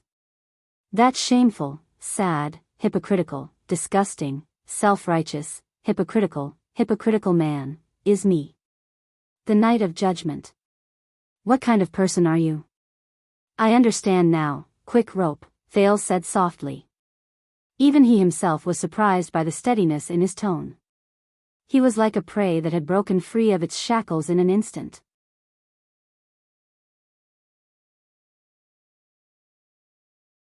Quick Rope raised his eyebrows. Understand what? Thales shook his head at Quick Rope and gently unclenched his fist. It is useless to keep running away. Because a long time ago. Thales stared at the dejected Barney Jr. and Nalgi, then at Zacriel, who was slowly approaching him. His words had a double meaning. We have nowhere to run. Quick Rope was stunned. His face was full of puzzlement. After he said this, Thales made up his mind. He felt a wave of relief wash over him. He should do this. He had to do this. In the next second, under Quick Rope's shocked gaze, Thales took a step forward in Zacriel's direction. Is this what you want? The teenager's voice echoed in the dungeon. The Knight of Judgment's footsteps froze. Everyone's gazes were focused on the prince. Bury all the filth and pain in the past and underground, pretend that nothing happened, and tell yourself that this is the best choice. Thales panted and broke free from Quick Rope's grip. He ignored Belden's expression, endured the pain, and continued to speak. If I die here, it will be your responsibility, your past, their torture, and their pain. Will everything that happened in the past end? Thales extended his finger and swept it over every royal guard prisoner who was in pain, broke down, or absent-minded. When Zacriel met Thales' firm gaze, he froze in a daze. He opened his mouth to speak, but in the end, he only sighed softly. You don't understand, Your Highness. The knight closed his eyes and shook his head. Thales took a deep breath and swept his gaze over everyone. Barney Jr. was still broken down and absent-minded. Nalgi was still twitching softly. Zacriel, who stood before him, was weak and lifeless. His expression was sorrowful. No. But there is one thing I don't understand.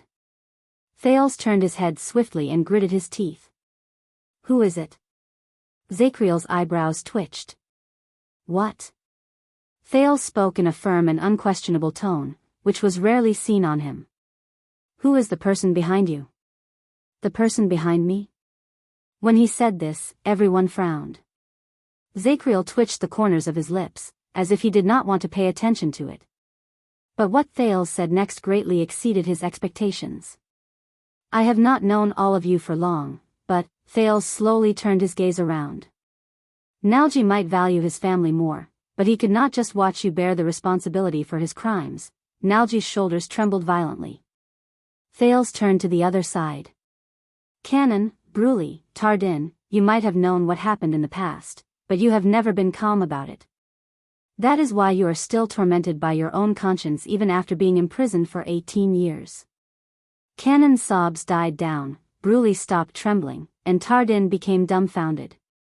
Finally, Thales looked at the absent-minded Barney Jr. I do not know Barney Sr., but I can tell from him that his father is probably just as stubborn and resolute.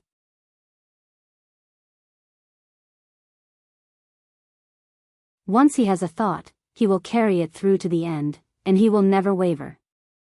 Zacriel's eyebrows furrowed even more. Thales exhaled. With the sin of Hell's River, he calmed his increasingly rapid heartbeat. What I see from all of you is not the despicable and inferior nature of traitors. The prince said firmly, instead, it is a painful predicament where you are caught between a rock and a hard place. Everyone raised their heads and stared at Thales with either shocked or puzzled gazes. Zachriel suddenly took a step forward. But Belden and Nair blocked his path, and it looked like they were going to die together with him. Thales was shocked, but he still braced himself and said the following words. I believe that as royal guards and the king's close vassals, no matter how depraved, evil, and selfish you are, you will never abandon the pride in your hearts and betray your lord for glory with a clear conscience. You are not that kind of people. You do not dare, and you cannot. The prince gritted his teeth and said, unless there is another reason, a more logical reason for you to convince yourselves that this is the right thing to do, and that it is not a betrayal. Zachriel's expression became more and more unpleasant. Thales knew that he had made the right choice. Hence, the prince ignored Quick Rope's gaze, puffed out his chest, and continued to speak. As for you, Zachriel, you are a noble knight and a loyal guard. Even if you are about to attack me in the next second, you still treat me with such respect. I believe that the only thing that can tarnish your honor and mission is an even greater honor and mission. When he finished speaking, Zachriel shuddered. Then, what kind of mission can make you betray Jadestar without hesitation? Everyone's expression slowly changed. Thales said coldly, unless, the Knight of Judgment could no longer remain calm. He roared, Your Highness. But Thales ignored him. He only raised his face from the floor and spoke laboriously under the dim firelight. Both the Northlanders and Shadow Shield hinted at me, but I was never willing to believe them. Thales clenched his teeth and stabbed Ricky's longsword into the crack between the ancient tiles. So, tell me, Zachriel. Who is it? Zachriel's expression changed a few times before Thales' eyes. Thales continued to speak. Back then, he stood behind you, a group of desperate nobles. He used his noble status to bribe all parties. He used the chance to save your families as bait to encourage you to slacken your defenses. He plotted to assassinate the muddle-headed king, and planned to clean up the mess afterward so that he could ascend to the throne. The prince's gaze was sharp, and his aura was aggressive. He gritted his teeth and said, which Jadestar was it? Thales' words echoed between the walls. Half of the people were stunned. What, did you say? This was from the shocked Barney.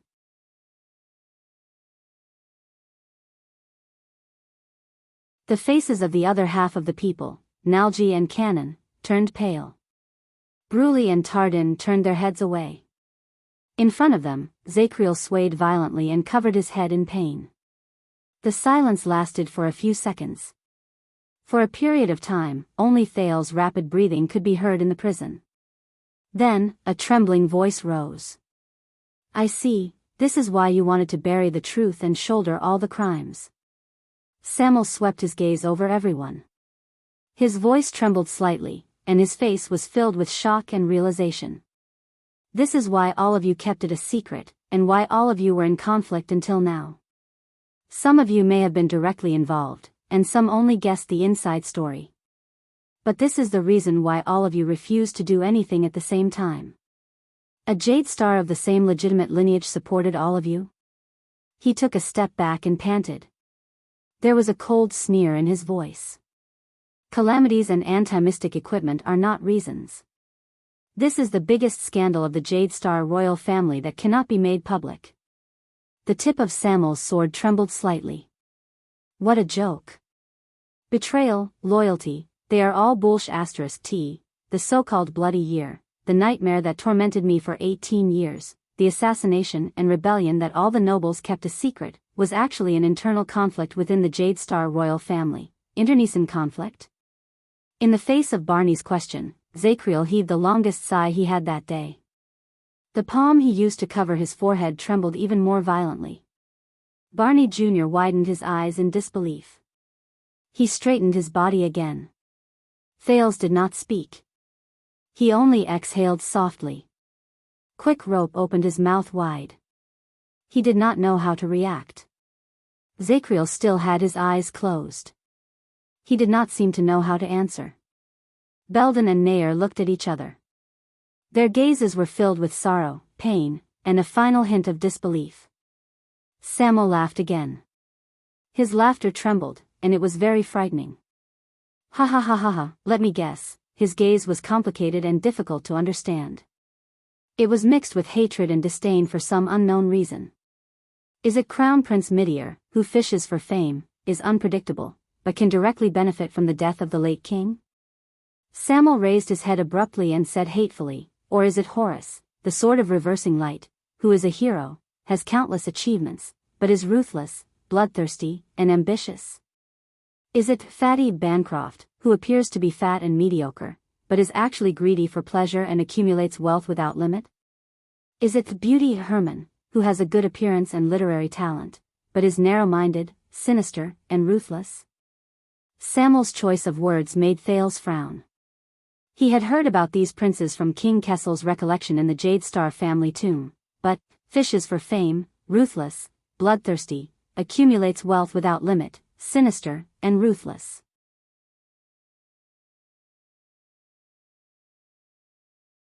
These descriptions, Samuel panted and continued to speak. Or is it the Duke of Star Lake, the king's younger brother, John, who commands the army, is in the prime of his life, but according to the order, as long as the descendants of the late king's descendants do not die out? A thought appeared in Thales' mind. Previously, Marina of the Disaster Sword's request to him reappeared in his memory. In the extreme silence, Samuel roared angrily. Is it a son killing his father, or a brother killing his brother? No one answered him, including Zachriel, who was already on the verge of collapse. Or, to be even more vicious, the Iron Hand King who mercilessly swept you, me, and all those who knew or did not know about it into the trash heap after the deed was done back then, while he sat on the throne and enjoyed everything, Kessel? Samuel seemed to be greatly agitated by this truth. He looked at the silent crowd, raised his voice, and sneered.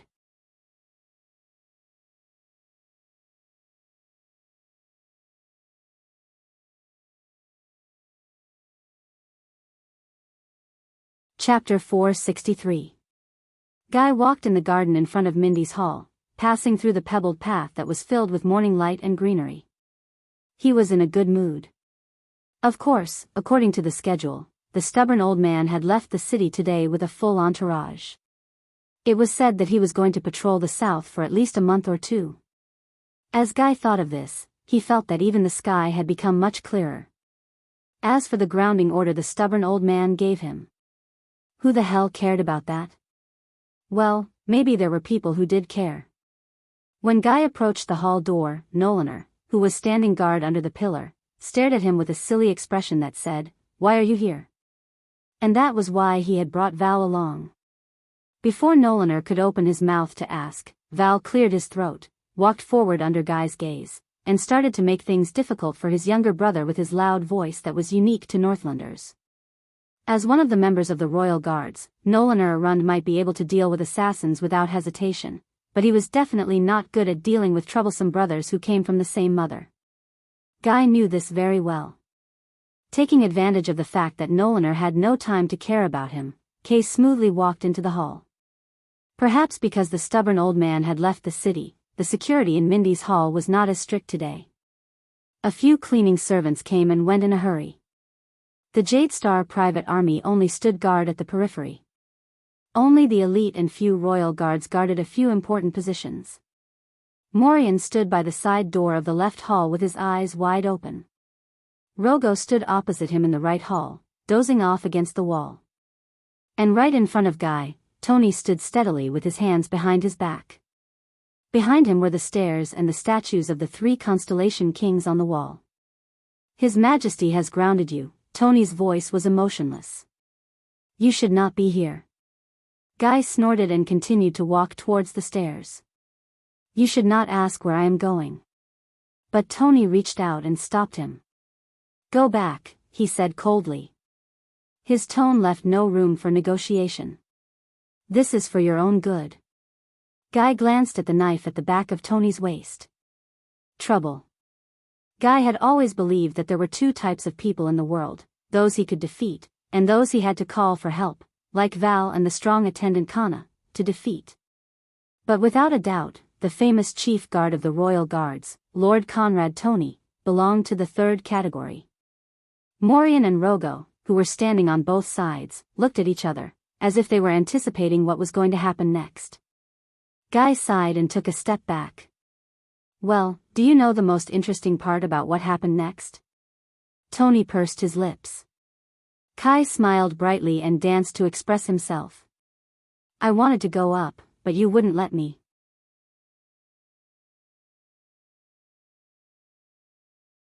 Then I insisted, so you started fighting.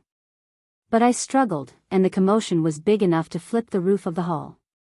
Then the messenger came down with the order to stop, to bring me up. Tony frowned and glanced at the steps behind him. Guy crossed his arms and smiled confidently. So why don't we skip all the steps in the middle and get to the end result? Let me go up. Tony's expression became even more unsightly. On the other side, Morian blinked and pointed to the top of his head. Ahem, he has a point. I mean, let him go up. In the right hall, the corners of Rogo's mouth twitched. He looked as if he wanted to laugh but couldn't help it. Guy felt that he had indeed won. Because Tony snorted angrily, but did not do anything. He retreated to the side. That's more like it. Guy proudly raised his nostrils in victory and walked past Tony, ignoring the other man's livid face.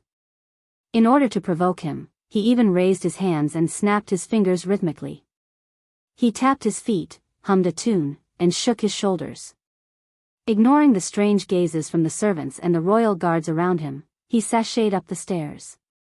Guy arrogantly walked past the portrait of the three kings of Constellation, the bastard king, the wife king, and the bad debt king. The last time he called him that, the old stubborn king personally held him down in the Constellation tomb and beat him with a rod 30 times until his pregnant mother heard the news and rushed back from the tea party to save him. He winked at the two maids who were coming down the stairs.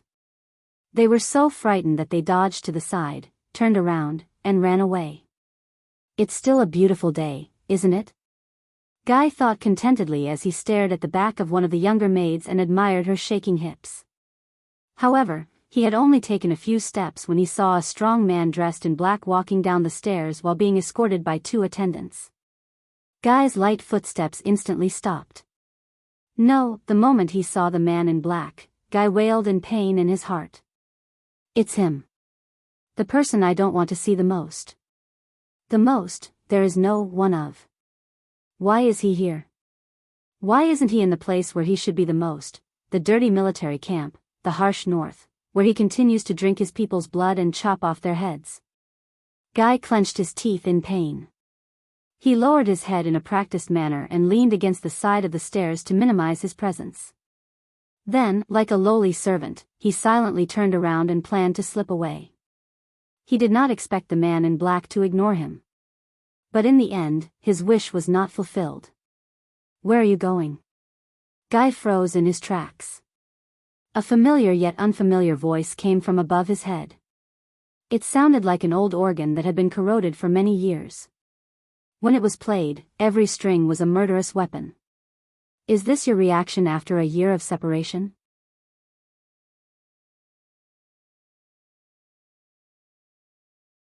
The man in black walked down the stairs with a majestic gait.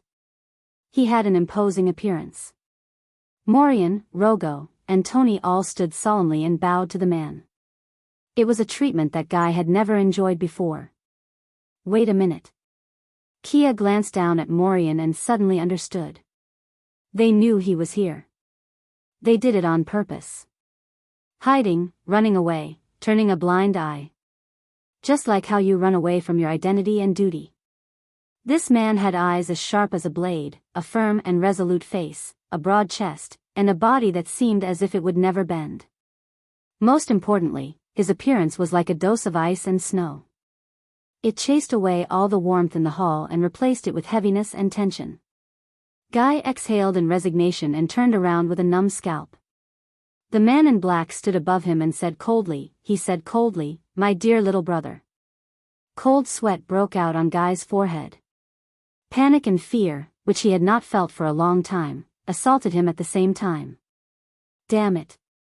Guy sighed silently in his heart. He did not want to, not that he did not dare. He looked straight into the man's eyes and only fixed his gaze on the front of the man's chest. I am not afraid of him. You are not afraid of him. Damn it, Guy, you are not afraid of him.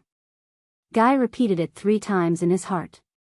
Guy raised his head and forced himself to squeeze out an ugly smile. Hi, Horace. My dear brother, the weather is not good. When did you return to the capital? God knew how much effort Guy had put in to squeeze out this sentence amid his fear and nervousness. Horace frowned slightly. It was as if the temperature around him had started to drop. Indeed, in this world, Guy was one of the people Guy did not want to see the most. It was his tall, strong, courageous, murderous, and mentally unstable second brother who lacked love.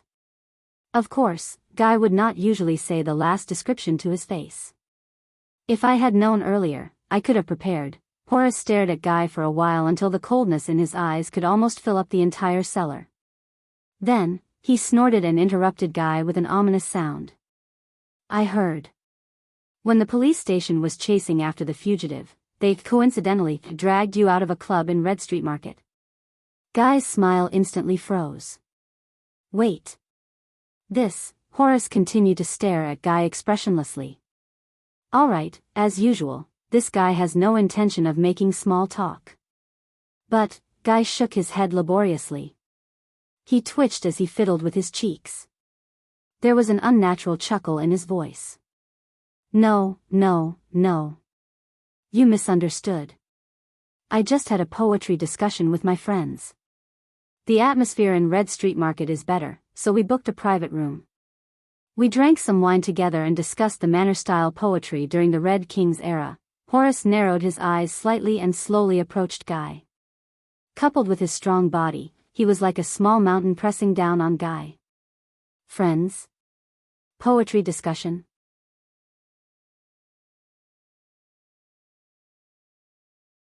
Guy nodded innocently. You know, the kind of things Herman likes to do. Horace continued to stare at him coldly. But Herman has never held a poetry discussion at 2 a.m, the second prince said coldly, nor on a super luxurious soft bed in Red Street Market. Midnight. Big bed. Guy had a bad feeling that something bad was about to happen. He also never got stuck in the middle of 3 naked women in a drunken stupor when the police officers arrived. Then, he was dragged naked on the street until he cried out the name of the royal family. Horace spoke very slowly, and every word sounded muffled. Guy's expression froze. Damn it. Isn't this supposed to be a secret? Where did he find out about it? The police station? He swore that when Horace said the words, naked women, Morian, who was below them, glanced at them while holding back his laughter. Even though the fact that Guy was grounded was public, the truth behind it. The stubborn old man has given strict orders. Other than those involved, shouldn't this matter be covered up? Guy twisted his neck unnaturally and looked elsewhere. Where, did you hear about it? Horace's eyes were filled with contempt. My wife, and she heard about it from Madame Hebron. Madame Hebron? Wait a minute. So it means, Guy seemed to have figured something out. A huge haze of impending doom flashed across his mind. Oh, no. The noblewomen in the capital's circle of gossipy noblewomen. Don't expect me to be their mouthpiece ever again. Except for Madame Élysée, after all, her moans are too moving, but Horace's voice interrupted Guy's thoughts, which had already drifted to the Far East. After you were caught lying naked on a bed with a cheap whore, the widow of a meritorious minister, and a viscountess whose husband did not know about it, and your identity was known by half the people on the street, his second brother did not hide the disgust in his tone. The dignity of the royal family, the loyalty of the nobles, the stability of the rule. Do you know how much effort father had to put in to clean up your mess? Just because you could not control your lower body? Guy raised his eyebrows. He did not think much of it. I kind of know. The whipping marks in Renaissance Palace are still fresh in my mind. There are also a lot of gifts and gifts to comfort the vassals, especially to the husband who was known to the entire king to be cuckolded. But Guy is certain that the coward who likes to listen to his wife's screams used this in exchange for a promotion. He must be very happy. Is this not enough? Every time we thought that you would know your place and repent, you would impatiently jump out and tell everyone that you are still the most disgusting clown. Guy realized that he was trembling slightly. Our enemies should really thank you. You single-handedly turned our family and surname into the biggest joke in this country.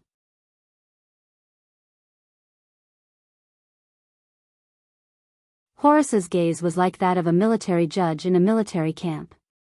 See, this is what they care about. Surname. Family. Really old-fashioned. Is there anything else? Guy sneered in his heart and made up his mind. I'm going to go against him. This arrogant bastard. And he knows how to provoke Horace. Guy looked like he did not care at all. He snorted and said, "Joke? I'm not sure."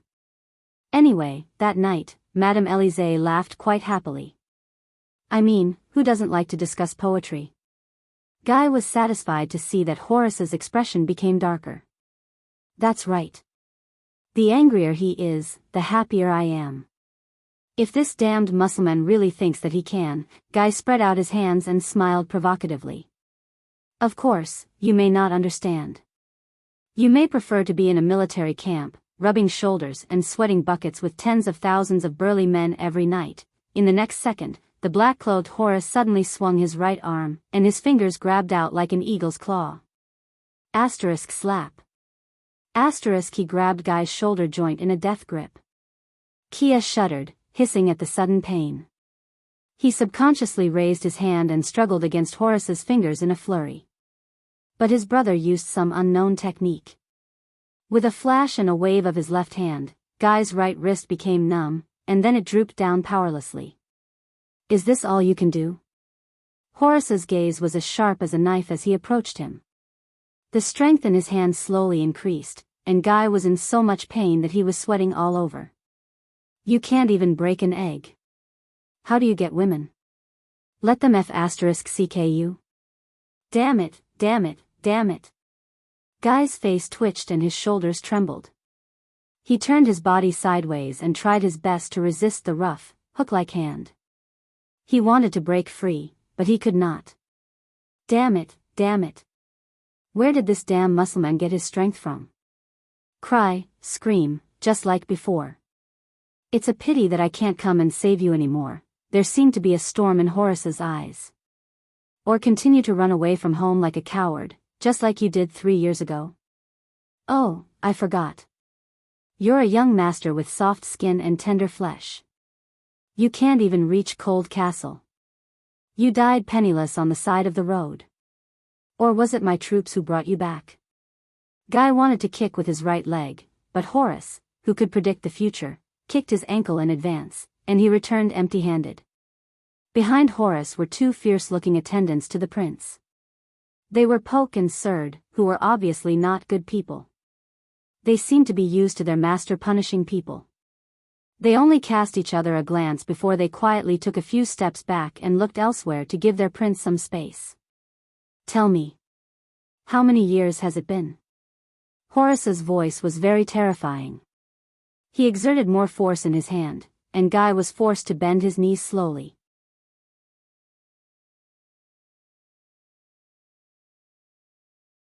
When will you learn not to be a useless piece of trash, not to be a disgrace to the family, and not to drag us down? Waves of pain shot through Guy's shoulder joint and his collarbone. He almost fainted from the pain. But that was no longer important. When will you stop being an eyesore to us like that rat poop in the pot? Guy sulked and pretended to glare at his older brother in a tough manner. He did not beg for mercy, nor did he scream. He did not lower his head and admit his mistake. He could not admit defeat. He could not show weakness. Especially in front of this lunatic. Just like in the past. No. What? When? Guy's face contorted. With his blurry eyes, he stubbornly squeezed out a pained smile. Perhaps, never. Horace was obviously not satisfied with his answer. The second prince's arm muscles, which were honed from years in the army, trembled slightly. In the next second, Guy felt the big hand on his shoulder change its position. What followed was a sharp pain that pierced his heart. Guy's face turned pale from the pain. He could not help but tighten his body, hoping to reduce the pain. He had to leave this place. This was a fact that every part of Guy's body reminded its master in an unnatural manner. He had to leave this damned muscular man in front of him. Val was probably still arguing with his brothers at the door. Kana was ordered to go home and reflect on his actions, and Guy's attendance could not be counted on. Below them, the royal guards must have seen it, but they dutifully stood on their posts and turned a blind eye to it. Guy could not help but regret his terrible attitude towards them just now. At this moment, I did not want to interrupt you, Horace. A crisp and powerful, yet refreshing and pleasant male voice rose from the stairs in front of them. There was a hint of mockery in it. But all of you seem to be blocking the stairs. Horace snorted coldly and rudely. His hand loosened a little because of this shout. Guy breathed a sigh of relief when he did not feel as much pain anymore. But Horace did not even look at him. The second prince's attendants, Poke and Surd, moved to the side and bowed slightly to the newcomer. This man was tall and slender, but not skinny. His skin was fair, but not weak. When he stepped down the stairs and looked up, he gave off a refreshing feeling. Although Guy had seen it countless times, he had to admit that both he and Horace were once again attracted by his face the moment their eyes met. They even forgot their pain for a moment. There was no other reason, because this man was really too handsome. The edges and corners of his face seemed to have been personally chiseled by a master. Every inch was just right. It was not sharp or abrupt, but it was not mediocre either. His entire body gave off a natural, elegant, and valiant aura. When he did not smile, he was like a still painting. Every part of him was exquisitely carved.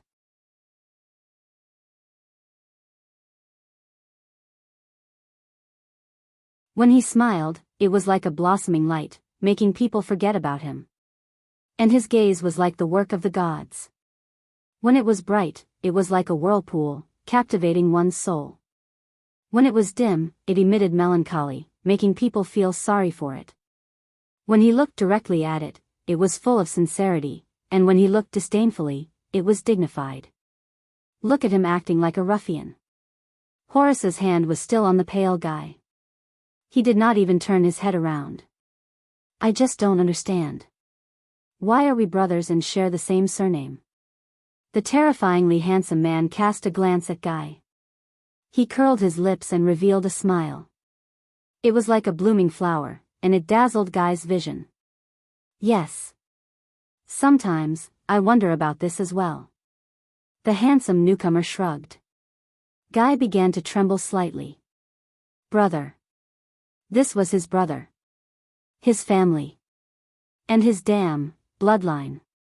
Things he would rather not have. When he thought of this, Guy gritted his teeth, raised his head again, and spat. Yes, why? Ask our mother, Li Hua said. Horace's expression turned cold, and he exerted force with his fingers. Guy felt his shoulder starting to hurt again. But at this moment, the beautiful man by the side coughed softly. Forget it, Horace. Your time is much more precious than this guy's. It's not worth wasting your time. The beautiful man pointed above his head.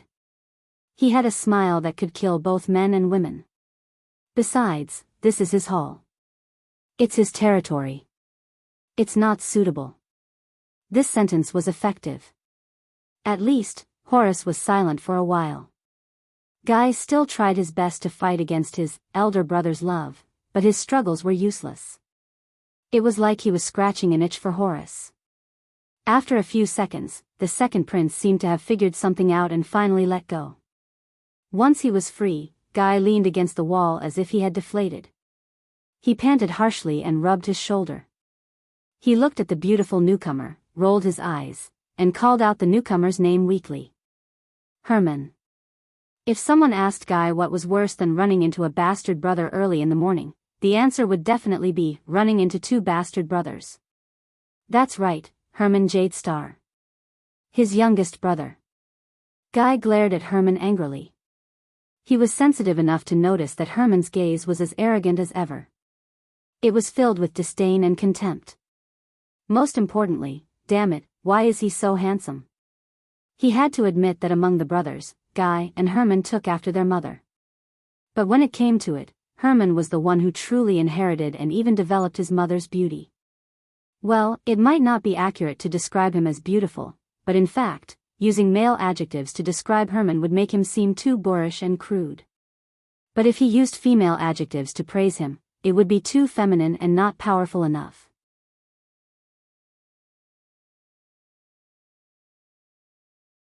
So, Guy found a nickname for him that would not be too boorish and masculine, and would not be mistaken for a female. Sissy. Even though Guy was certain that all the people who had seen Herman with their own eyes would not agree to use this term. But what else could Guy do? There were only so many words in the world, right? He had to choose one. This was definitely not because he was jealous of Herman's looks.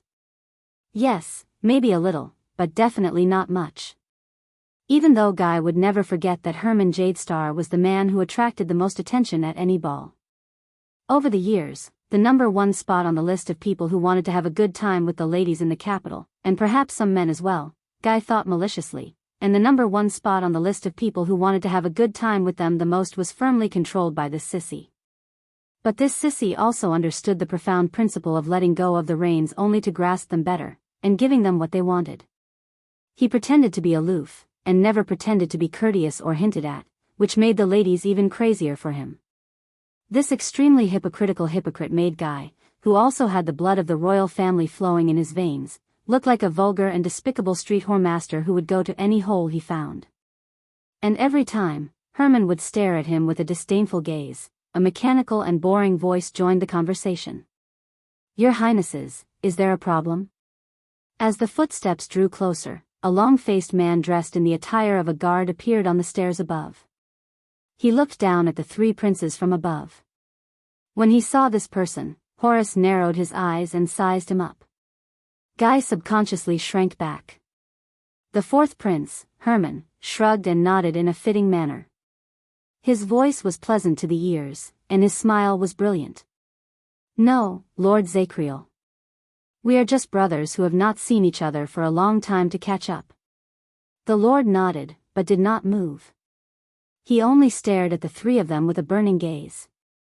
He seemed to be waiting for something. Horace understood what was going on. He grinned and chuckled. He no longer looked at Guy, who was panting against the wall. He brought his attendants down the stairs and left. Zacriel watched his back as he walked further and further away. It was only then that Guy exhaled, as if the disaster was over. Herman chuckled and turned to Zacriel, who was above his head. "You know, Your Highness, my brother has always admired you. He thinks that you should be serving the kingdom in his military camp, not in the royal guards." The long-faced man was expressionless. "I know." Herman quirked an eyebrow and stared at him for a long time, but he did not say anything else. "All right." The fourth prince sighed and nodded. "This is probably what he likes about you." Zacriel did not say anything.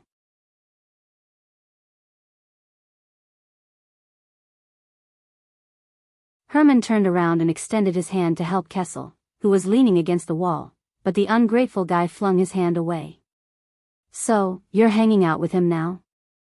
Guy stared at him coldly. "You're making friends with your brothers, and this makes you feel good?" The beautiful prince frowned. "My feelings are not important. What's important is that, without me, you and Horace," Guy stared back at him arrogantly. "Come on, sissy, we all know what kind of person you are. Stop pretending." Herman could not help but laugh. He snorted and shook his head. His handsome and sharp features, which looked like they came out of a painting, shone slightly under the sunlight, and they could not help but stare at him. "Do me a favor, Kessel." Herman started calling him by his full name again. God knows how much he hated this name. Guy turned his head away in disdain. Hyman said with a smile, "Next time you want to discuss poetry with someone, buy a hat first and cover it up." When he heard the words, "discuss poetry," Guy already felt that something was wrong. But he was still stunned for a second. Hat? Buy a hat? Cover what? He asked stupidly. Herman was like a loving older brother. When Guy could not react, he stroked his younger brother's head in a doting manner. He smiled brightly. Don't you understand, little fool? Block the hole in your head. Huh? Why do you have to cover the hole in your head? Kyle touched his forehead and suddenly realized something. Cover your father. However, Hyman had already walked away with his handsome face that could topple all living beings. Following behind the ice-cold and sharp Horace, who seemed to be waiting for someone to swallow them up, Hyman had already left. Only Guy was left behind, stomping his feet in anger. Herman Jade Star, you're the one who has a hole in your head. Your whole family has a hole in their heads. Cough, cough, cough. Something seems wrong. In short, is it great to be handsome? Can you do whatever you want just because you're handsome? Guy cursed and turned around. He straightened the folds of his clothes and cursed this terrible morning. But a chill ran down his spine, and he slowly raised his gaze. He saw the chief penal officer of the Royal Guards, Zacriel, still standing at the corner of the stairs above him. He stared at him indifferently and did not move. Somewhat. Person. It was as if he was reminding him of something. Guy shuddered and understood what he meant. Yes. Guy glanced at Zacriel and thought gloomily. How could he forget? When the whip marks on his back were still throbbing with pain, how could he forget the person who carried out executions with whips under the king's orders? Guy cast a sideways glance at the chief penal officer above him, braced himself, and waved his hand. I know I'm grounded, but I'm only here today too. But the long-faced penal officer did not wait for him to finish.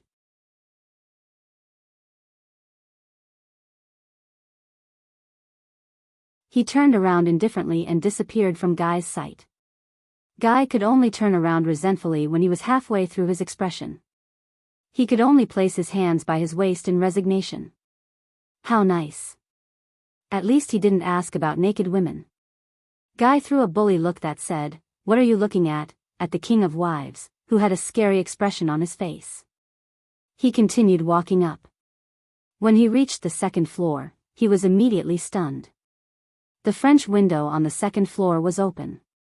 2 large drawing boards and countless paints were placed in front of the window. A plump man dressed in luxurious clothes sat between the drawing boards. His back was facing Guy, and he held a few paintbrushes between his hands. He was concentrating on capturing the courtyard of Mindy's Hall at dawn on the canvas. But Guy opened his mouth subconsciously. Fatty. Fatty. The man's back stiffened slightly. Guy looked at the drawing board in horror and measured the distance between it and the stairs. You been here all this time? You heard everything? The plump man turned his butt around on the chair and revealed an ordinary face. His small eyes were squeezed into his chubby cheeks, and they blinked impatiently. No, I didn't hear everything. The plump man dragged his voice out, and he looked like a profiteer. I only know that you read poems with 3 or 13 old, mature women naked. Guy's body swayed, and he wailed silently. No, King didn't hear everything. Don't worry. The man whom he called Fatty seemed to understand Guy's despair. He shook his head, and he seemed to be taking pleasure in Guy's misfortune. I'm not interested in you being tied up and paraded naked through the streets. King said that again. You said I didn't hear everything? Guy was going crazy. He looked at the man who was trying to hold back his laughter, and he felt embarrassed and angry. I wasn't naked. Ah, forget it. I mean, you heard everything, but you just sat here and did nothing? Fatty waved one of his paintbrushes. Aha.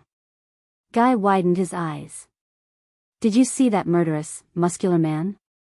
You just watched him lose his temper at me? Aha.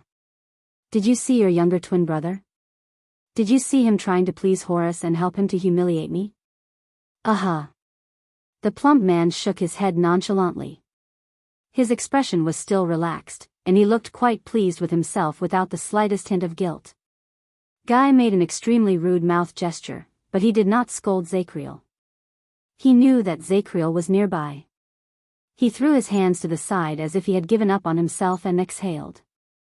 "You're really something, stupid fatty. That's your mess.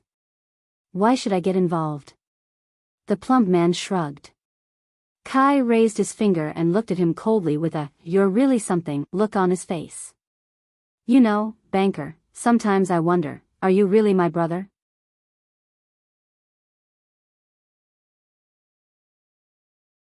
Did we really crawl out of the same mother's womb? Or did our mother sneeze when she gave birth to you? The expression of the man whom he called Fatty turned cold. "That's right, this is Bancroft. His third brother. It's said that he and Herman are twins." Guy looked at the man's face, which was so fat that it was squeezed together. He frowned subconsciously. Hereditarily, Horace took after his father, while Guy and Herman took after their mother. As for Bancroft, he probably took after a potato that his mother ate when she was pregnant. Ever since Banker started losing his shape when he was 6 years old, he became increasingly certain of this. Banker was the one who did not seek trouble the least in Renaissance Palace. Other than the fact that he liked to draw paintings of souls that people could not recognize, he basically had no major flaws. What Guy meant was, look at his second brother and fourth brother. One was stubborn, and the other was flamboyant. But this did not make Guy like him much. On the contrary, Banker's ignorant and innocent look of, "It's none of my business when my brothers fight," made Guy extremely disgusted. What was worse than being opposed was being ignored. That was why this stupid fatty always gave Guy the desire to beat him up, even though Guy knew that his fists would only bounce off Banker's bottomless flesh. Speaking of which, how would Banker do that? Would he be able to show it when he was up? Would it sink into his flesh? Banker took a deep breath and glanced at Guy as if he was looking at a trash can. He then let out a long sigh. "You just don't understand, do you?" Guy frowned. "Understand what?" Banker gave Kia a long look. The fatty then shook his head and waved his arm at the pillars and garden in the distance outside the window. In its hundreds of years of history, the design and layout of Mindy's Hall are classics in the art world. The garden is an original work that has been passed down from generation to generation. Every angle is like a landscape painting. Many artists and masters of architecture have yearned to see it, but could not. His tone was filled with admiration. Guy raised his eyebrows and looked in the direction of Banker's arm. He only saw a stretch of black and gray stone pillars and a bunch of red and green flowers. He turned his head rather stupidly. Landscape painting. So? After Banker finished admiring the scenery, he immediately put on a stern face. "But when you stand here, little Kessel." Leyland's eyes widened. Banker grabbed the paintbrush and added some color to the canvas. He said with a look of disgust, with a disgusted expression, he said, "It's like an extra stain on the canvas. This is why you are ostracized everywhere and why everyone hates you. Now, you'd better get lost." As Banker spoke, he pulled the drawing board away, twisted his seat, and turned it in another direction. He left Guy with a fat, protruding but that squeezed his pants tight.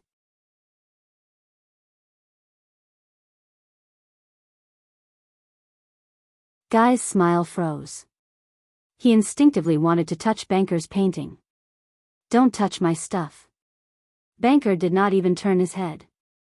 "Otherwise, I can't guarantee that when I tour the South next season, the beautiful ladies and madams of Blade Edge Hill will not know about your naked-ass poetry recital."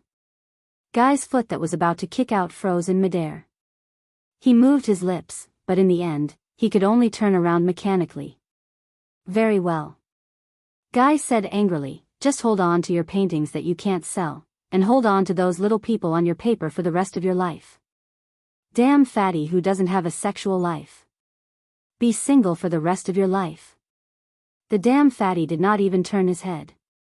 He only waved his right hand and stuck out a fleshy middle finger between the 4 paintbrushes. Guy walked up the stairs to the 3rd floor angrily. But he kept thinking about that sentence. This is why everyone hates you. Everyone hates you. Guy clenched his fists. He was wrong. Kia said gloomily to himself. Banker was wrong. Not everyone. Once upon a time, his mother liked him. She would laugh heartily at his pranks and praise his creativity when the old stubborn man was angry, regardless of whether they were appropriate or not, regardless of the consequences. Until she, not everyone. Guy stopped and looked up at the room in front of him, the most important main room in Mindy's hall. He gulped, cleared his throat, and tidied up his clothes. But before Guy could knock on the door, it opened. A prince's attendant who was born in a low-ranking noble family bowed and smiled at him, indicating that he could enter. His Highness is waiting for you. Guy felt warmth in his heart. Not everyone. He said to himself slowly. Not everyone. He politely and appropriately responded to the friendly attendant with the most respectful etiquette Prince Kessel had in his life. He even remembered that the attendant's name seemed to be Casso. Guy took a deep breath, and with the most cheerful and happy mood, he walked into the room with the lightest and most relaxed footsteps. He knew that the owner of the room did not like noise. But the other party had never been angry at his outrageous behavior. Because not everyone hated him.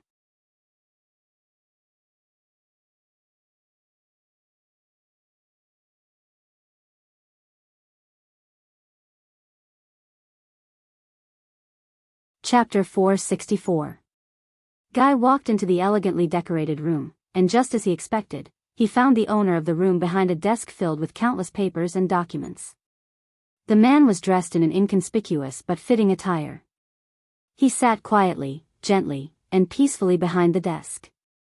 Amid the rustling sounds of flipping pages and writing, he quietly read a scroll. Guy rushed to the wide desk, found an empty spot on the table, threw his butt back, and sat on it in an extremely inelegant manner. He blinked and giggled when he saw the owner of the room put down his pen with a sigh. He cast him a glance, shook his head in resignation, and lowered his head to continue reading. Guy quirked an eyebrow in response. He did not have to be apprehensive here. He did not have to worry here. Because the person sitting there, it was his most amiable and kind eldest brother Wang. Guy turned his head around and was surprised to find a bottle of wine and a few glasses on the side of the desk. It seemed to be a famous wine from Sarah Dukedom. I remember that you don't like to drink. Guy grabbed the bottle of wine rudely and asked directly. They did not need to exchange pleasantries or greet each other, much less exchange meaningless pleasantries. Because a long, long time ago, this was his refuge, Windbreak Harbor. It was his final and true home in Eternal Star City. It was especially so after his mother passed away. But Horace and Herman like it. Eldest brother Wang did not raise his head, but his voice was as pleasant as ever. Even though it was not as pleasant as Herman's melodious voice, it had a different kind of gentle power to it. It made people unknowingly calm down and calm down. You are the same. Guy grabbed the bottle of wine, filled a glass, and shrugged. Then, thank you for your hospitality. Eldest brother Wang snorted, flipped a page, and grabbed another scroll. Guy took a sip of wine. While he complained about his elder brother's taste in wine, he also reacted to the other two names. So, is today some kind of special festival? A day of fresh air in the prison? Guy walked to the window and took a look, but he did not see the two despicable figures who worked together with each other. They had probably already left. Muscleman, sissy, stupid fatty. Why, once the stubborn old man left, all the strange creatures in the capital came to your place. Eldest brother Wang chuckled. His laughter trembled in the air, and it was gentle but rather infectious. Don't scold yourself like that. Guy understood the sarcasm in his brother's words a second later. He scratched his head in realization. Oh. If it was Hyman or Horace who had mocked him, Guy would definitely not hesitate to retort back. But this was eldest brother Wang's words, it was just a small joke. They are different. They were different too. Why are they looking for you? His brother scribbled something and switched to the next page. I'm looking for them.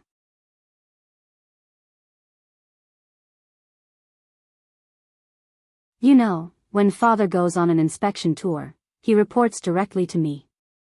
Guy came to a realization. Oh, no wonder Horace has such a sour face. Damn it. Although he said so, he was very happy in his heart. But then Kia realized that he had used a foul word. He hurriedly covered his mouth and mouthed to Brother Wang apologetically, "I'm sorry. I'm sorry."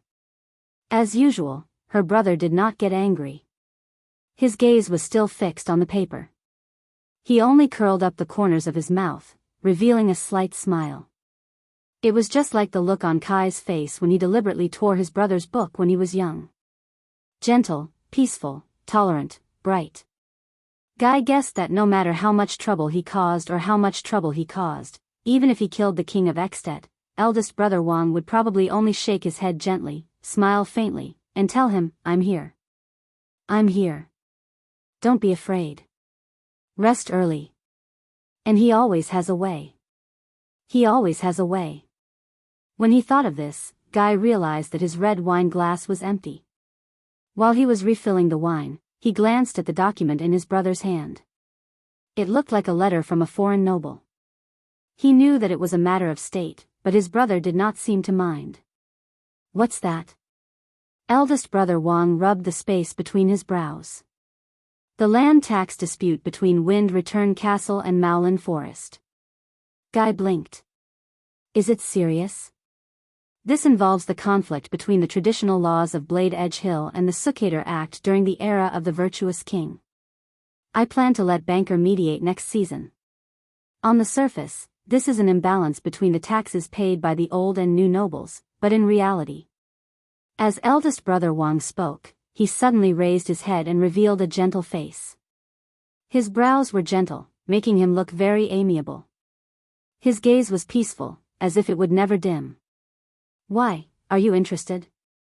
Guy raised his hands in surrender.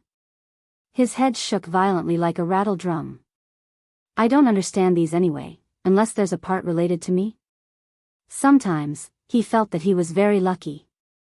He never had to deal with these headache-inducing government affairs, and he had an omnipotent eldest brother Wang to shield him from trouble.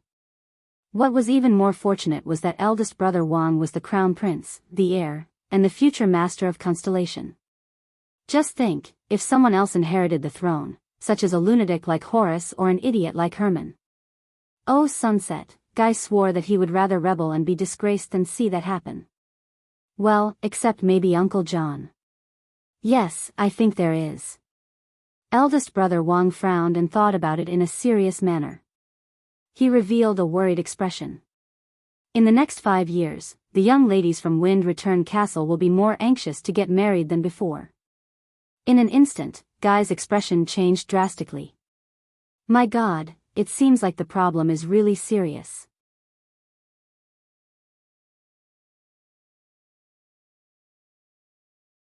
Eldest brother Wang looked at him and could not help but shake his head and laugh. In that second, the corners of his elder brother's lips curled into a beautiful arc. His eyes were full of smiles, as if it contained the optimism of the entire world. Herman was known as a beauty, and could make people go crazy. Guy thought that it must be because eldest brother Wang did not want to compete with him. Because when eldest brother Wang smiled, he looked better than anyone else. He was gentler, brighter, and more charming. Guy also smiled naturally. It was the kind of silly smile that he would despise if he was outside. He would only smile like this in this place. Eldest brother Wang put down the work in his hands and picked up the scented tea beside him. I remember that you are still grounded to reflect on your actions? Guy immediately became nervous. He hated being grounded. Yes, but he hated stubborn old men even more. He hated the people who grounded him. Hence, during this period of time, if anyone asked about being grounded, no matter how displeased Guy was, he had to show a rebellious expression that he did not care. But eldest brother Wang, in front of eldest brother Wang, the usually eloquent and unreasonable Guy stuttered, yes. Yes,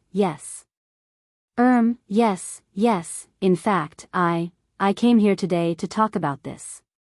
Although it's only been a short night, I feel I feel that my self-reflection has achieved profound, beneficial, and rewarding results. Oh no, I seem to have forgotten all the script I prepared last night. If I knew this would happen, would not have teased that made last night. I didn't even have time to memorize the script. Kia felt his little brother throbbing. But Guy did not need to continue speaking, because eldest brother Wang revealed a gaze that seemed to see through everything. He turned his head to look at him with the ghost of a smile. This made Guy instantly shut up. Eldest brother Wang sneered. Horace's sneer was a sign that he was in a bad mood and was about to start scolding. Herman's sneer was filled with disdain. Banker's sneer was filled with an infuriating stupidity. But this action appeared clear and natural on eldest brother Wang. There was nothing unpleasant about it. So Guy could only shut up and surrender. As expected, eldest brother Wang crossed his fingers and said with a stern expression. So you want to explain to me the truth behind why you are grounded by your father? Guy was about to explain, but he heard his elder brother add another sentence. I mean, other than taking off your clothes to discuss poetry with beautiful ladies? Eldest brother Wang's expression was very serious when he said this, but his left eyebrow was twitching slightly. Oh my God. Listening to his elder brother's teasing gaze, Guy felt like he was going crazy. He really wanted to find a hole to crawl into. This is great.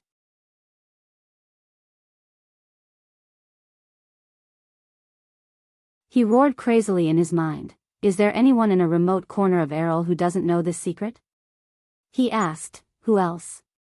Who else? Come out. Come out, let me tell you.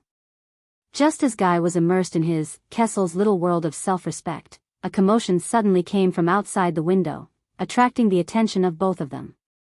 They heard a scream. It seemed to be from a maid. Your Highness, Your Highness. Wait a minute. Guy's body trembled. Embarrassed, he immediately found a chance to change the topic. He rushed to the window and pointed outside in an exaggerated manner. It can't be. You brought Connie out of the palace? Eldest brother Wang shrugged. It was obvious that he understood his intention, but he did not say anything. Kessel stuck his head out of the window and saw a girl dressed in strange clothes, as if she was wrapped between two pieces of cardboard, running happily on the rooftop of the side building of Mindy's Hall. She nimbly shuttled through the arms that tried to stop her, completely ignoring the ashen expressions of the attendants and guards behind her. The girl was about 11 or 12 years old. She had a delicate face, and her long hair fluttered in the wind. She was barefooted and covered in dust as she ran. Her entire body was brimming with joy and madness, a stark contrast to the despair and fear of the others. Don't worry. This is the latest version that I've modified based on the ancient books. Connie number 6 Flying Wing. There won't be any problems. Just watch how I fly against the wind and against the light. The girl shuttled through the crowd agilely while shouting in a high-spirited manner. Her joyful voice was sharp and high-pitched, and everyone in Mindy's Hall could hear her clearly from the manor to the courtyard. She attracted more and more guards. Quite a number of them were royal guards who were panic-stricken and did not know the girl well. The girl ran madly and shuttled through the two pieces of cardboard. She was getting closer and closer to the edge of the roof. Your Highness, please don't. Amidst the maidservants' heart-wrenching wails and the guards' incredulous cries, the girl leaped towards the sun and jumped off the roof. Ah! She shouted excitedly and flapped her arms. Her long hair fluttered, and the edges of her skirt fluttered slightly. I'm going to fly. In the next second, the girl drew a beautiful parabola in the air, and then, she fell. She fell into a thicket. After a series of rustling sounds from branches, Kai, who was watching with his mouth agape, finally heard that terrifying, muffled sound. Asterisk thud. Asterisk Kai shuddered violently and retracted his head. His facial features scrunched up together. It looked like, it hurts. The maidservants' hysterical screams rang through Mindy's Hall again. Ah! Someone, help! Your Highness, Your Highness, Your Highness, Your Highness, fell again.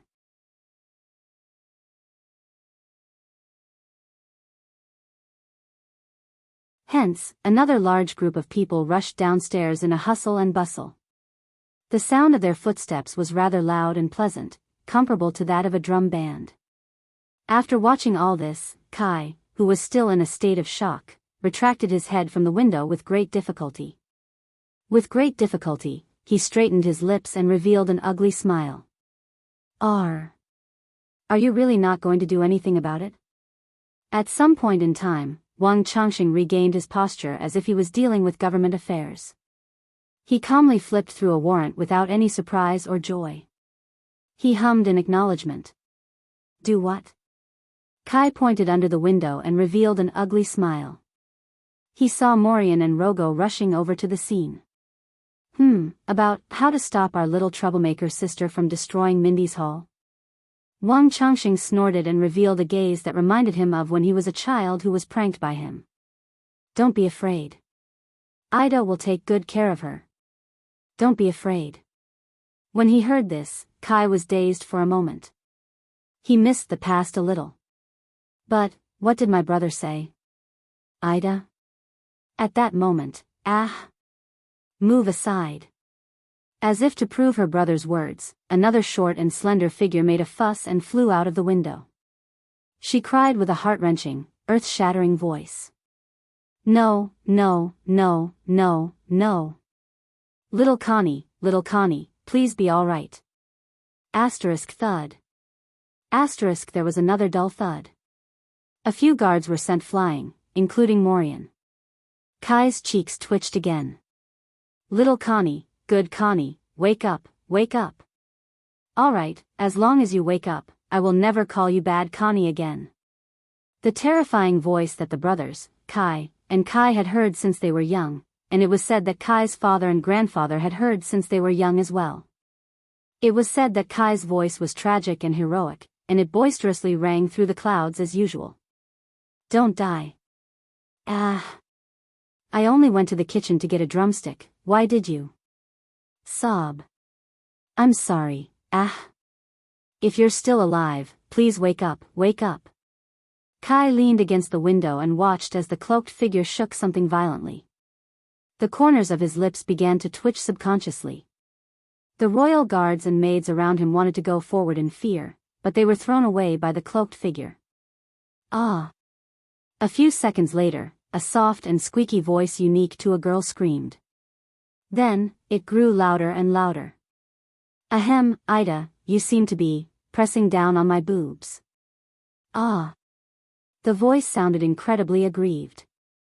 The royal guards around him looked as if they were scalded by boiling water. They turned around and returned to their posts as if nothing had happened. Kai sighed. Just as he expected, the loud and terrifying voice that had been crying just a second ago rose again. There was an exceptional sense of surprise in it. Sob, huh? Ah, this is great. Little Connie, you're still alive. Sob, you're talking nonsense.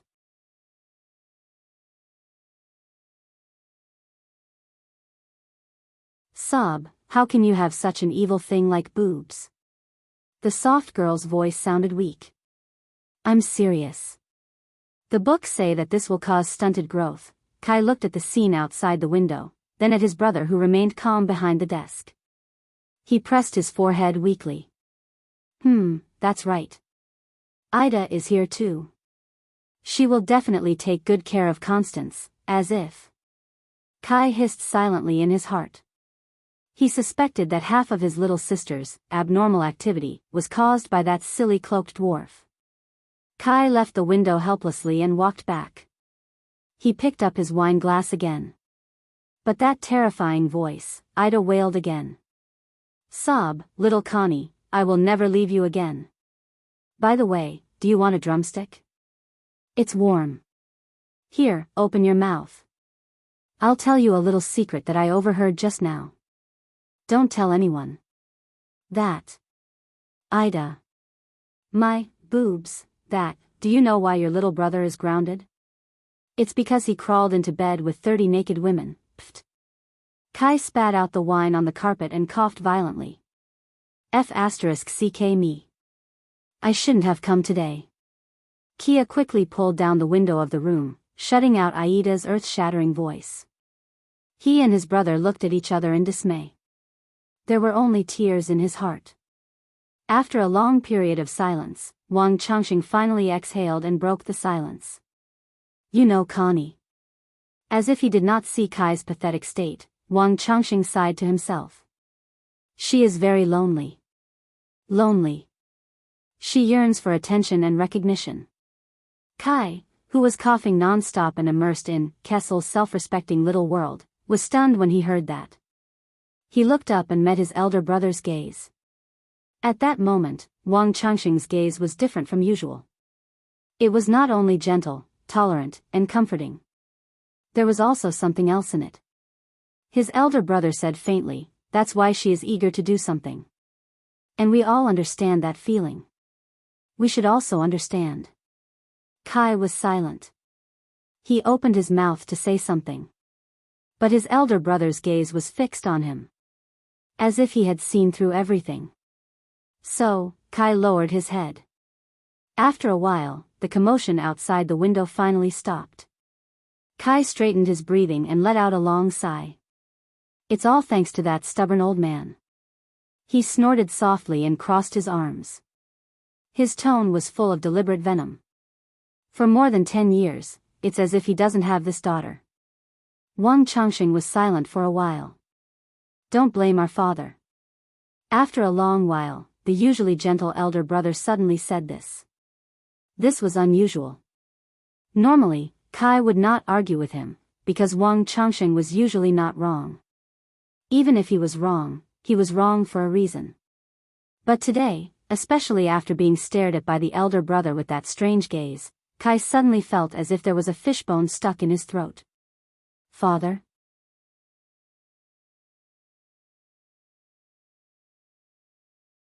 He turned his back to his elder brother and said sarcastically, then what kind of father would hate his own child? Wang Changxing hummed in acknowledgement. This time, his words were a little more serious, with a rare lament. That's not hate.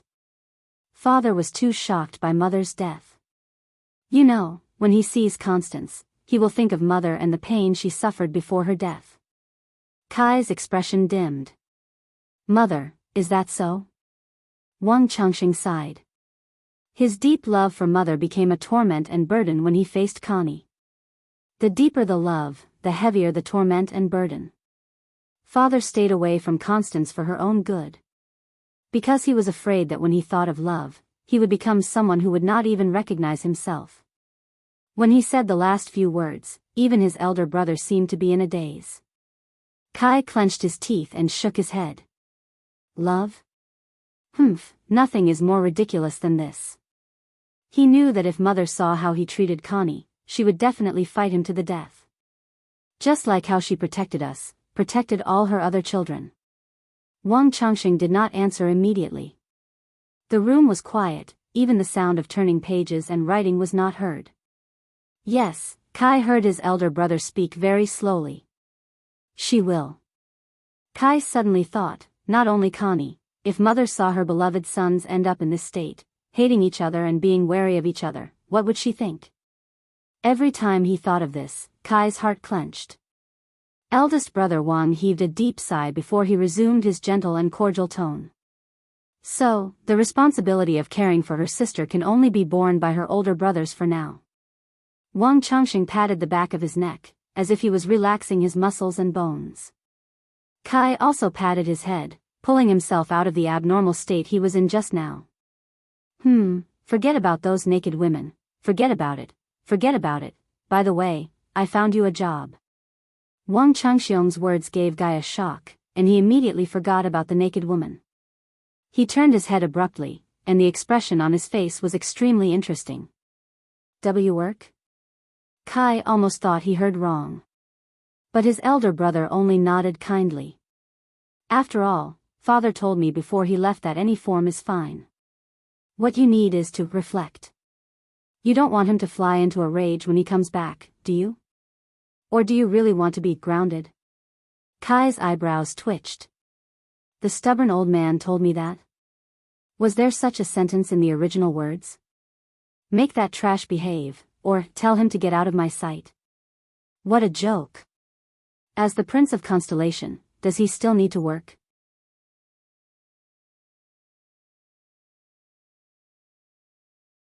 Alright, Horace leads a group of soldiers, Banker is an honorary director of the National Research Association, and even Herman carries the title of a special envoy of the royal family. Counting them, he is indeed the only one who is a little, When he thought of this, Kai's expression immediately changed. He said seriously, "Oh, work. You know, I also have this plan." Kai scratched his forehead in pain, looking for an excuse.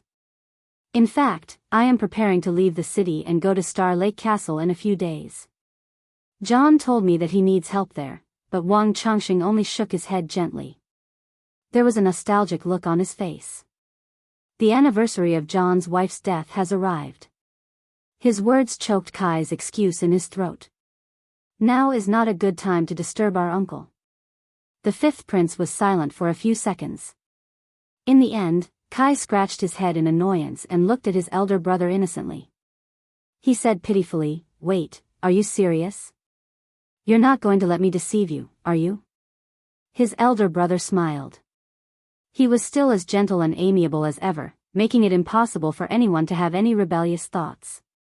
"Don't worry, the job I found for you is in Eternal Star City." Wang Changxing accurately pulled out a stack of papers from the pile of documents and threw them to him from afar. "Western City Police Station. Go and help maintain the order in Western District, Lower City District, and Western City Gate. This or grounding. Choose one." Kia smacked himself on the forehead. There is no hole. At least, I did not touch it." But, Kai rubbed his face in pain. His entire body drooped like a wronged puppy. "Oh, no. Whenever I hear police officer or words related to it, I get annoyed." But soon, his gaze focused. "Wait, Western District? Isn't that the district where Red Street Market is?" A brilliant light shone in Kai's eyes. Wang Changxing nodded with an amused smile. His gaze was sincere. "Don't worry, that is a prosperous, adorable, beautiful, and colorful place. You can go there to reflect on your actions, and at least you won't really be grounded." "Of course." Kai's expression instantly changed. He became serious and focused, just like when he was facing a girl's dress. That's right. What you said makes sense. I don't like being grounded, and this is also a chance. As a police officer or other civil servant, I can properly patrol and understand our city, and serve the kingdom, especially Red Street Market." Wang Changxing smiled again. His smile was very gentle. It made him feel very at ease. Kai pretended to be serious as he flipped through the information in his hands. He thought about how he could first make sure that Red Street Market was within the scope of his work, then change his attitude without losing face, and seize this position with benefits. "I informed a police officer's advisor there.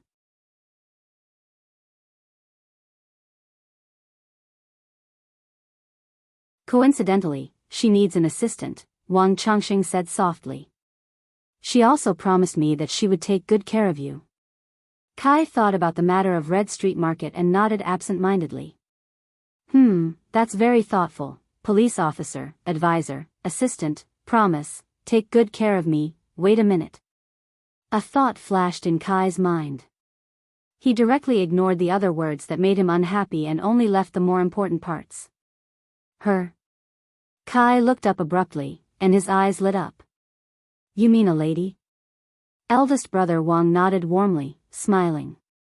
"Miss, to be exact, unmarried, and her family have little power over her." Elder brother Wang knocked on the table with his fingers. His expression was complicated, with a hint that Guy couldn't understand. It didn't matter. Apart from eating, drinking, and playing, Guy usually didn't know much about anything that elder brother Wang knew. And his elder brother would definitely not harm him. Most importantly, Miss. It doesn't matter if we get married. Kai really wanted to say that. But he had to be reserved. Yes, reserved. Guy suppressed his excitement and told himself that he couldn't show his table manners too obviously. After all, elder brother Wang was a decent person. Therefore, it had to be done step by step. Is it beautiful? Is it beautiful? Isn't it beautiful? Kai's eyes twinkled. Eldest brother Wang smiled again. His eldest brother put his hand on his chin and pretended to recall something. He frowned slightly and then nodded slightly. Very beautiful. In that instant, Kai's eyes almost shone with the light of faith. Her brother was a man of his word and had never lied to her. That's right. Elder brother Wang's lips curled up. He continued to chuckle and added weight to his words. She's also smart and considerate. Oh, my God. That's great. My respected, handsome, great crown prince, you are really my brother. If we weren't separated by a table, I would have kissed you. Kai's resistance and annoyance from a minute ago seemed to have disappeared. He felt as if he was immersed in the most wonderful hot spring. When do I start working? Can I go now? He blinked his sparkling eyes. Elder brother Wang smiled again, and his smile became even cuter. He tore off a note and wrote an address and a name. Western City Police Station. Look for Officer Jines Bajkovic directly. Don't bring any attendants. Of course, of course. Kai was no longer pounding garlic. He was nodding like an avalanche. How can I let that boorish Val and that idiot Kana benefit from such a good thing? By the way. As elder brother Wang wrote, there was a nostalgic tone in his voice. That lady is extraordinarily charming. Don't fall in love with her. You will suffer. Hee hee. Fall in love with her? Kai took the note impatiently. He spun on the spot in a well-practiced dance before he faced Midier. You worry too much.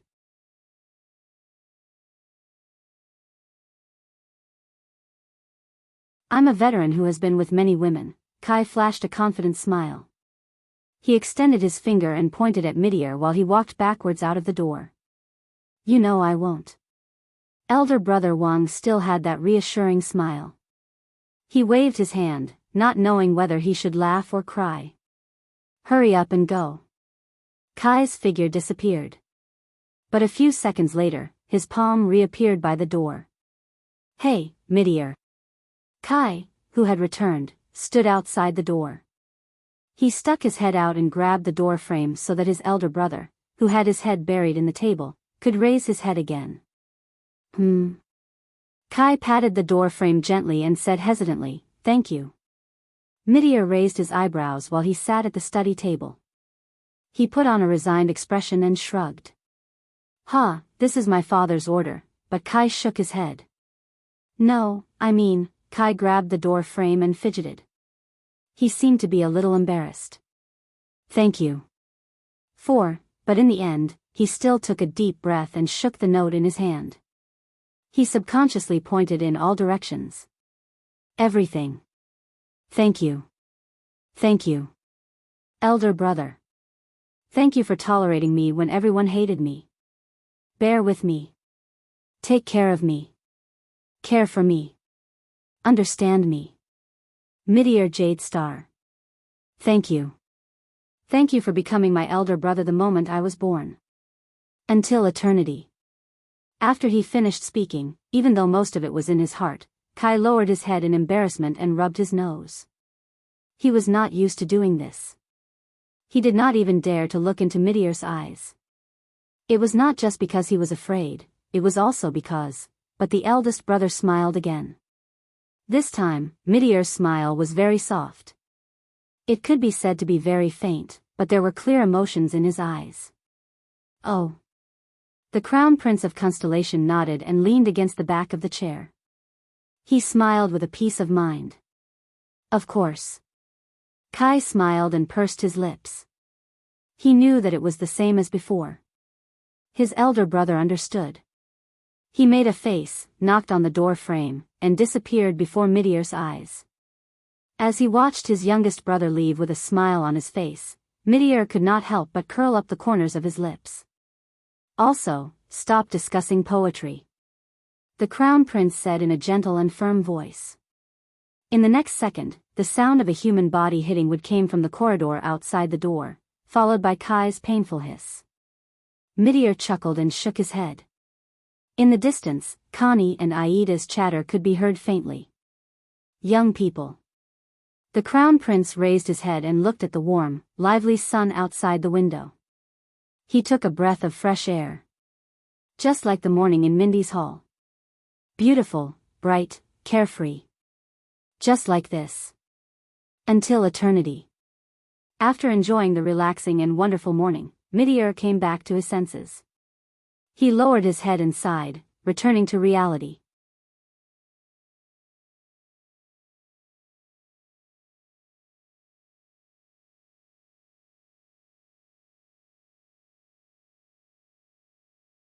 Chapter 465. 6 years ago, Thales, who had yet to become a prince, was told by Gilbert in Mindy's hall. The history of Constellation has never lacked blood. Blood. Is this the real blood? Thales stared at the agitated Samuel. The man reminded him of the Duke of the Northern Territories' almost hopeless roars in Renaissance Palace a long time ago. The same hatred. The same pain. The same desolation. Similarly, he would stake everything on a single throw. The atmosphere in the storage room reached its peak. Even Belden, who stood in front of Thales, put down his weapon in a daze. Samuel's panting was filled with anger that had not subsided for a long time. Nalji bit his lower lip tightly. Barney Jr. was like a lost traveler who fell into the fog. He raised his head in confusion. As for Zacriel, he only pressed his hand against his forehead and lowered his head. He did not say a word. Even Quick Rope, who tried his best to act as if it had nothing to do with him, inadvertently revealed a contemplative and surprised expression that a low-ranking mercenary would not have. He looked at Thales. "What do you want to do?" But Thales ignored him. He only stared at the center of attention in the room. Finally, after the extreme clamor and the extreme silence, the voice that had disappeared for a while reappeared shakily. "What are they talking about, Zacriel?" Thales, who felt complicated and could not put his feelings into words, turned his gaze. Barney Jr., who was kneeling on the ground, widened his eyes, which looked as if they had been ravaged by a storm. "Father? Jade Star? They?" Zacriel did not speak. The knight shuddered and turned his head slightly. At that moment, he hid his expression so that his colleagues could not see it. This was not what he wanted. No. Never. But from Zacriel's silence, Barney Jr. had already sensed something. "They are loyal to another Jade Star?" "The other. Highness?" Barney Jr. repeated in a daze. He ignored the disappointment on Nalji's face and the indignation in Samuel's eyes. "Answer me." The man's unusual silence agitated Barney Jr. His tone became more and more anxious. Nalji snorted. Barney Jr. turned to him for help. "Go and ask your father." "Ask our respected vice-captain," Nalji said softly. The sarcasm and reproach in his voice still lingered. "He is the instigator who appeared in secret, followed orders from his superiors, and made promises to his subordinates. Too bad he didn't tell you." Barney Jr.'s unfocused gaze became focused again. On the other side, Nair sighed as if he had accepted his fate. "Enough." Finally, Zacriel's dull and mechanical voice rose into the air. He released the hand that was pressing down on his forehead, exposing his face to the light of the fire again. His pupils were dim, and they reflected the burning torches on the ground in a lifeless manner. Apathetic. Just like a dead person. Why can't you just let go?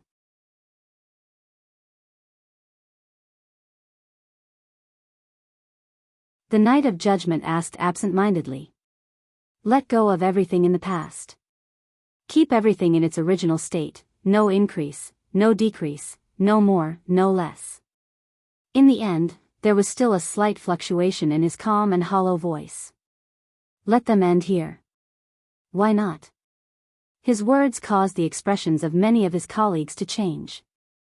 Nalgy's shoulders trembled. He looked at Barney Jr. and flashed a sarcastic, bitter smile. Yes, why not? Asterisk rumble. Asterisk Barney Jr. got up from the ground abruptly. His senses, which had been ravaged by the alchemy ball, made him stagger for a second before he managed to regain his footing. Because if it's true, at that moment, the disheveled Barney Jr.'s numb eyes shone with a rare hint of excitement. If the bloody year is really a lie, then it means, he looked at his other colleagues eagerly and longingly, the sobbing Cannon, the whimpering Bruley, the desolate Tardin, and Belden and Nair, who exchanged glances. They seemed to want to get some support. But his colleagues did not respond. Only Samuel sneered in disdain. Thales sighed softly. He cleared his throat and spoke in the unbearable silence and darkness. That means, Barney, that the people who swore loyalty to the Jade Star royal family in the past, including your father, might not have committed treason. The prince's words echoed in the dungeon, and the light in Barney Jr.'s eyes grew brighter. Thales sensed the fatigue and pain all over his body.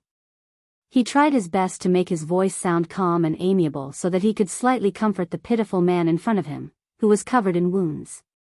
At least, it was not so absolute and thorough. The prince's voice caused the guards to react differently. Some lowered their heads and did not speak, some opened their mouths, and some closed their eyes and sighed. But Thales ignored them. He only spoke slowly, and there was a desolation and sorrow that the teenager usually did not have. They are still loyal to the Jade Star royal family, and they only listen to orders. In the internal strife of the royal family, they choose a side. Choose their own masters. And fight to the death. Thales buried these words in his heart. Barney Jr.'s expression relaxed a little, as if he had obtained some sort of release. The guards fell silent, regardless of whether they knew about it or not, regardless of their ranks. The dungeon sank into silence again. But Quick Rope, who was watching from the side, felt that the silence this time was not so unbearable. Is it? Barney Jr. nodded faintly and repeated blindly. They're just, on the other side. Zacriel released a long sigh. Don't blame them, Barney. There was sadness hidden in the Night of Judgment's eyes. Especially your father.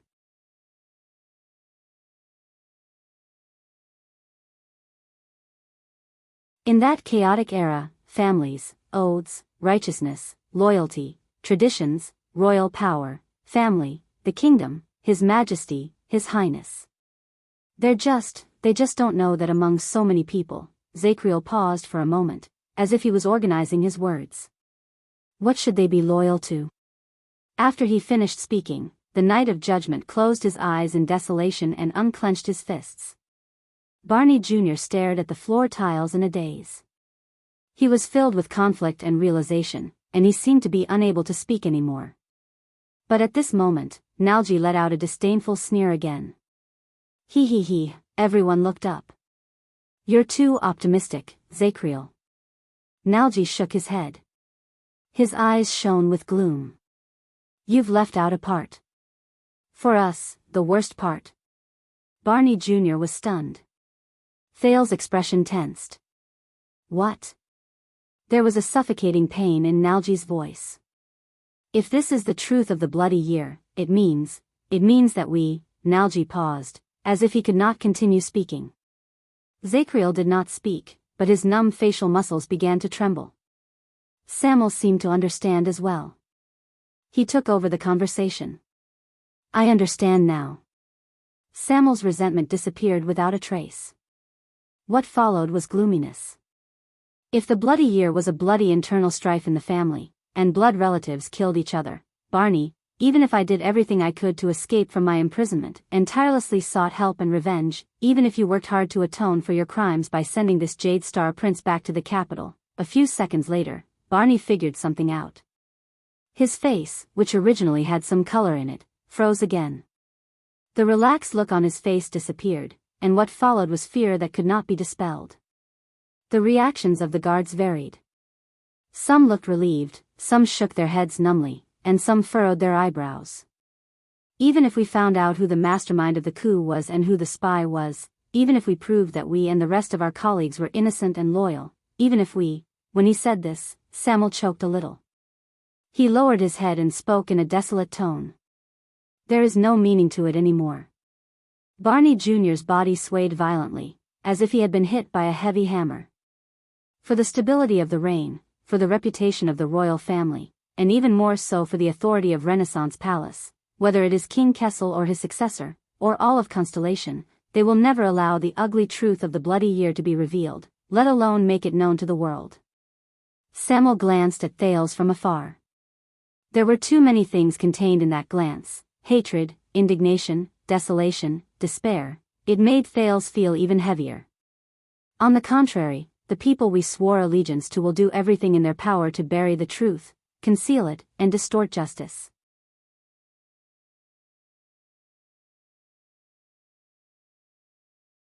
Because the people's impression of the noble and wise Jade Star family cannot be the ones responsible for the bloody year. The true culprit of that year will always be the rumored mysterious mortal enemy of the Jade Star royal family. It will only hide behind the curtains and never show itself. Barney Jr. listened to Samuel's words in a daze, as if he was a walking corpse. "As for us, our comrades who died in battle will never receive justice. The 37 people who died in battle will never receive justice. The survivors can only bear the stigma of injustice for the rest of their lives. As the royal guards of Constellation, we can only be traitors who colluded with the enemy." Zacriel shuddered violently, as if he had been struck by lightning. His comrades' faces were pale. Their gazes were miserable, as if they were receiving their final judgment. Samuel's words became more urgent, and he became increasingly callous and merciless. "We can only be sinners who failed in our duties, and incompetent cowards. We will never reverse the verdict, and we will not rest until we die." Aside from Samuel's voice, the dungeon was terrifyingly silent. Samuel panted for a while before he slowly regained his composure. However, the desolation and despair in his voice could not be any greater. No matter how innocent and pitiful those who do not know the truth are, no matter how loyal lone officials like Barney are, no matter how wronged people like me are, no matter how indignant they are, no matter how miserable and desolate a chess piece like your father is, and how helpless he is, no matter how unfair it is to us. Barney Jr.'s hands began to tremble uncontrollably. Because Samuel's gaze was infatuated. Because as the royal guards, we are destined to be sacrifices and scapegoats under the 9-pointed star emblem. Thales listened quietly. He remembered the numb and frozen expression on Kessel V's face when he stood in front of the stone jars belonging to the Jade Star family in the Jade Star family tomb. Single quote, "I do not know how much you know about us, and I do not know what kind of imagination you have regarding the name Jade Star." Thales sucked in a deep breath. He only felt that the air in his lungs had become colder and denser. Zacriel turned his head away, as if he could not bear to listen anymore. No one could see his expression. Samuel looked up. This is why Zacriel would rather keep his mouth shut and say that he was a scapegoat, why Nalji did not want to seek justice, and only wanted to leave quietly, and why today, when the prison was broken and the matter came to a head, everyone pretended to be deaf, dumb, and numb. Samuel said mournfully, because they knew that it was meaningless. Barney Jr. looked at his other comrades in disbelief. Many of them lowered their heads in shame when they met his gaze. Zacriel still did not speak.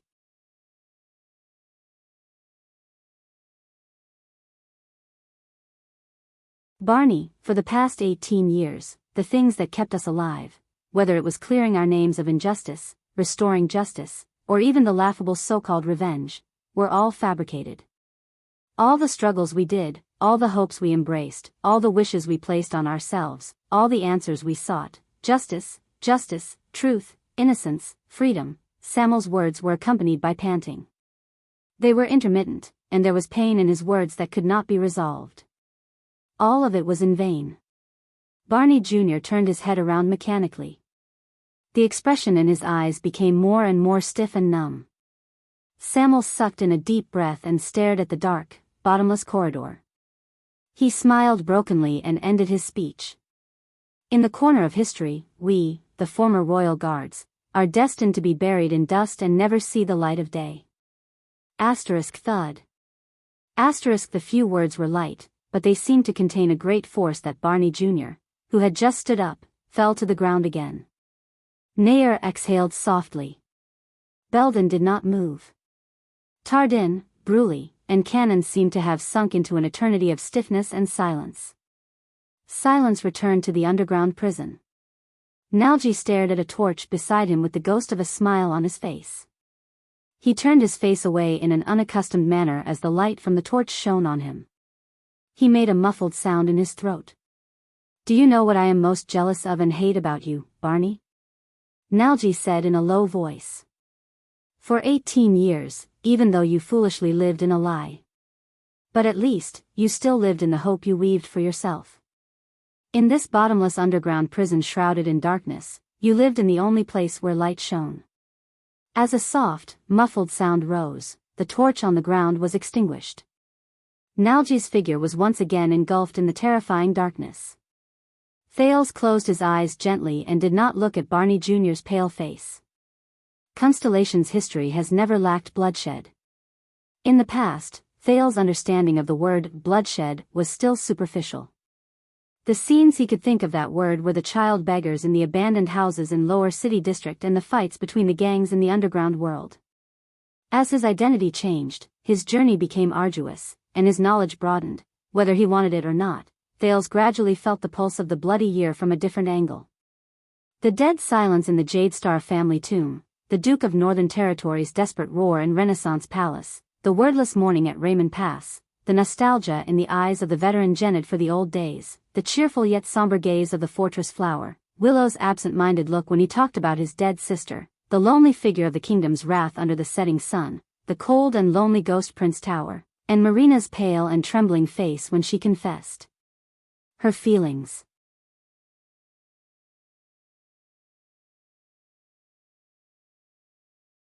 Too many people were trapped in it and could not extricate themselves. Thales thought that he was beginning to understand the cruel side of the bloody year. Until now. Until the members of the Royal Guards, whom he met again in the Prison of Bones, and the cruel and merciless suspicion and confrontation between them. This was the true bloody year. It was an eternal nightmare that engulfed everything, and it was as if he could never wake up from it. Ha ha ha ha, Barney Jr.'s forlorn laughter broke Thales' heavy thoughts. Unexpectedly, Barney Jr.'s face was no longer gloomy and sad. Only a smile remained. Ha ha ha ha ha, a numb, still, fake, and cold smile. Just like a clown in a circus. Just like the smiling faces they painted on with paint. A smiling face that made people feel slightly uneasy. No one knew what was hidden under the curve of that smile. Thales felt a stab of pain in his heart when he saw it. "I see," Barney Jr. said loudly and desolately as he laughed. Alan, Walker, Bobby, Morian, Larray, King, Skeleton, Rogo, he mumbled the names that Thales found unfamiliar in a neurotic manner. He did not even spare a glance at the people beside him. He only extended his arms towards the dark ceiling and laughed madly. 18 years of imprisonment, so much bloodshed, so much persistence. So, it was all meaningless. Barney Jr. laughed so hard that the brand on his face curled up a little. What exactly did we fight for? What did we live for? What did we die for? No one could answer him. Nalji stared at him coldly. Samuel snorted softly through his nose. Zacriel seemed to have turned into a statue. He remained silent during Nalji's accusation, Samuel's confession, and Barney Jr.'s questioning. Tardin and the others looked dispirited. They lost hope.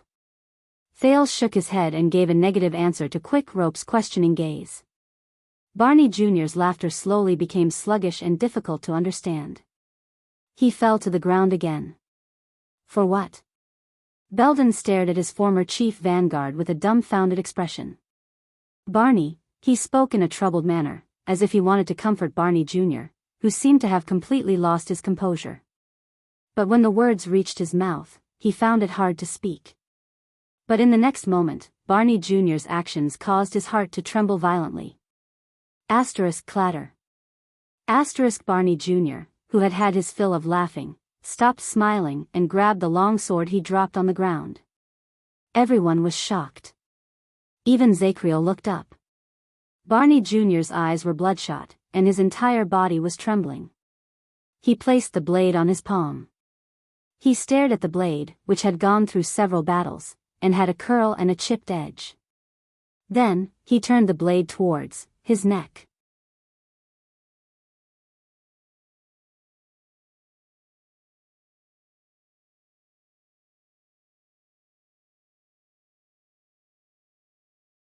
Chapter 466. Barney. Belden was the first to cry out involuntarily. What do you want to do? While everyone was in disbelief, Barney Jr. laughed bitterly. He looked at everyone as if he had been freed and resigned to his fate. What do I want to do? Nothing.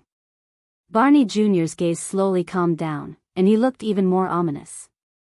My father, you, and all of you, Barney Jr. snorted and shook his head slowly. Samuel was right. Everything we did was meaningless.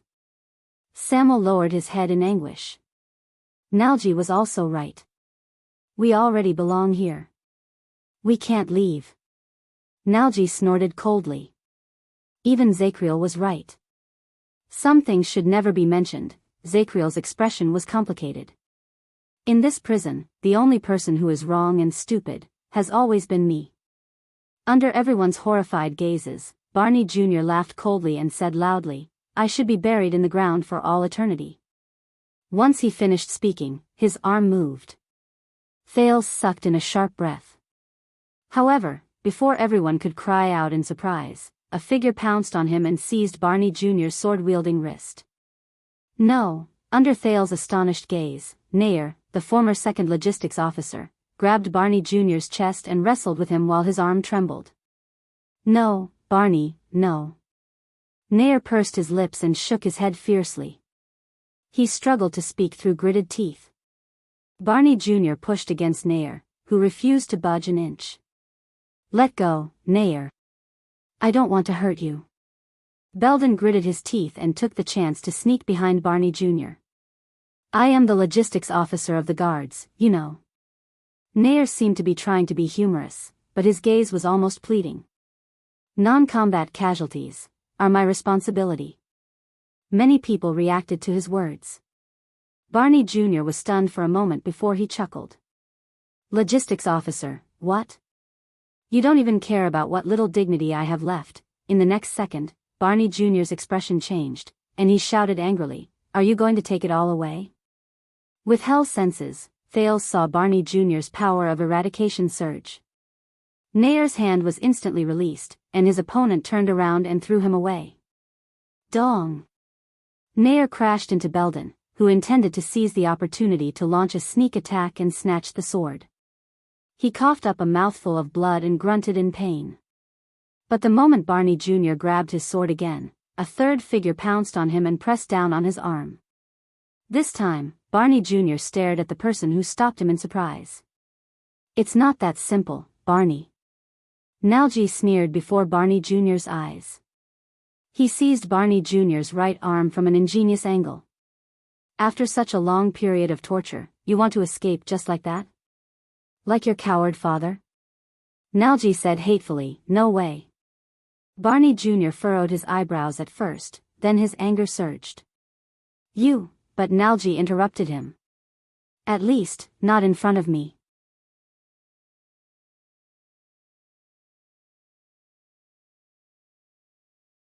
In the next second, against everyone's expectations, Nalji raised Barney Jr.'s arm with a cold smile. He faced the edge of the sword himself. Chi!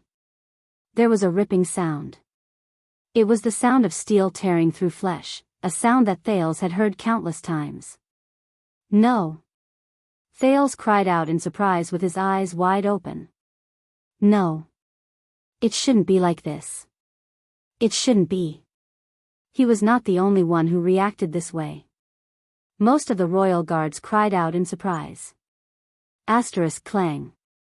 Asterisk the longsword fell to the ground. Asterisk thud. Asterisk with a languid smile that he had not shown for a long time, Nalji slowly let go of Barney Jr.'s arm. Endless blood gushed out from his neck. It reflected the light from the fire, and it looked like lava in a volcano. The blood made the stunned Barney Jr.'s face turn scarlet. It was as if he wanted to vent all the grievances and resentment he had felt for the past 18 years. Nalji. Cannon, who was in the same cell as Nalji, rushed forward with a roar and grabbed Barney's body. Bruley pounced on him right after. Both of them were panicking. Cannon held Nalji, who was bleeding profusely from his neck. He pressed his palm against the terrifying wound and vein, and he began to mutter in fear. Help me, Bruley. No, this is an artery. I can't stop the bleeding, I can't. As he stared at Nalji on the ground, Barney Jr. first froze on the spot like an ice sculpture. He then raised his bright red hands and wiped his cheeks, which were also covered in blood. His face was filled with disbelief. What is this? What is this? Barney Jr. started to tremble. Nalji flashed a pale smile, as if he had succeeded. He seemed to want to say something, but when he opened his mouth, he could only gurgle as blood gushed out of his mouth. In the end, with his life that was about to disappear, he shook his head slowly at the stunned Barney Jr. The sudden accident frightened everyone. Quick Rope, who was frightened, pulled Thales back with him. F***CK, is this your plan? You want to turn them into dangerous lunatics? Thales widened his eyes and stared at the scene in front of him. He stared at the blood that was slowly spreading on the ground. He remembered a long time ago, when he was in an abandoned house. The blood on Quide's neck was also the same. It was bright red, surging, and did not seem real at all. It was like bright paint. It was all over his head and face. Or maybe they have been crazy for a long time, and you just dug out their madness. This.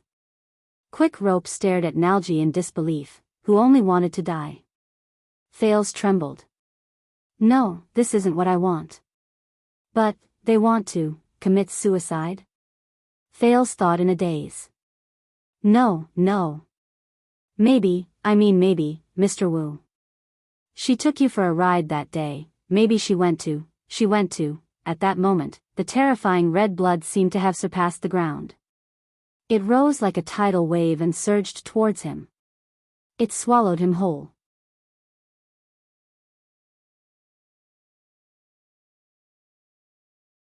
In the dark dungeon, Samel, Tardin, and even Zakriel were shocked.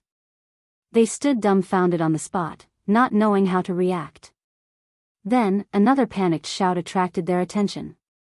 Nair, you. What's wrong with you? Belden cried out in terror. Everyone turned their gazes. Nair, who was thrown over by Barney Jr. earlier, was lying in Belden's arms and coughing in pain. His chest was covered in bright red, and the color deepened as he coughed up mouthfuls of blood. Ahem. It's not him. Nair forced a smile and shook his head. It's just that. I was slightly injured when I fought against those mercenaries just now. Belden hugged him tightly and watched in anguish as the blood in Nair's mouth flowed deeper and deeper, and the amount of blood that flowed out of his mouth decreased. This. No. Belden's expression slowly became one of despair. Don't worry. It's internal bleeding caused by a heavy blow. Nair shook his head in anguish. There was a man who used a sledgehammer. I couldn't dodge it. At that time, I felt that something was wrong. Tardin walked forward in disbelief and knelt down beside Nair. Thales' mind was blank. He could only stare at the two lives that were about to disappear before his eyes. No, Nair, Nalji. Why? Barney Jr. looked at Nalji, who was lying in a pool of blood on the other side, then at Nair. His face was contorted, and he could not help but retreat. His words were filled with sobs. Why? Nair smiled bitterly and coughed up another mouthful of blood. You know, after all, we are not like before. Not like before. Before. Barney Jr. groaned in pain. He bent down and held his head in his hands. Ha! Now. On the other side, Nalji, whose life was continuously draining away, tried his best to speak. With a languid smile, he could only mutter a few words. "We're even now." Barney Jr. trembled and knelt on the ground. "No, no, you can't do this to me. You can't." Under the sorrowful and terrified gazes of all the guards, Barney Jr. roared and grabbed the long sword on the ground again. "You can't." However, in the next second, Barney Jr. staggered. He tried his best to regain his footing and tried to find the thing that affected his balance just now. But Barney Jr. did not manage to react. He only stared at his hands in a daze. The long sword had mysteriously disappeared. How? Where's the sword? Where's my tool to free myself? Asterisk clang. Asterisk the dull sound of metal clashing against metal rose. The long sword fell on the ground in a strange manner, attracting everyone's attention. On the other side, Thales panted non-stop. He withdrew his right hand with a pale face. The intense pain in his body spread again. No, never. Never. His body went limp. Quick rope held him tightly so that he did not fall. But in the next moment, before everyone noticed that something was off, a figure who had not moved for a long time rushed forward. Asterisk thud.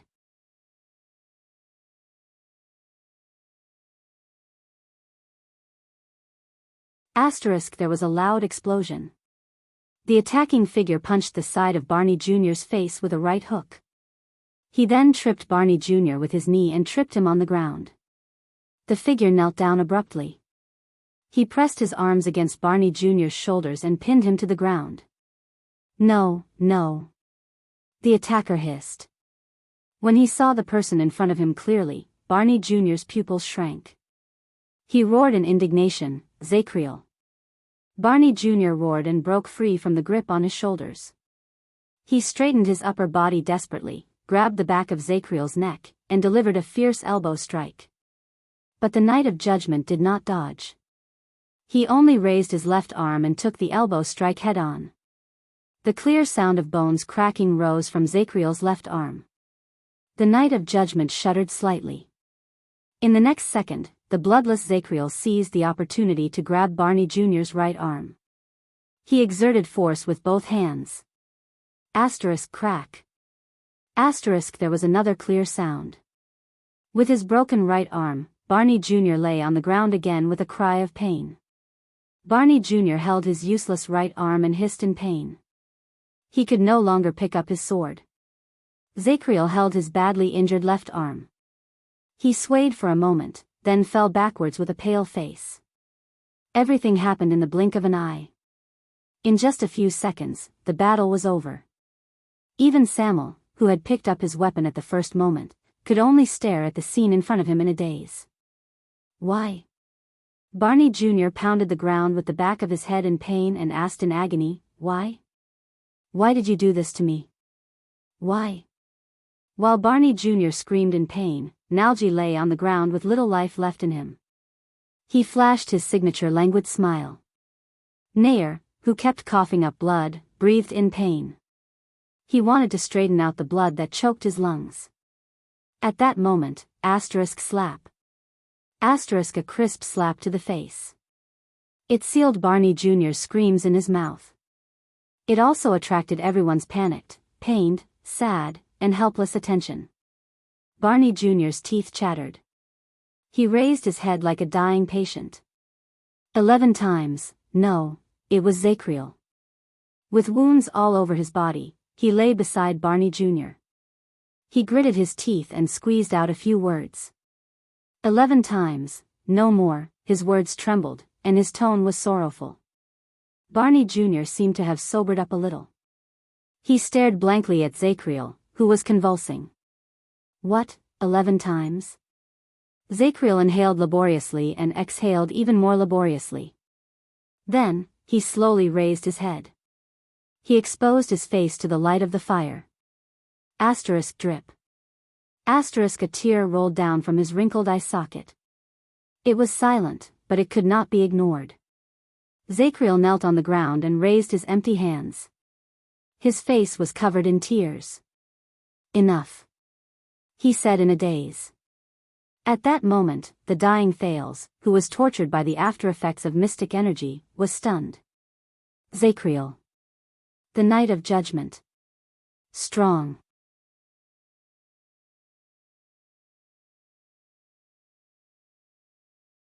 Steady. Determined. Callous. Unparalleled. Unstoppable. Unshakable. That was his impression of Zacriel. But now, he had never seen Zacriel like this.